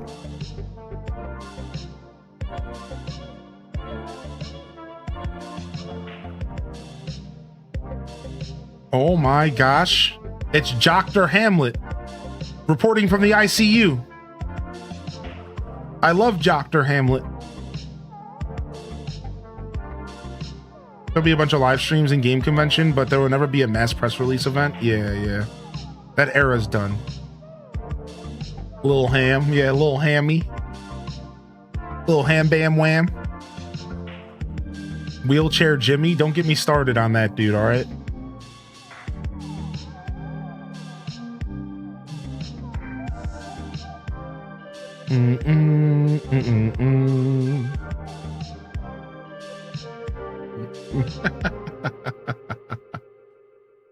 Nice little walk down memory lane. If y'all are just tuning in, good morning, good afternoon, happy time zone, and welcome to the broadcast here. If I haven't said good morning to you yet, jump in the chat. Let me know you're out there. Pineapple Flow, I see you, by the way. And good morning to you, Pineapple Flow. Sierra shares, hey, thanks for hitting that daily check-in. It was cool checking you out yesterday, Sierra. Enjoy the lurk, man. Sidey, Island Melt, Alice the Zombie Killer, Atomic Potato, Terrible Jade. Thanks for being here today, everyone, and good morning. Happy Monday morning show. We're here jamming. We're just kind of vibing today. Today's a vibey day. I'm 7 streams in a row. I'm a little tired today. Just vibing. Just here to play some AC and relax. Been loving the beard convo. Yeah, we've been going in on the beard convo today, huh?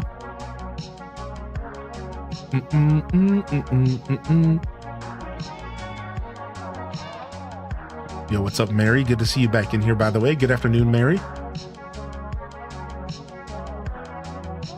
Yeah, just hanging out, jamming, yapping. Classic Monday show. Lurking in the background at work today. Usually have Monday off, so this is weird. Oh, no. Enjoy the lurk there, Nick. Thanks for being here. Hope you're feeling a little bit better today. Hope things are going a little bit smoother for you. Been procrastinating booking a hair trim. Just did it. Thanks. Inspired by your beard talk, even though I don't grow a beard. Beard hair, regular hair, you know, it's all hair. It's all worth trimming from time to time. Speaking of Alice, she's pretty cute, you have to admit.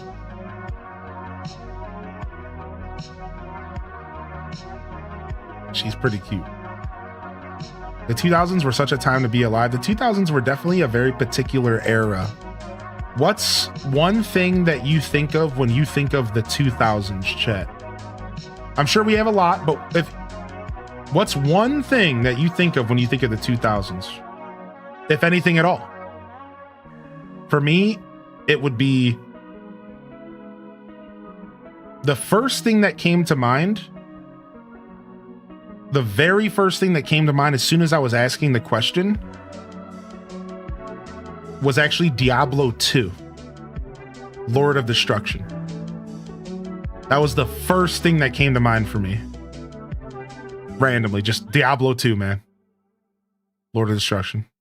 But there's multiple things. Instantly, my brain was flooded with Animal Crossing and you know, GameCube and, you know, all sorts of stuff. But Diablo 2, man, that's the first thing that popped into my mind.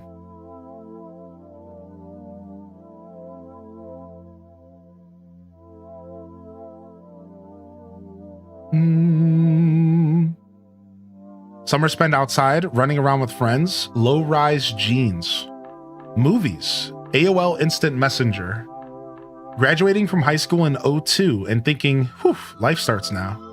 Britney Spears boy bands, PS2, fashion, Aaliyah, oh no, not Aaliyah, Y2K, summer adventures with friends, trashy aesthetic, hey, what are you saying? You mean good trashy, great trashy?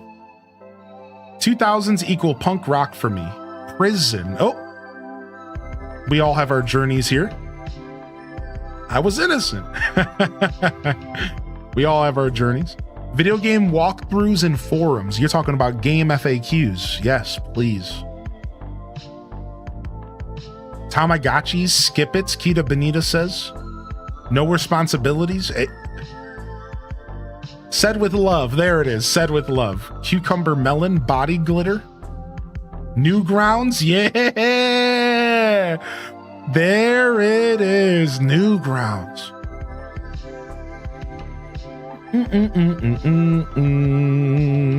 Those were years you spent in the Middle East. Could have been better. Riding my bike through the apartment complex, listening to Three Doors Down on my CD player. Anti-skip technology, I assume. Addictinggames.com. Deployment and kids. I think a strong memory for me from the 2000s would be Drake and Josh. Live Journal, nice. Neopets, yeah, dude. Yeah, RuneScape. E-Bombs World, that crossed my mind for sure.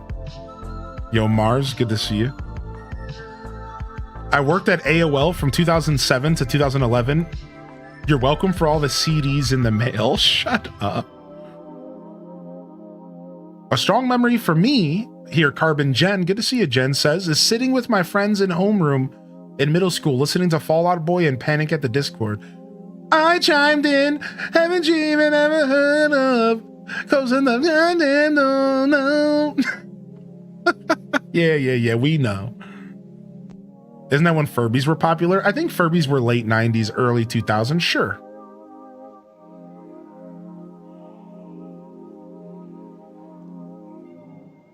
Something about a Twitch Prime subscription.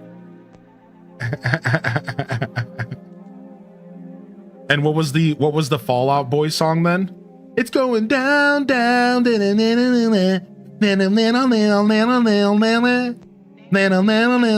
going down, down. That was the song then too, yeah.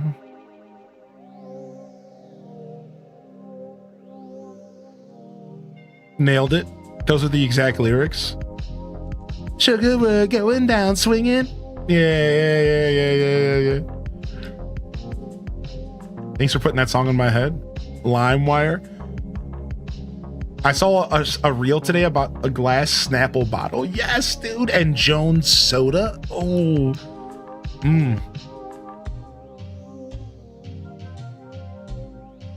DMCA coming for that perfect rendition. Yeah, they're gonna be in my DMs. Yeah, Jones soda, dude. My number one with a bullet. Also Avril Lavigne. That's it. Just also Avril.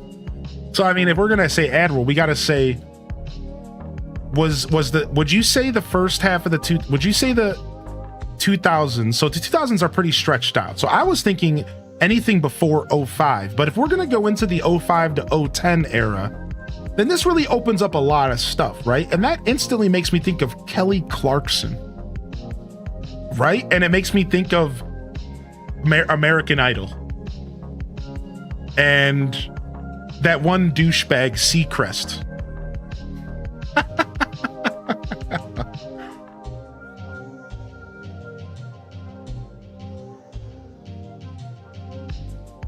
And it makes me think of who was the big dude? Who was that big dude who won? Eric Stuttered or something? Something Stuttered? That big dude from American Idol as well? Something Stuttered? Ruben Stuttered. Yeah. Also, wait, hold on. I can't think of the other person's name. Okay, but anyways. Yeah, Ruben Stuttered. There's one more person I'm thinking of as well.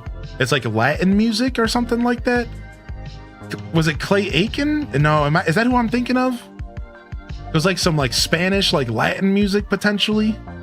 Is that, I don't know. Is that who I'm thinking of? Is it Clay Aiken? I can't remember, but there was like somebody blew up during that era, and I just remember everyone was all about their music. I wasn't gonna bring it up because I just have such a small, vague memory. I can't think of who I'm thinking of. I just can't. I don't remember their name, but I just remember this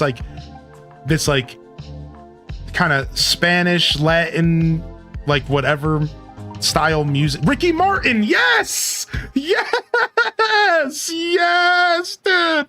Ricky Martin, dude. That was such a 2000s thing, right? Like that was totally a 2000s thing. Ricky Martin, man, living la vida loca. Yeah, 15 years ago. This says so. Close. It would have been like 2009. This says 15 years ago right here.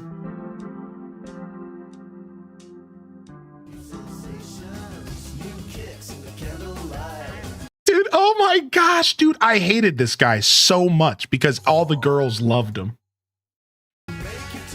Look at him. Look at him. Yeah, I hated this guy so much because that's all that girls were talking about in that era, man. Is all they were talking about. Ricky and Martin. I was like, get this dude out of my face. I hated him, dude. Ricky and Martin, man. Oh my gosh, dude. He's so pompous. He was so pompous, dude. He's got a snark face, yeah. Oh my gosh. He came out as gay and it was the least surprising reveal of all time. What a heartbreaker. What an absolute heartbreaker, dude. Dang, that sucks for people who are interested, you know, at that age. I was like, I guess at that age, I guess I didn't have a lot of gay friends, so I guess I wouldn't have realized that they were also potentially attracted to him, right? Not really. I had like one gay friend. So I was sad, to be honest. Yeah. Boom, boom, boom, boom, boom, boom. Sorry, I like Chorizo. You can't. Tam Perp, stop, dude. You can't keep saying this in my chat, dude.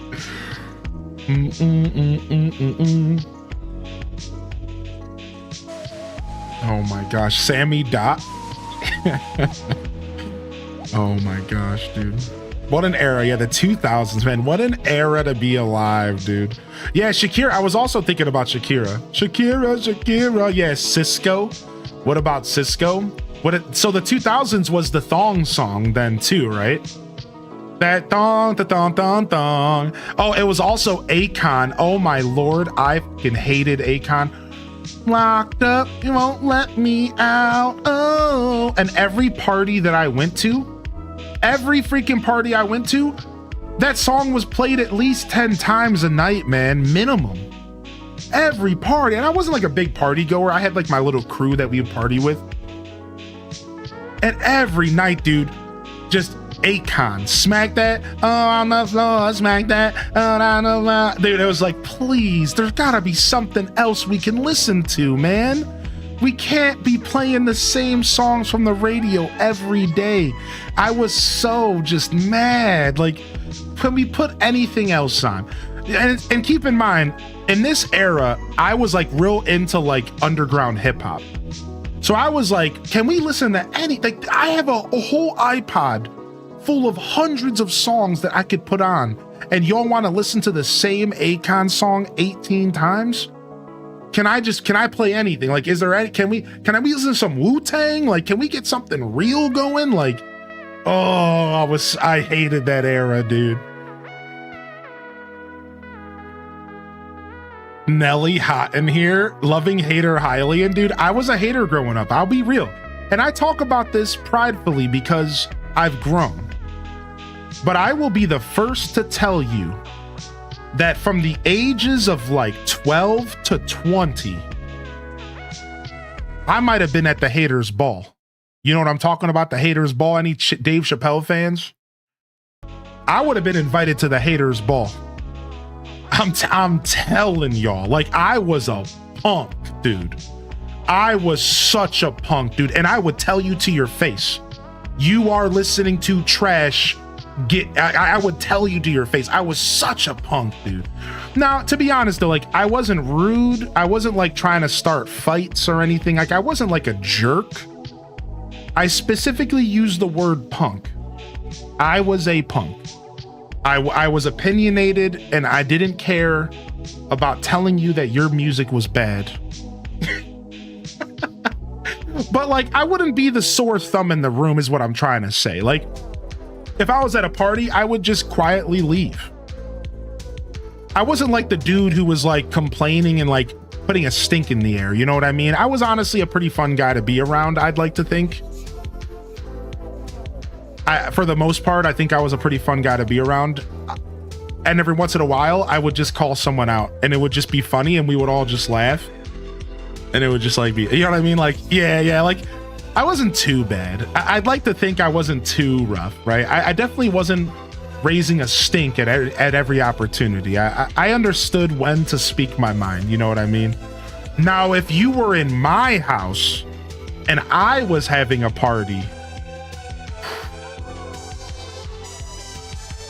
you know what I mean? Like, that's different. Like, if you were in my house and I was throwing a party, like, well, then you were going to hear a piece of my mind, probably. Leonardo.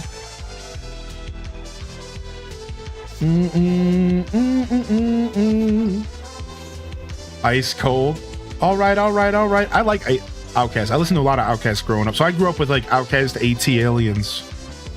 And like Two Dope Boys in a Cadillac. So I grew up with Outkast, so I was ready for every Outkast drop. Idlewild, Speaker Box, The Love Below. I jammed a lot. Stankonia was the first album I really spun by Outkast that I owned myself.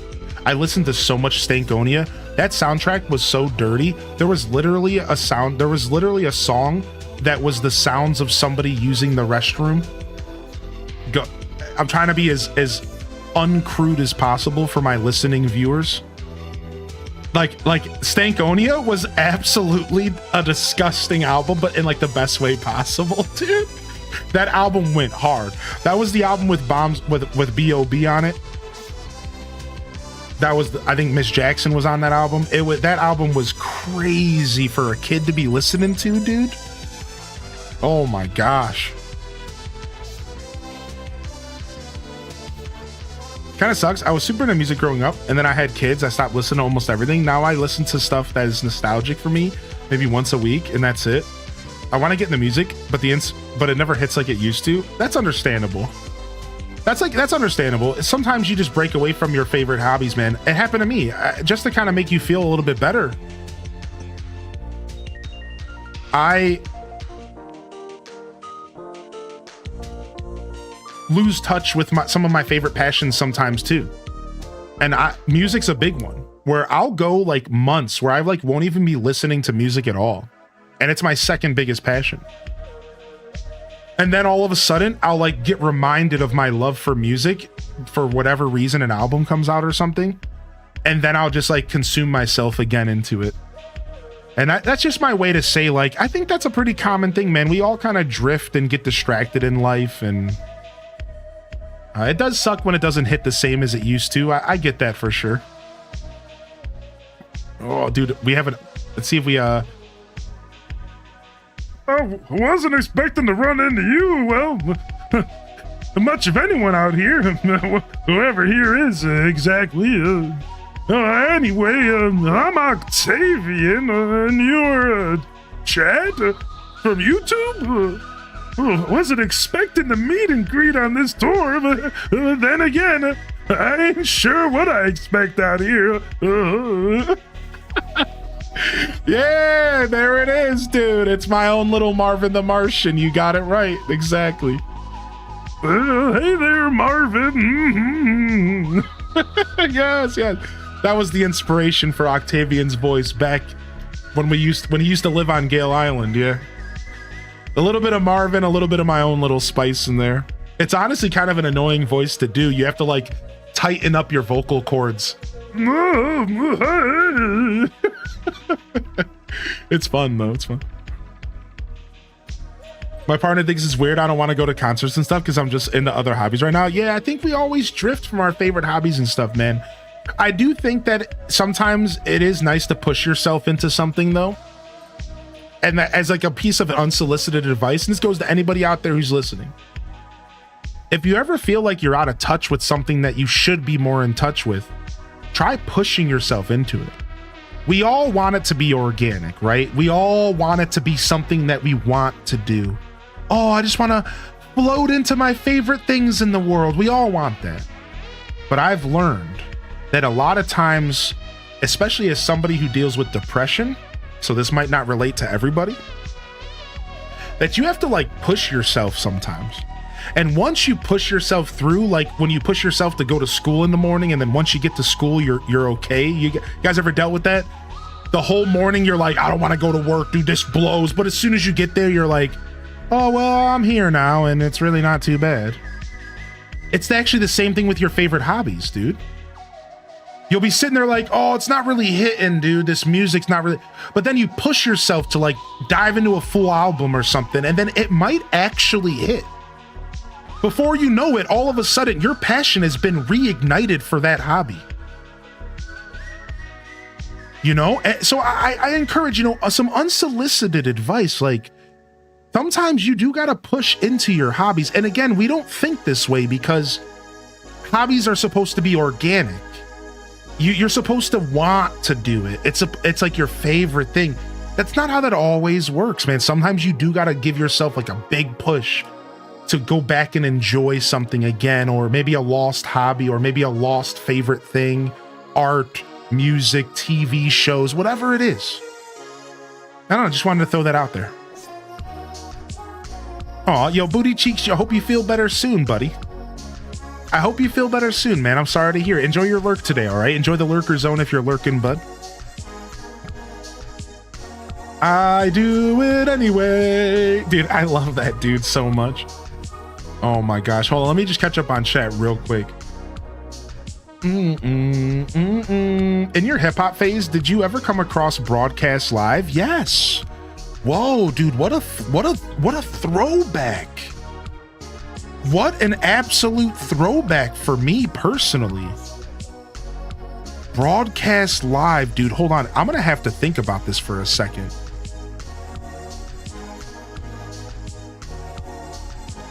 Okay, so you're talking about, it was like a band and they had like a Linkin Park thing going on where it was like rock.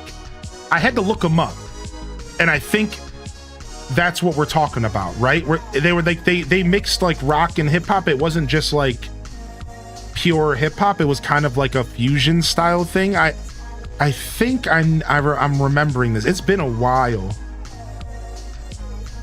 It's been a while. Yo, what's up, Bobby girl? Good to see you today, dude. Holy heck, man. Broadcast Live. Yeah, a little on the rock side. Right. I'm thinking of a song right now, but I'm gonna have to go look it up. I'm gonna have to go look it up for sure. Do. Great message. I does struggle with depression, and it's good to be reminded. Yeah, man. Just kind of, you gotta push yourself towards the things you love sometimes, because inherently you think you're supposed to love them. So why would you ever need to push yourself towards them? But like, we're more complicated creatures than that, you know? It's not always that simple. H-Day Gyroid, H-Day Love. Yo, thank you, Candy Boo, for the 55 months. Hey, welcome back, man. Good to see you. We're just yapping about the 2000s this morning, and I asked the chat, what did they think of when they thought of the 2000s? You know, and again, I was kind of thinking like early 2000s, but honestly, 2005 to 2010 is a little bit of a blur to me. I'm not really sure why. You know, I feel like I was very attentive, and I was definitely always for sure as sober as possible. But for some reason, 2005 to 2010 are just a little blurry to me. I don't really remember much about those years, but I'm sure I had fun. I'm sure I had a blast. I jokes aside, I do have a good memory from that era because of World of Warcraft, the Wrath of the Lich King. And the release of Wrath of the Lich King was so iconic. The release of Wrath was probably one of my favorite gaming memories, dude. Wrath release was insane, especially the pre-release when they recreated the plague. You guys remember that? So you remember back in original classic WoW in 2005, somebody figured out that there was like a plague that they could release from the boss Hakar from a dungeon, right? They remember that? There was like the boss Hakar, and then somebody realized they could bring their pet home with the disease. And so this actually was an event that happened naturally in the game. And somebody took advantage, and it was like, it became an event for like 2 weeks until they patched the game. It was like a week until they patched it. Well, they recreated this plague event for the pre-release of Wrath of the Lich King, and it was the coolest thing ever. And I can't really describe this well to you all. And not everyone cares about WoW, but you need to know this was bigger than WoW. This was a phenomenon. You need to know. So let me just quickly tell the story. So there's this video game, World of Warcraft. And in this game, there's dungeons and bosses, and there's grouped content. You would group up with people and you would play the game. And one day, somebody realized that there's this boss. His name was Hakar. He was like the god of blood. And during the battle with Hakar, he would give you this debuff. I want you to think about the word debuff as like a disease. And he would give you this disease that would make you die like instantly. And it was a part of the mechanic for the boss fight. So, you know, it was just a isolated thing. Well, somebody learned something. They realized that if you had a pet, so the hunter class in this game could have a pet. They could have like a lion or a bear or a turtle. They learned that if the pet was out during the fight, the pet would also get this blood disease and they would die. But then there was a realization, all right? They realized that if you dismiss the pet, which this meant packaging him back up and putting him in his Pokeball. Think about it like a Pokeball.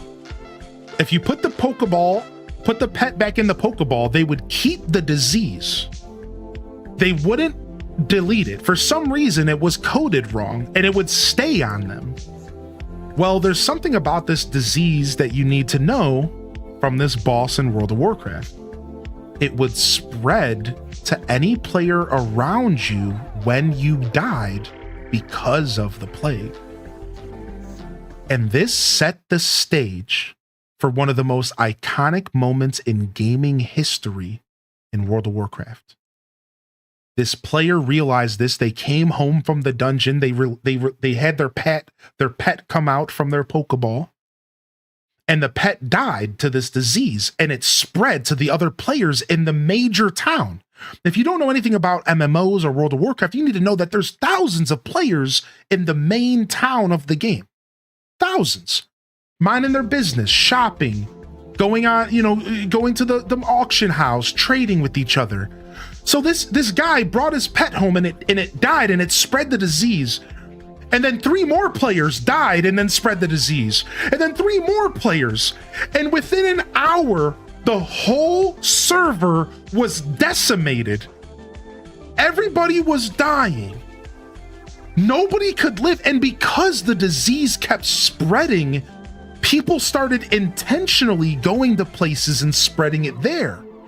And it became this phenomenon. And I kid you not, for a week in this video game, you could not log in and play the game because you would just get this disease and die instantly. And it became a phenomenon in this game, so much to the fact that the CDC actually studied this phenomenon as a real life simulation of what happens when a virus can spread in public. This is how iconic this was. The literal government studied this phenomenon in a video game and was like, actually, we could get real data from this. And it became this amazing event that any player who participated in this, and I was one of them, took this memory with them for their whole life. The time that the Black Plague literally spread in this video game. All right. And it was so silly. It was so goofy. Now, what we were talking about is later. Now, this is before Blizzard turned into a pretty terrible company. No offense. They had the smart idea that for one of their future expansion releases, they recreated this phenomenon. They recreated it. They created an NPC that carried a disease, and then they recreated the whole scenario. And you would turn into a zombie, and you could go and infect other players purposefully. Instead of just like blowing up and dying, you would turn into a zombie and you can infect other players. And it all started with like these rats. Like, it was the coolest thing ever, man. So like, before the release of Ratchet of the Lich King, all of a sudden all these rats started appearing in the towns. And before we knew it, somebody got infected. And they turned into this zombie, and then they were able to affect somebody else. And then it turned into it. So they recreated the event in a more tame way. And it happened the same exact way as the first time. For a whole weekend game, everybody was just dealing with this plague that was all put in the game purposefully by the developers, and everyone was having a ton of fun. So for a week before the release of this major expansion back in 2006, We all just got to spend a week doing something in the game that most of us never did before. And it turned into like Call of Duty Zombies. And it was so cool. And that's just to give a little bit of context about what I was talking about. I just wanted to share that story so you know a little bit about what I was talking about and why in 2006, the Wrath of the Lich King was one of the coolest things ever. 2007, whatever it was. One of the coolest things that I've ever encountered in gaming. It was so rad, man. To have thousands, millions of players coming together to experience this one event at the same time. It was so special, man. I have seen Mythic Quest. Yeah. Mythic Quest is super cool. Yeah. Mythic Quest is so cool, man.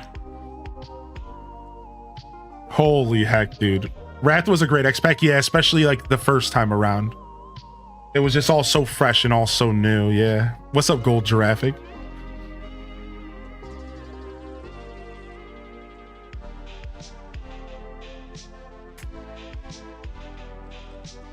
Holy heck, man.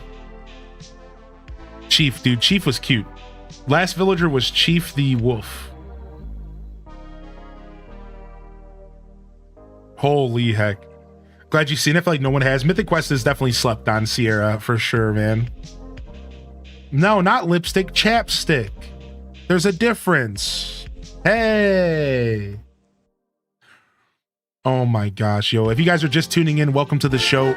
Thank you, Candy Boo, for the 55 months. And thank you, Mimi Kumi, H-Day clap, H-Day cheers. for the 2-month Prime. Yo, loving the chat. If you got a free hand, don't be shy. And thank you so much. Thank you for that. I appreciate you.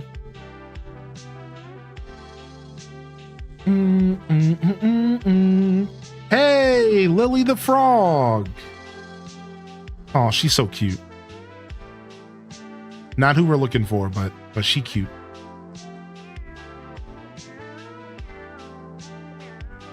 Looking forward to Friday. What happens Friday? Because you'll be having family night with family, and we'll have to do my best to market the Switch 2 to them. Oh, you got this, Gold Giraffic. We'll be holding out for you, buddy. Had some of the best raids of all time. Yeah, man. Oh, what a good era. The WoW heads know, man. Yo, Crystal Kamu, I hope you're feeling good today, baby. Thank you for tuning in today, Crystal Kamu. I am catching up on chat, just reading a couple of your messages that I may have missed. Yo, Quelth, good to see you as well.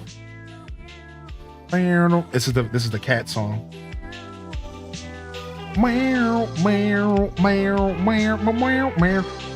Cats are actually just synths with fur. That's really what Windows 96 has taught me, is that they're actually just synths with fur and that kiss you sometimes. And who are we looking for? We're looking for 7 villagers, all farming themed. Thank you, Tara from Gaia, for sharing. And this is the list that we're looking for. We're looking for Goose the chicken, Tipper the cow, Shep the dog, Agnes the pig, Roscoe the horse, Drake the duck, and Blanche the ostrich.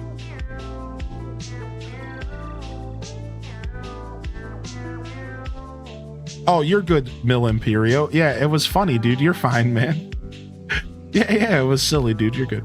Don't overthink it. This is, not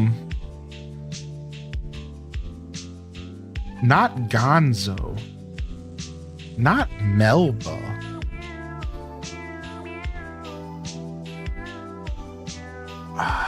Don't remember their name.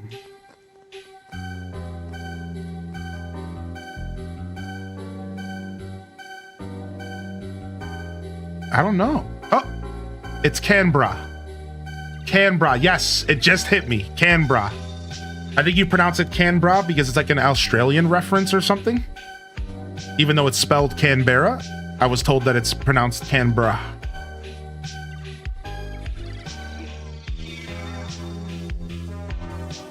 Cranberry? That villager does look like what cranberry juice tastes like. bitter, a little sweet, kind of like, oh, I need to mix this with something. Yeah. Well said. well said, actually. She mean mugging? How fast did you find Tangy this time? Pretty fast, actually. Tangy came home on right around ticket, I think 50-ish. Right around ticket 50-ish.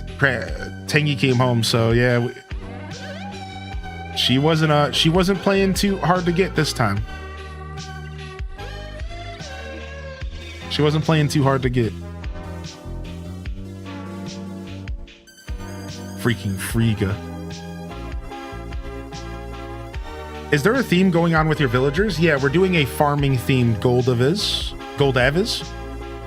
We're doing a farming themed island. So this island that we're doing is actually going to be a massive farm.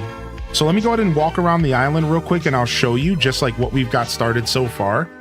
We haven't started decorating or anything, but I think that what I have going so far will still give you an idea of like the style of design I think I'm going to be going for.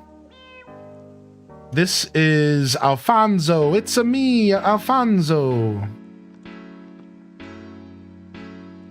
All right, so we're going with a farming themed island and we're kind of leaning a little bit into Stardew Valley kind of energy, but I wouldn't say this is a Stardew Valley island. That's not really what's going on here. It's more a farming themed island, and Stardew just so happens to have farming in it. But the idea is we're going for like a mega farm. So I have a vision, and it's kind of somewhat based off of maybe a little bit of Ohio. Like I'm thinking about literally running a road down the middle of my island and then having the farms on either side of the road as if you're driving through central Ohio. And they're going to be massive farms for like as far as the eyes can see. Styles of farms with decorations mixed in the middle of them.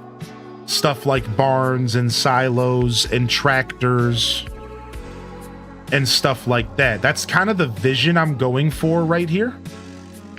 We're going for Ohio core. That's right. Ohio core. So I just want you to take a look at what we've accomplished so far. Take a look at this.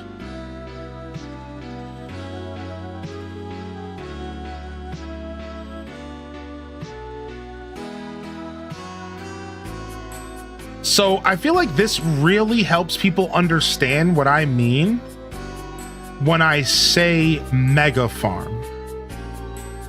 This really, I think, starts to help people get what I'm saying here. Like, I'm not just saying we're going to have a little farm with some cute decorations and it's going to be kawaii. Like, no, like we are creating a conglomerate level farm. Like we're like we are gonna go in on this design. Very Ohio, much wow. You are a mogul. Ohio core as a concept scares me. The island's looking very farm though. Yeah, we're doing Ohio core. We're gonna flatten it so there's not any hills because there's not many hills in Ohio. We're gonna go full Ohio core on it. I'm gonna have a little fake prison in the corner. And it's going to be haunted with ghosts. I'm going to have the Rock and Roll Hall of Fame in one corner with Cozy cosplaying as Michael Jackson standing there saying ee-hee. And then that's about it. That's literally Ohio. Cornfields. Mansfield Prison and the Rock and Roll Hall of Fame. That's it. It's going to be a pretty easy design. It's going to be a pretty easy build. I'm mostly joking. Like we're just going to be focusing on the farm. Yeah, no, like I'm mostly joking. We're mostly going to just be focusing on the farming side of this. I'm not really going for Ohio at all. Not really. I'm just doing a big farm. Now we could maybe, like later, we could maybe do some farming stuff. Or sorry, some more Ohio focused stuff. We could maybe do some more Ohio focused stuff as we go down the road. But the currently the first vision is just farm. That's what we're really going for. And then from there, like I said, I might do like a road down the middle. I'm thinking a road down the middle could be really cool with some farms on the side. So like we might do something along the lines of what I'm teasing, but mostly focusing on the farming side. No hills for sure. I live up in North Ohio. Yeah, dude. I'm in the greater Cleveland area myself, for those of you that know that phrase. Should I continue to campsite villager hunt for Apollo, or should I switch to Nook Miles tickets? Which do you prefer? I actually kind of like campsite villager hunting. So you're saying you have Apollo at your campsite and you're just sitting there trying to play the minigame with them? I would stick with that. I think that ends up happening relatively fast most of the time in my scenario. Usually only takes about an hour at most. I'd stick with that. Where have you put corn that Ohio and Nebraska? Corn is Nebraska. Ohio's corn and soybean fields. That's what we have nowadays. Yeah, Ohio, a lot of Ohio's been converted to soybean and they go back and forth because apparently it's healthy for the earth to go back and forth. That's what I've heard, right? They do. Yeah. So they go back and forth between corn and soybeans and they flip because it's like healthy for the earth to do more than one crop after a while. I don't exactly know the details. I'm clearly not a real farmer, but I'm pretty sure that's how that works. Yeah, crop rotation. Exactly.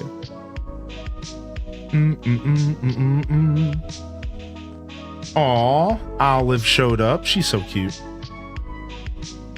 Well, wait, I lived in Lorain area and I didn't know there were soybeans. Yeah, it's more of like central Ohio is where you start to see that stuff. Yeah.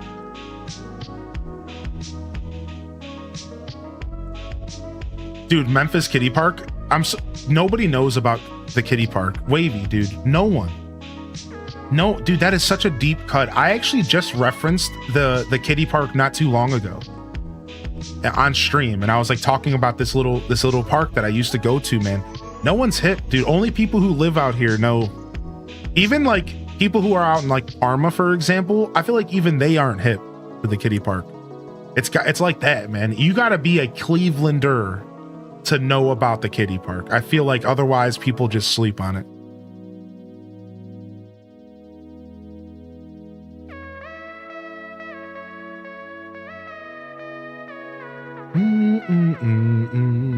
Yo, Olive's such a cutie. I believe that. Yeah.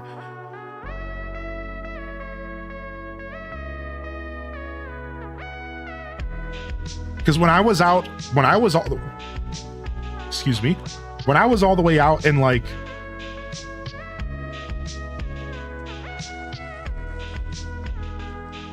Vermilion area, you would bring up something like that, nobody was hip. And it makes sense, right? Because it's like a small thing, you know? Right across the street from that it used to be a drive-in movie theater, but they turned it into a Hallmark factory or something like that. Used to be a drive-in movie theater over there, man. You knew Lieutenant Surge? I did it, actually. I did. I trained with his Raichu.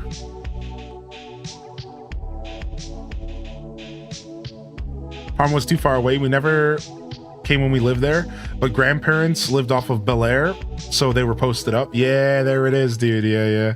You almost got a job at that Hallmark, but then I moved to Illinois. Yeah, I remember when that Hallmark building got built. I was always so sad because that drive-in movie theater was like one of my stomping grounds as a kid. I love that drive-in movie theater, dude. We would go without a car. We would have our parents drop us off and we would just run around like hoodlums all night. Play in the arcade. Just hang out, watch movies.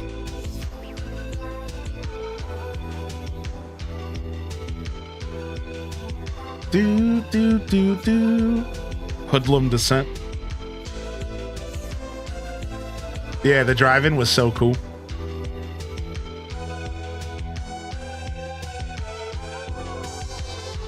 I always want to like research Ohio because you mention it. Yeah, dude. There's easily at least a paragraph of research information on Ohio. Here, I can sum it up for you, and here's what the research would say. Ohio, land of the memes. And then it would proceed to mention Toledo, the biggest meme of all. And then it would mention the Rock and Roll Hall of Fame. And it would mention maybe the Football Hall of Fame, which is randomly here. And then it would proceed to mention cornfields and soybean fields, followed by maybe mentioning Columbus and the zoo there, or in Cincinnati. The zoos there is pretty popular. From there, it would wind down to a conversation about the lake and the fact that we have the Great Lake up north. And, you know, maybe if you were lucky, they would talk about some of the food culture. And that's it. A nice paragraph. Yeah, maybe LeBron. No, honestly, LeBron is probably always going to be mentioned with Ohio ever since. I just always forget about LeBron. But, like, jokes aside, like, yeah, LeBron's a big part of Ohio culture now. For real, I just always forget about him because that's like a more recent thing when it comes to like living here my whole life. But Steph Curry is from Akron as well. I actually didn't know that. I didn't know Steph Curry was from Akron. That's so funny. Really? I had no clue. He's easily forgettable. I mean, for a Clevelander he is, because he kind of broke our hearts, but then somehow came back, gave us a championship, and then proceeded to break our hearts some more. It was just weird. Everyone's relationship with LeBron James in this state is weird because it's like, if you care about sports, he like pretty much claimed Cleveland as like his title, even though he technically wasn't from Cleveland, and then proceeded to like give us hope and then take the hope away from us, and then actually come back and bring the hope home, gave us a championship, and then pretended like we owed him something, and then just left again. It was like real weird. It was like, he was like, yeah, I did it. I said I would do it. Here's your championship. And we were all like happy. But then he was just kind of like made it feel like he owed us something, like we owed him something. And then he just left again. And then it was just like, that's the end of LeBron. Like, it's just all weird. It's like, that's my take on LeBron James. So while we do appreciate that he brought a title home for us and that he came home and he did what he said he would do, he never really recovered from the first time he betrayed us.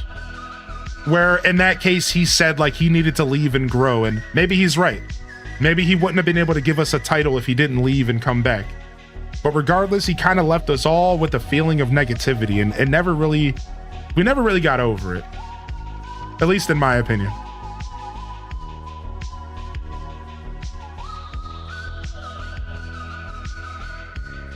I always think of Ohio as for the Lovers by Hawthorne Heights. Yeah, me too.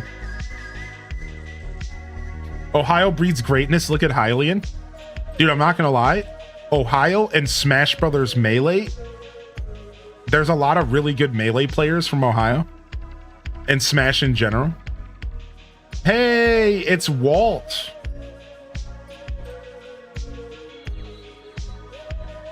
I love this kangaroo, man.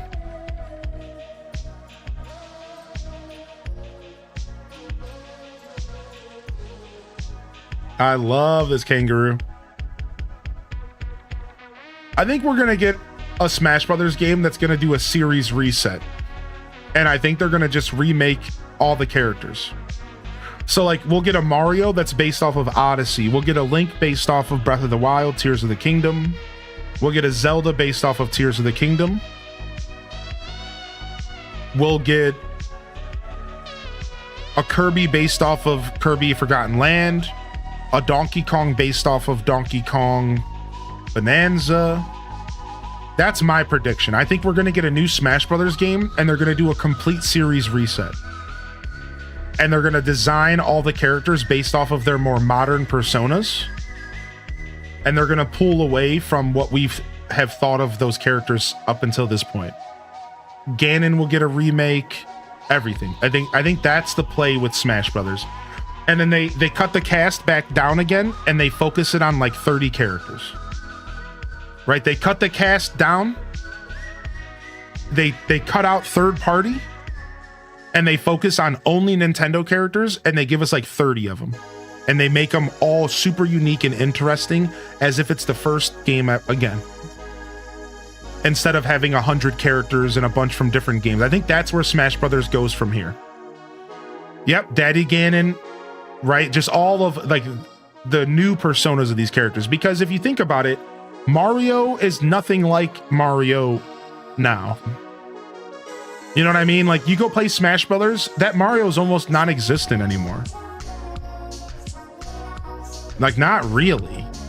It's like a pretty old school take on Mario, you know what I mean? Like, so I think there's like a real big glow up that they could do, and it would be a really fun game. Ah, it's John Travolta. I think they could do a really good job, and I'm here for it. I want them to do that. Take out Cloud and Bayonetta. That was all real cool for a couple years. A couple, you know, entries to the franchise. Take them all out. Take it all out and just focus back on Nintendo characters. And then maybe even bring in some new Nintendo characters as well. Stuff that we've never had a chance to see before, because there's characters that were left off, you know, on the table. Like, what's a character that's a Nintendo staple that's not in Smash Brothers yet? I'm sure we could think of some.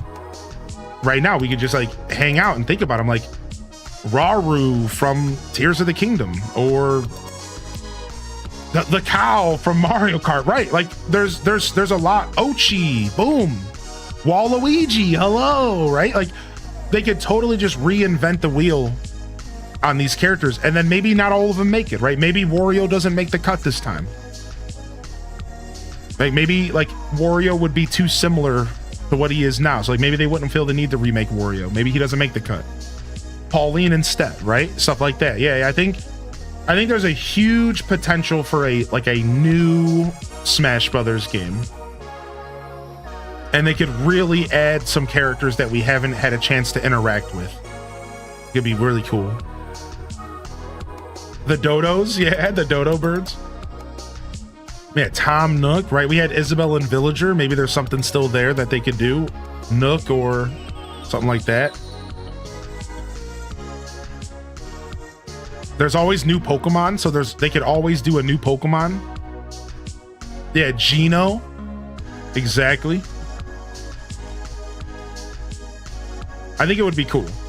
And again, I'm sure there's stuff we're not even thinking about that has maybe been left on the table. Oh, we got a double here, GG. Give me a flight simulator game with the Dodo Airlines. Give me an intro like Melee's.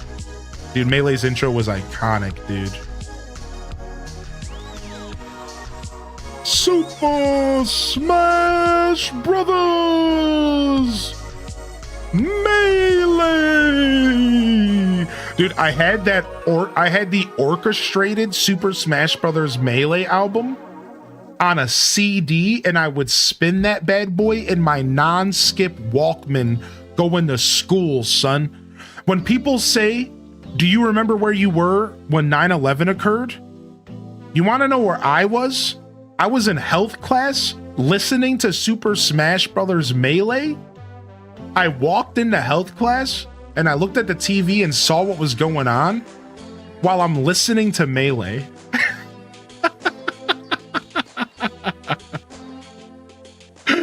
like I think I read, yeah, like I just, that memory is with me, dude, because I'm telling you, man, this album was sick. You guys have no idea. Like, look at this. Look at this. I had this CD right here, Smashing Live Orchestra. And this is how the album started, with Corneria. And this was me. People are like walking to school listening to real music, and this was me walking to school.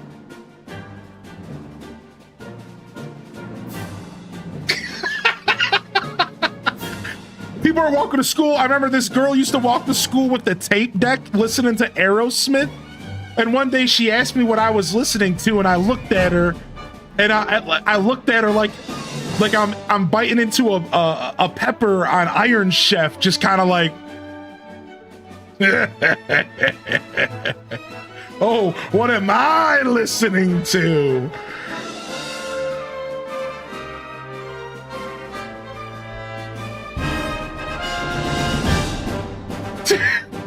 Dude, it's so good. It's so good, dude. Yo, what's up, Mini Phil? Thank you for the 5 months, dude. And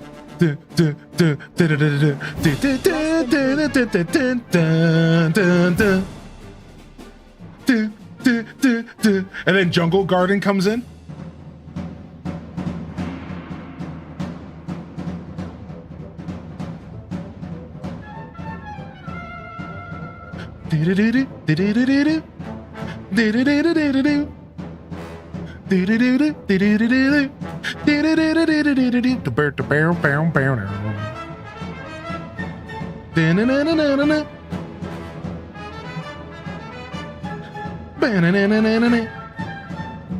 And then my second favorite song on the album, Great Bay Shrine, shows up.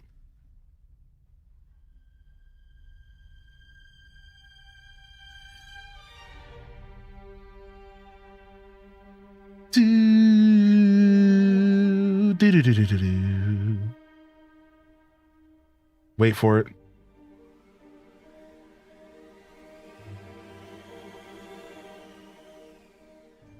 It's gonna jump scare. I hate this so much. It's gonna jump scare. I know it.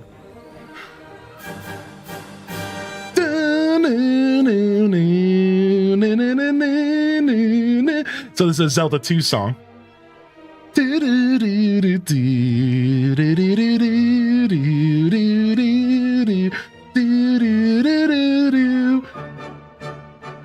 And then my favorite song on this album, well, I think my second favorite, maybe third, was the Pokemon melody.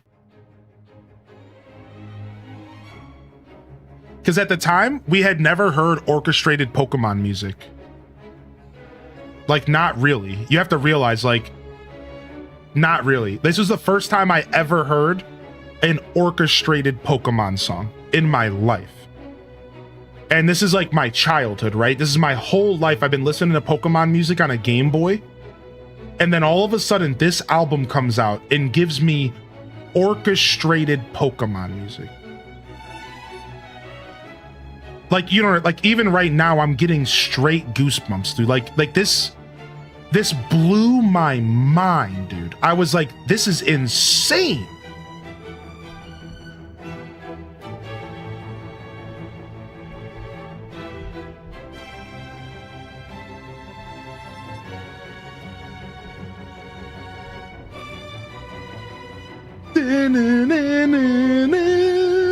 And then this is for Ham Labs. This is actually why I brought this up. Because on this album, mixed into the middle of it, track number 8, not even track number 1, because they knew they had to start the album with a banger like Corneria, was the opening theme of Super Smash Bros. Melee. Dun, dun, dun, dun, dun, dun.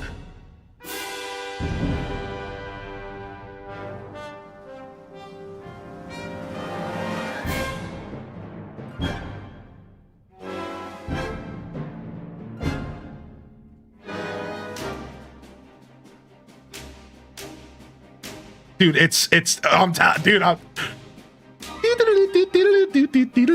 some Yas flutes come out. Dun, dun, dun, dun, dun, dun, dun, dun, dun, dun, dun. Some more Yas flutes.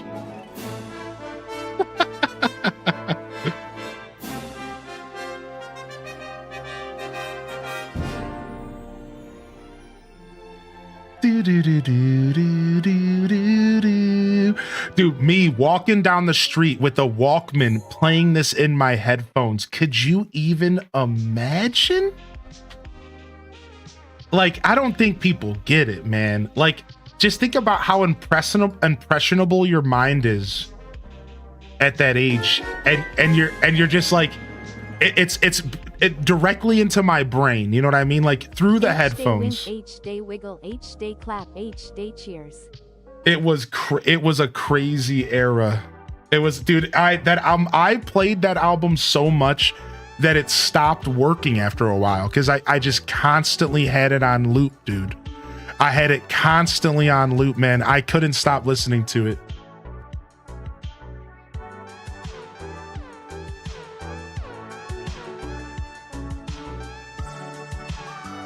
Oh my lord.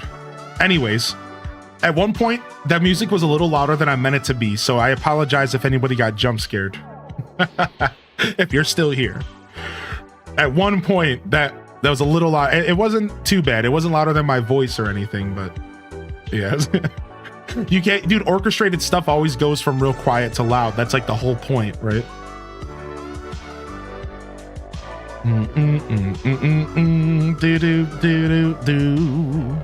Yo, thank you, Rachel, for 42 months, and welcome to the show, y'all. If you're just tuning in, if that doesn't deserve a follow button or a subscription on YouTube, I don't know what does, baby.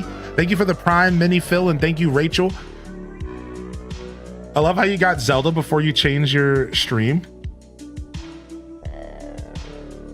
I borrowed that soundtrack from a friend and have it on my computer. Dude, it's so epic, man. It's so epic, dude. It's the jam, man.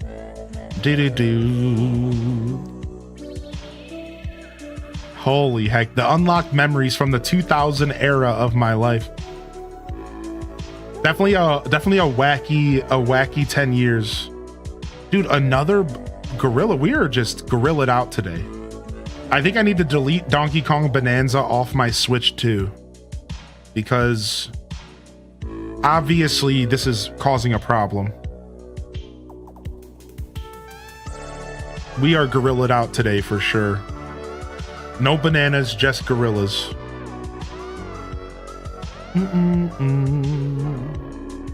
That's right, Sam Squatch, wiggling, baby. Do do do do do do do do do do do.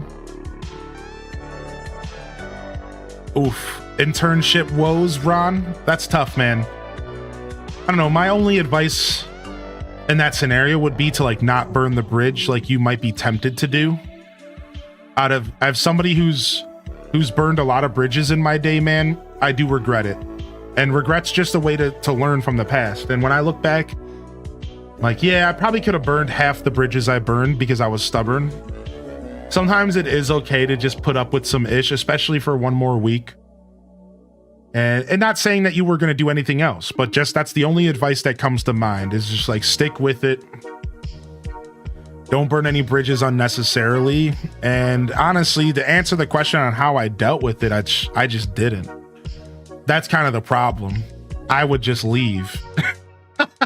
So I don't have good advice for you, unfortunately, because I didn't handle that kind of stuff well at all, man. Not until I got a bit more mature and a bit more adult in my life. I just would straight up stick my middle finger up and just leave, dude. I was so I couldn't tolerate any BS at all in my 20s, man. So yeah, I'm not the best personally, but I you know, just stick with it, do the best you can. Right, there's only so much you can do in that situation, right?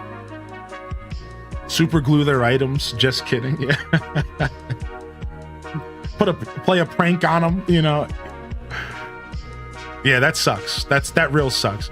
The real thing that you should do in that scenario with any job is to start to look for a new job, because you should know your value and your worth. In your situation, you're interning. Okay, that changes things. However, since you only have a week left, thank goodness, just get out of there. Yeah, exactly. Just get out of there, because the only solution to a really bad work environment is a lot of times to leave said work environment. You could always try talking to HR and all that stuff, but and I hate to be a downer, but in my experience, rarely does that even help. I think that's a good first step, though. If you're ever in a working place like that, I think trying to talk to a higher up or something and sharing your word on it. But I think the first step I would do is to secretly start looking for a new job. That's the first thing and then once you get yourself comfortable with maybe some new work or something, then maybe with some prospects, or maybe you save up some cash, then you maybe try to say something, see if you can make the place better for other people. Right? I think the human thing to do would be to try to help the person grow. I think the human thing to do is to like try to make sure that the other people that come after you don't have to deal with that. So maybe speaking to a higher up or HR. But the problem with that human approach is that kind of just puts you in fire, right? Because then at that point, humans are going to be humans. And even though they're not supposed to do this, what they will do is they'll end up turning on you. You know, and like that sucks, but that's the truth. That's how real world works. You know what I mean? Like that's how the real world works, is that you say something and then you lose your job in a month for some reason that had nothing to do with you. And so it's tough. You get put into a real tough position in that. And it's like, I think honestly, the best is to just leave. And that's hard for a lot of us, depending on our situation, but you just leave, man. Yeah, it's tough. It's tough stuff, right? It's a position that I wouldn't wish on my worst enemies. To be in a position where you rely on an income from a job, but the job is cruel. I wouldn't wish that on my worst enemies, because it puts you in such a bad state of mind. It's tough, man. But yeah, like you said, your situation's not too bad. Seem like you're going to be fine. It's an internship. You're going to be out in a week. I would just grin and bear it, right? That's a grin and bear it type of situation. My inner snark, my inner petty would maybe look for something that I could do on the way out that could ruin their day. But that's like my inner petty soul, you know. Sure, like somebody made the joke about super gluing their items together. Like I would honestly probably be looking for something like that if I could, because I'd be petty like that. I'm not afraid to admit it.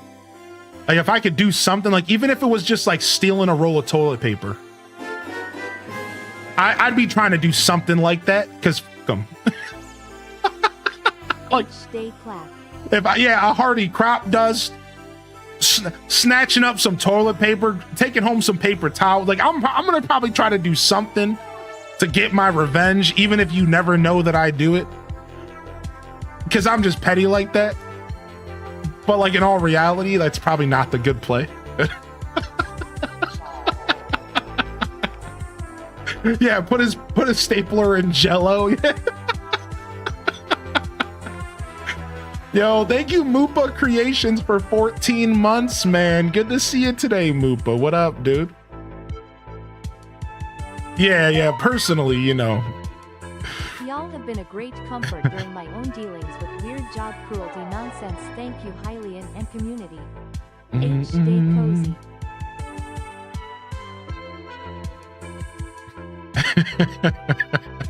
No, Slick Beef. No, and no, Coach. Get away. Wrong cow, wrong bull. Thank you, Sam Squatch. I appreciate you, buddy. Thank you, man. I'm glad the community can be a comfort. I'm glad the show can be a comfort. I don't always like to say I'm glad I can be, but I'm glad I can be a comfort as well. Thanks, man. Thanks for the support, and I hope that things get smoother for you. Appreciate that. Yeah, this community's pretty dope for sure, you know. Definitely some good vibes coming out of this place every once in a while. By every once in a while, I mean pretty much always. I don't know why. I don't know why I even said that. Every once in a while? What do you mean? Here for the games and banter? Yo, thank you, Daisy. Yeah, dude. Something I did in my old job, yo, Lemons and Lime says we had a double-sided tape, so I stuck pens and napkins way up on the ceiling where they wouldn't immediately be noticed. Harmless. That's a very gym thing of you to do. That's a very gym from office thing for you to do. Yeah. Just every once in a while, because sometimes we misbehave. Misbehaving.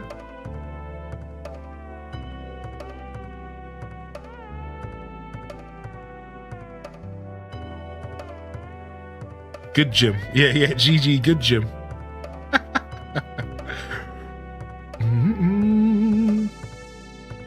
Moopa Creations, wet all the toilet paper. That's just crude. Mama told me not to, but I did anyway. Misbehaving.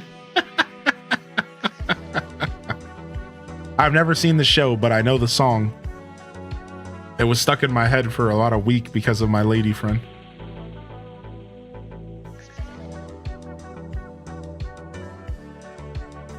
Oh my gosh. Wait a second. We got her. Nice. We got one. Yo.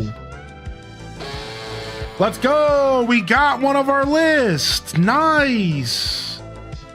Very cool. Tipper the cow is coming home, dude. All right. Nice, dude. The list goes down to 6. The list goes down to 6, dude. Very nice. Nice. I wasn't sure we were gonna get somebody today. I was starting to feel like we would have to come back tomorrow and go again. Nice. All right. Spending time on an island like this is so relaxing. I feel like a movie star off on an exotic vacation. And yes, I could easily spend the rest of my days basking in this sort of life. Pushy. Her name is Pushy. Her name is Tipper, and her catchphrase is Pushy.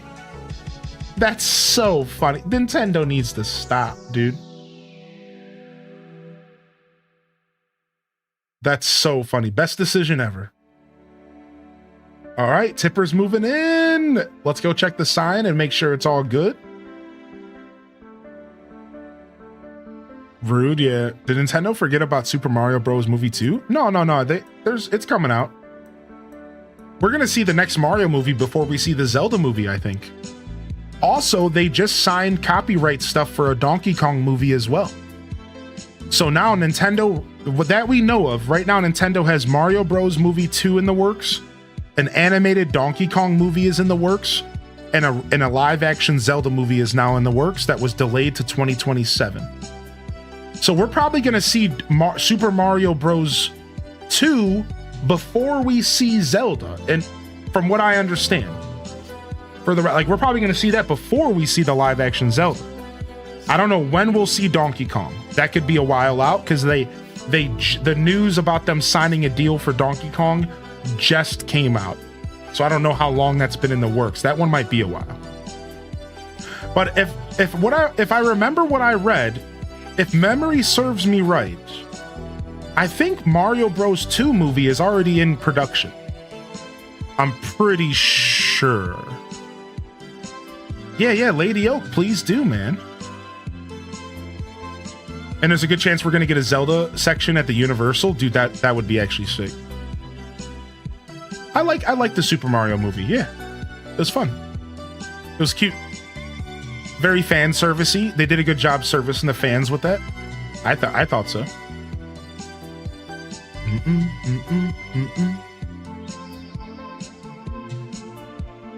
Yeah, there's a release date for next year for the second Mario movie. That's what I thought. Yeah, thank you for clarifying. So my sister-in-law has a brain tumor, and they didn't give her long, but the new medicine she's taken is showing some promise and has reduced the size of the tumor. Aw. I'm loving the chat, and I'll make sure I reserve a space in my heart for you and your family, Lady Oak. And that has to be a pretty trying experience for the whole family, including you and your sister-in-law. But I'm glad to hear that there's some positive news in the circumstance, and make sure you take care of yourself, all right? Take it easy, take it a day at a time. And thanks for sharing with us. Somebody throw a log on the bonfire, baby. That is fantastic news. And I wish the best for you and the family, all right? That's fantastic news. There she is. Tipper's coming home. There she is. There she is. Yeah, same here, Slick Beef. What's up, Alley Cat? We just got Tipper to come home. We just got Tipper to come home, which means now we have to go back to the time traveling game so that we can kick out our next villager. So what does it take? 15 days for another villager to ask? Right? Is that the thing? 15 days for another villager to ask, right? So we're gonna have to do some time traveling around that. So let's go ahead and TT right now and get Tipper in, and then we're gonna go back to the original date that we're supposed to be at. Because we're on like July 25th or something right now. Let's go ahead and TT real quick, and let's get Tipper to move in. So in order to do this, we just have to time travel 2 days forward. So let's go 1 day here, and she'll be in boxes, and then we have to go 1 more day so that she's fully moved in. Then we can go all the way back to the original date, and then we could start the process of time traveling to get another person to ask to leave. That's our next step. So hopefully I'll probably end up doing that tonight so that we can hunt again tomorrow. That's the plan. So that hopefully we'll do that tonight off stream. I'll just relax and I'll do some TTing, and then hopefully we can get back right into a hunt again tomorrow. It usually only takes me about an hour to get someone to leave. So last night it only took me about 10 minutes. All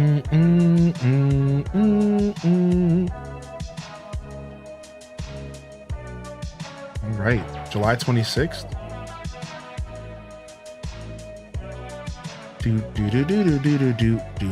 Tipper's moving in. Oh yeah, you're fine, Lady Oak.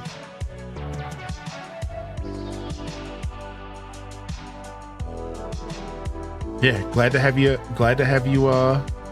jumping into the chat today. I think through shared experience, there's something pretty special when it comes to content in communities.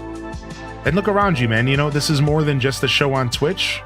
It's also a community of people who come together day in, day out to connect through life experience. And sometimes those experiences are not always positive or negative or good or bad. It's not that black and white, you know? So yeah, no problem at all. I'm glad you felt comfortable enough to jump in. And we do have a channel in the Discord called Real Life. If you ever just need a place to kind of vent, but you maybe don't want to do it in front of the live audience. So ! Discord, you know, you're always welcome to use the Discord as well. If you would like to maybe just kind of throw something out there and maybe not have it be so focused on or whatever. Right? Otherwise, you know, within reason, we're always welcome to give out a little bit of love. And again, I think it's important for all of us, whether or not you're even interested. I think that shared experience is pretty powerful. And that's what we're here to do, man. Listen, the internet is full of all sorts of spaces where you can be someone else. And you can get superficial interactions and trolls and memes and, you know, nothing but pure entertainment. That's all over the internet. But as we grow as a society, we're going to start realizing that these little pockets of the internet are home, man. I don't just say that because I'm a streamer and I'm a part of this community. I say that because that is where we are going as a society. You know, you have the surface level internet, and we go up there for air sometimes, and we take a breath, and we go up for air, and we look around and we see what the cesspool is talking about for the day, and then you come back down to your little communities underground in this metaphor, right? And this is one of those, and there's a lot of them out there. Twitch is a beautiful place, and Twitch is a good example of where these communities thrive. But it's not even just Twitch, right? You have Discords, you have gaming communities, you have smaller tight-knit groups of people. Maybe they log into World of Warcraft, your guild in WoW. And as we, you know, that's where things are going. I don't know if y'all noticed, but that's where things are going. And when it hit me, I'm going to tell you right now, was one of my proudest moments. And this was recently, because it hit me like a ton of bricks when I realized that as we get through these next 10 years, we're all going to want more and more of a sense of community around us. As we get more plugged into the digital era, not everybody has family. I do not have a single person in my life besides for my partner right now. And I'm looking to expand. I'm trying to reach out to more people. I'm talking about in my physical realm.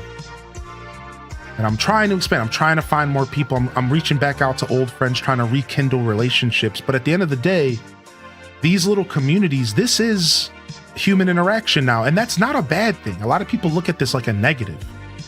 This is super nice. Is this not nice to have a little group of people to interact with and to have shared experience? Dude, this is a great thing. People, the internet's bad. You know, sure, I think you don't want to go 100% digital. I think you do want to have real life interactions. I think you do want to have healthy real life interactions if you can. But this is healthy. This is wonderful.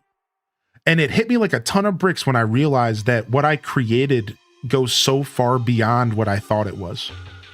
And this happened to me just recently. I was reading an interview and I was like, wow, this guy, he was talking about AI and stuff. And I was like, oh my gosh, I did it.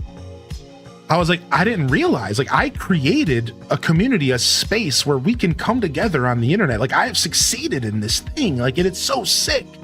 And it hit me like a ton of bricks when I realized what I actually created was so much more than just like hanging out on Twitch.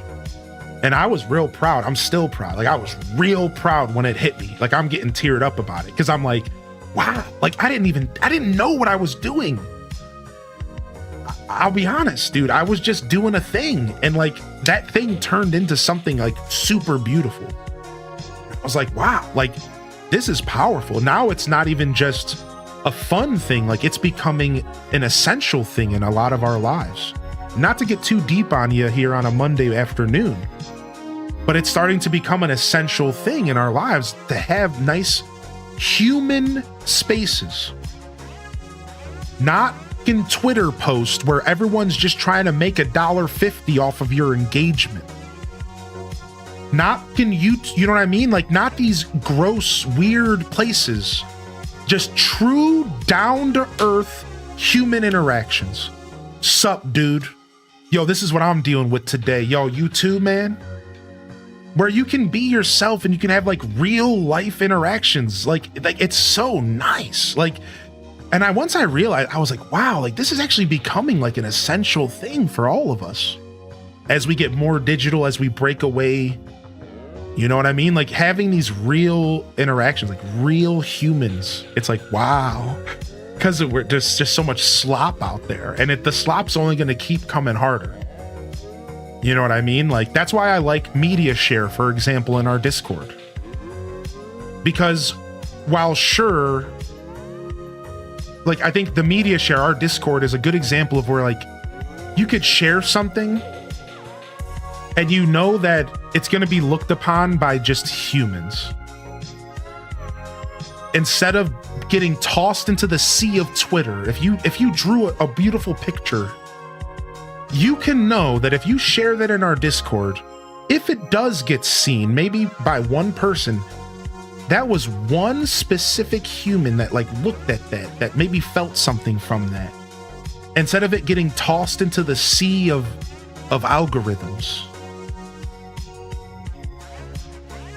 And that's why I love our Discord, because it is a place where there's something tangible about our community of you know what I mean? There's something tangible about that. It's not just throwing it into the sea, it's throwing it in front of the people you interact with every day. And like there's something cool about that. When you share a post and you're like, hey man, I saw this game at the game store and I picked it up, and what do you think about it? And you know, you're not just like throwing it out into the void, but you're throwing it in, you know, maybe a couple thousand people that call this place home. And I just think there's something more pure about that. There's something more connected about that. And that's why I encourage people, like, you know, you're welcome to use our Discord to share and stuff. You know, I ain't getting anything out of it. You know what I mean? Like, sure, engagement is nice as a creator, but the Discord's not that. I'm not getting paid to use Discord. If you make a post in Discord or you don't, that doesn't change anything for me. So you can know when I say these words that it's true. It's just a place for us to connect. And that's like super cool. You know, that's super cool. Certain things I'll physically see in the store and I think about my internet friends. Yeah, same, man. And you know, this is an easy transition for me, and maybe some of y'all can relate to this. Maybe some can't. But this is an easy transition for me because I've been on the internet my whole life, and I've been playing video games and making relationships my whole life. From my first MMOs in 2004 with WoW, Diablo 2 back in 2000, RF Online, RuneScape. I've been really literally building relationships with people through the internet my whole life. So for me personally, this was like a super easy transition to go into like building relationships in a community space. Like this is all very natural for me. And if you're somebody out there who it's not natural for, maybe you don't quite have that same smooth transition, you know, just know that like it might take some time, but like it could be a very valuable asset to anybody's life to kind of create some relationships, you know, via the internet. It's not as scary. It's not as, you know, I feel like there's like a stigma on it. I said this the other day. If y'all remember, I actually talked about this the other day about how I'm starting to look at that word parasocial differently because like not every internet interaction should be labeled as parasocial just because there's actually some love there or some emotion there. And I know it is a thin line, you know, some people get a little too attached or whatever, but like this word gets like tossed around, you know, and it's like, man, it's like in all reality, this word parasocial is getting overused. It's not actually always a bad thing to build connections with people on the internet. Right? And like, and the once that started all kind of hitting me, I was recently thinking a lot about this, right? So sorry, no self-promotion in my channel. Have to be fair across the board. Otherwise, then other people might come and ask me, and then it's just a snowball effect. So no self-promotion or promotion of others in the channel, please. Thank you. Saying that devalues those real connections, right? Exactly. So at one point I was afraid of like parasocial stuff as a creator because I was like, man, I better be careful. But then I started realizing like, maybe it's not something that needs to be so stressed. It just needs to be understood that there's like a difference between that thin line, right? Like it just like Kino said, it's like there's a difference, right? So, but anyways, nice little yap for sure, right? Yeah, there's boundaries, right? Nice little yap, sure. Yeah, we got Tipper. She just came home and she's walking around the island. So now we can time travel back to where we were. And then I'm going to catch up on chat because I did miss a couple messages. All right, so now we can go all the way back to our regular time because Tipper's living in our island now. This should work this way.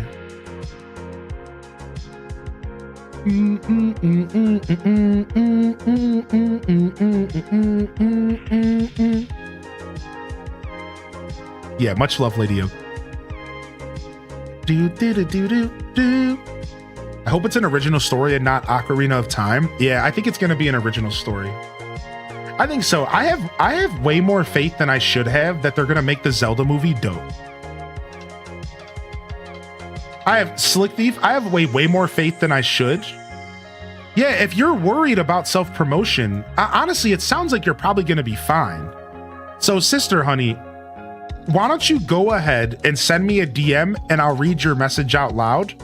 Because I'm already starting to get the energy that like, I see what's going on here.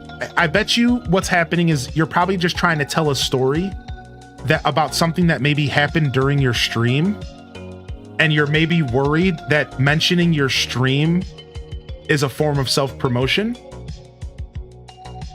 That's what I think. I'm sussing it out. Yeah, send me a DM and we can talk about it. To be honest, that's super nice and kind of you to be safe about that. But that's totally okay if that's what's going on.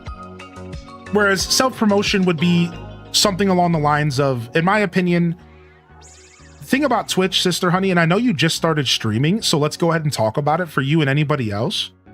And to make you more comfortable, we'll just give you a shout out. I was just lurking on you the other night.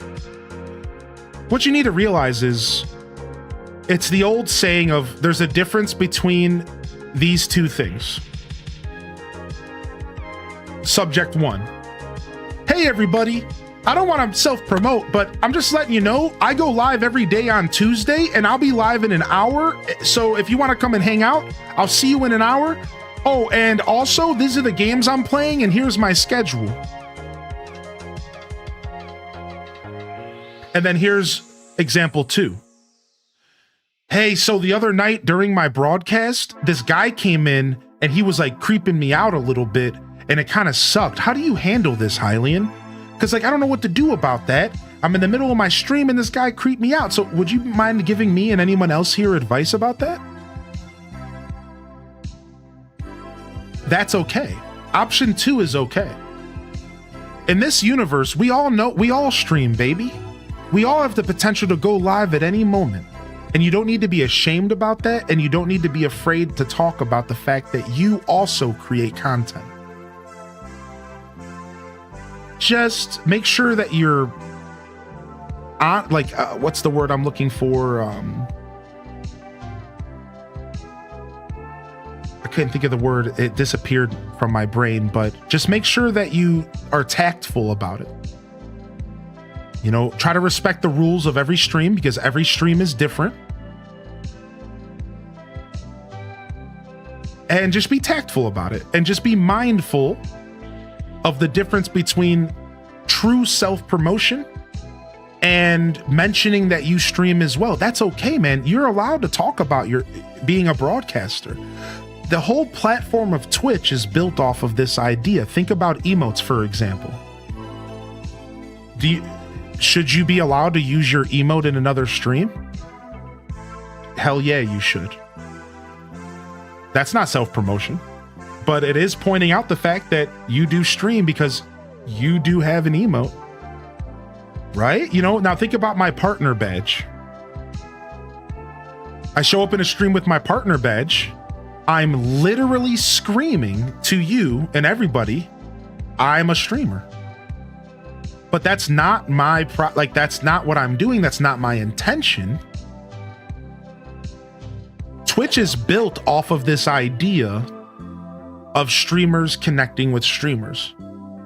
And most people are going to be chill about that and understand that. And every once in a while, you'll run into a different environment. So I can't stress it enough. Try to respect the rules of every stream. Always assume that zero self-promotion is allowed. That's the safest assumption for every stream you walk into.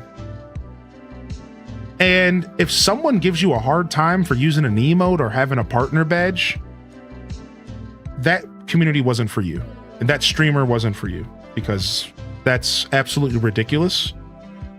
And if I were to have an opportunity, I would call them out right to their face. But that's not what we're here to do. You know, we don't talk down on other creators for how they want to handle their channel and their content. So, you know, I digress. But like, if I ever were in a situation where I was face to face with a streamer and they said to me, I don't like having other people's emotes in my chat because I think it's a form of self-promotion, I would laugh directly in their face. And it wouldn't just be a normal laugh. It would be a big old belly laugh. But like, that's because that's my opinion. Yeah, you know. Because that's some foolish stuff. That's some silly stuff. That's some very insecure with your own content stuff. Don't ever be that insecure with your content. Right? But however, don't give them a hard time in their stream. For the record, this isn't me at all advocating for giving anybody a hard time while they're live. If you show up to a stream and somebody gives you a hard time, you just move on. Don't make a scene. That's never worth it, man. Don't do that. Don't get mad at them. Oh, how dare you tell me not to use it? Just leave. Just quietly leave. Ain't no one got time for that.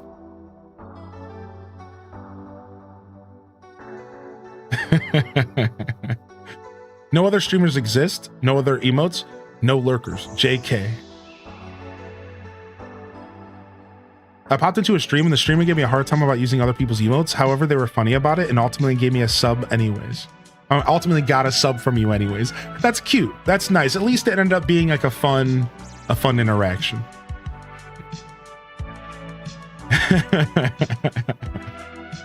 Yeah, that's fun. That's fun. All right. All right, chat room, we are out of here today. We're taking it lighter today. We succeeded in our villager hunt. Let's jump over here and chat for a second. We succeeded in our villager hunt. We brought home Tipper the cow today. And I'm pretty happy. That's another one down. We have 6 villagers left to lock in.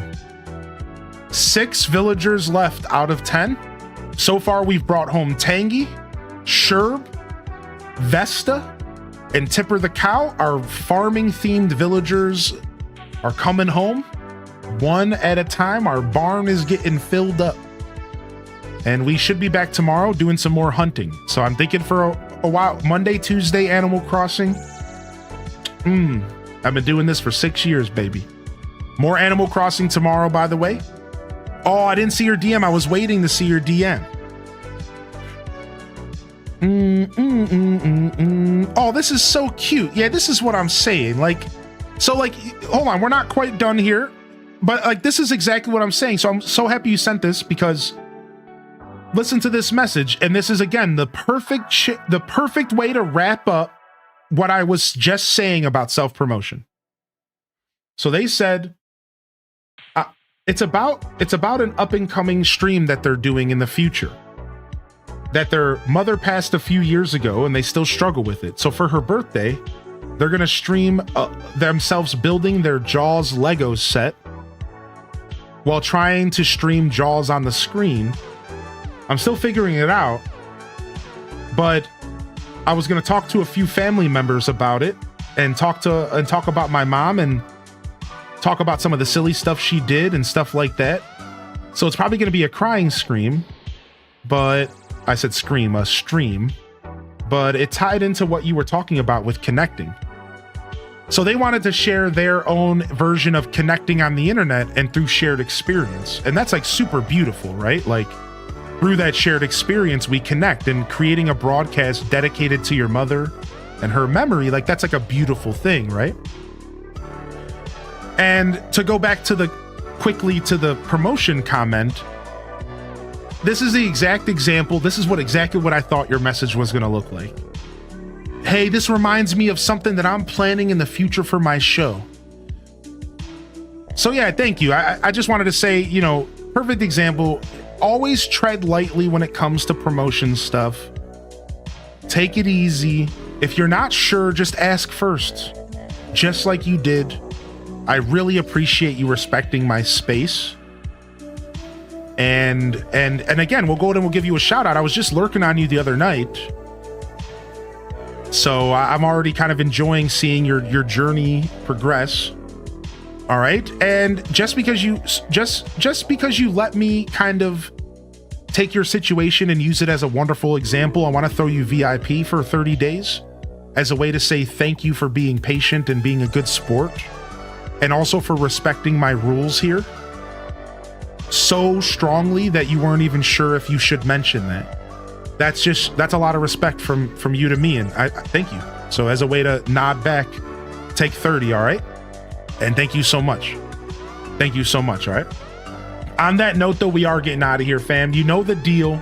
I'm going to take it easy today. Listen, it's my 7th day of streaming in a row, and I'm starting to kind of feel it. I'm starting to get to that point where, like, I don't want to talk to anybody. And I want to, like, go be a gremlin for, like, a week and hide from the universe, because I'm a very introverted extrovert. And once my tank is empty, I hate everybody. But when my tank is full, I'm your best friend. So I got to get out of here. I don't want to go much further today. I'm going to start getting tired. I will be back tomorrow, though. We got the Pokemon Presents, by the way. Pokemon Presents at 9 a.m. Pokemon Presents at 9 a.m. Come on by. 25 minutes of Pokemon news. 9 a.m. Otherwise, you'll have to watch it on YouTube after the fact or on Twitch, because there will be a VOD. We'll be doing Animal Crossing New Horizons tomorrow again, and maybe some Retro Crossing as well if we're feeling it. We're likely going to continue our villager hunt, all right? So villager hunt continues tomorrow, most likely, unless for some reason I just can't get it together. Retro Crossing potentially as well if we run out of time. You know, if the villager hunt's super quick or whatever, we're going to have Retro Crossing as kind of a backup plan. Because you never know with these hunts, right? It could literally be a single ticket. But yeah, that's it. So I'll be back tomorrow for Pokemon Presents Animal Crossing, and then I'll be taking off Wednesday. I'm looking forward to a day off this coming Wednesday. I might even sneak Wednesday and Thursday off, and we'll do fields on Friday. But I'll let you know about all of that in the Discord, and I'll let you all know about that tomorrow during the stream. If you're curious about the schedule this week, just come on by tomorrow and ask, all right? Just jump in and say, hey, what's up with the schedule this week? And I will gladly reply. Thank you so much, everyone. I do want to say one last thing before I dip. That we used to say this when my show was called Positive Morning Vibes. That's right, my Monday show used to be called Positive Morning Vibes. And I stopped calling it that because sometimes positive vibes can be too positive and almost toxic. And I wanted to separate myself from that potential wrong interpretation. So we created the Monday morning show. However, one of my favorite sayings from the Monday show, from the positive vibe era, was this right here. All right, fam. Now that we've cultivated all of this good energy, that's right, we are the farmers here. We cultivated this energy throughout a whole broadcast. And my last request is that you take this energy with you and you help disperse it into the universe. Don't keep it to yourself. Don't call that old lady down the street and tell her, you know what? You ain't so much of an old bat. You're actually all right. Or go give your dog some cuddles, or maybe pick up the phone and call an old friend or whatever, man. But don't keep it just for you, baby. Let's take this energy and let's disperse it into the universe, fam. This is Highly in Descent signing off from another wonderful Hyro Gaming Group production. If I don't see y'all here tomorrow, I'll see you when I see you, fam. Don't forget to game on. And of course, as always, peace. Wrap it up and on to the next episode. Peace.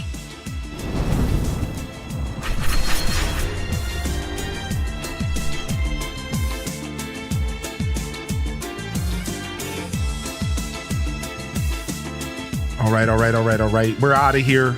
Time's up. No raid. We're fading. Check out the Hyro Gaming Group. I probably should have raided, but I just wasn't thinking about it. We're just going to get out of here. Renegade, Kita Benita, Zane, Kat, Dat Baby, Sarah Marie, my supporters today. Thank you, Random Reject, for the gift of the Lady Oak. I didn't even say thanks for that. Random Reject, you legend. I'll let them know tomorrow. Ham Labs, Lady Sky, Nambo Tavi, Sister Honey, Renegade, Elijah, Drago, Courtney. Anybody I missed out there, y'all. Love y'all. Appreciate y'all. Honored to be a part of your daily routines, and I'm certainly honored to have you as a part of mine. But until next time, this is Highly in Descent signing off. Peace. And hit them cat jams, baby. Peace.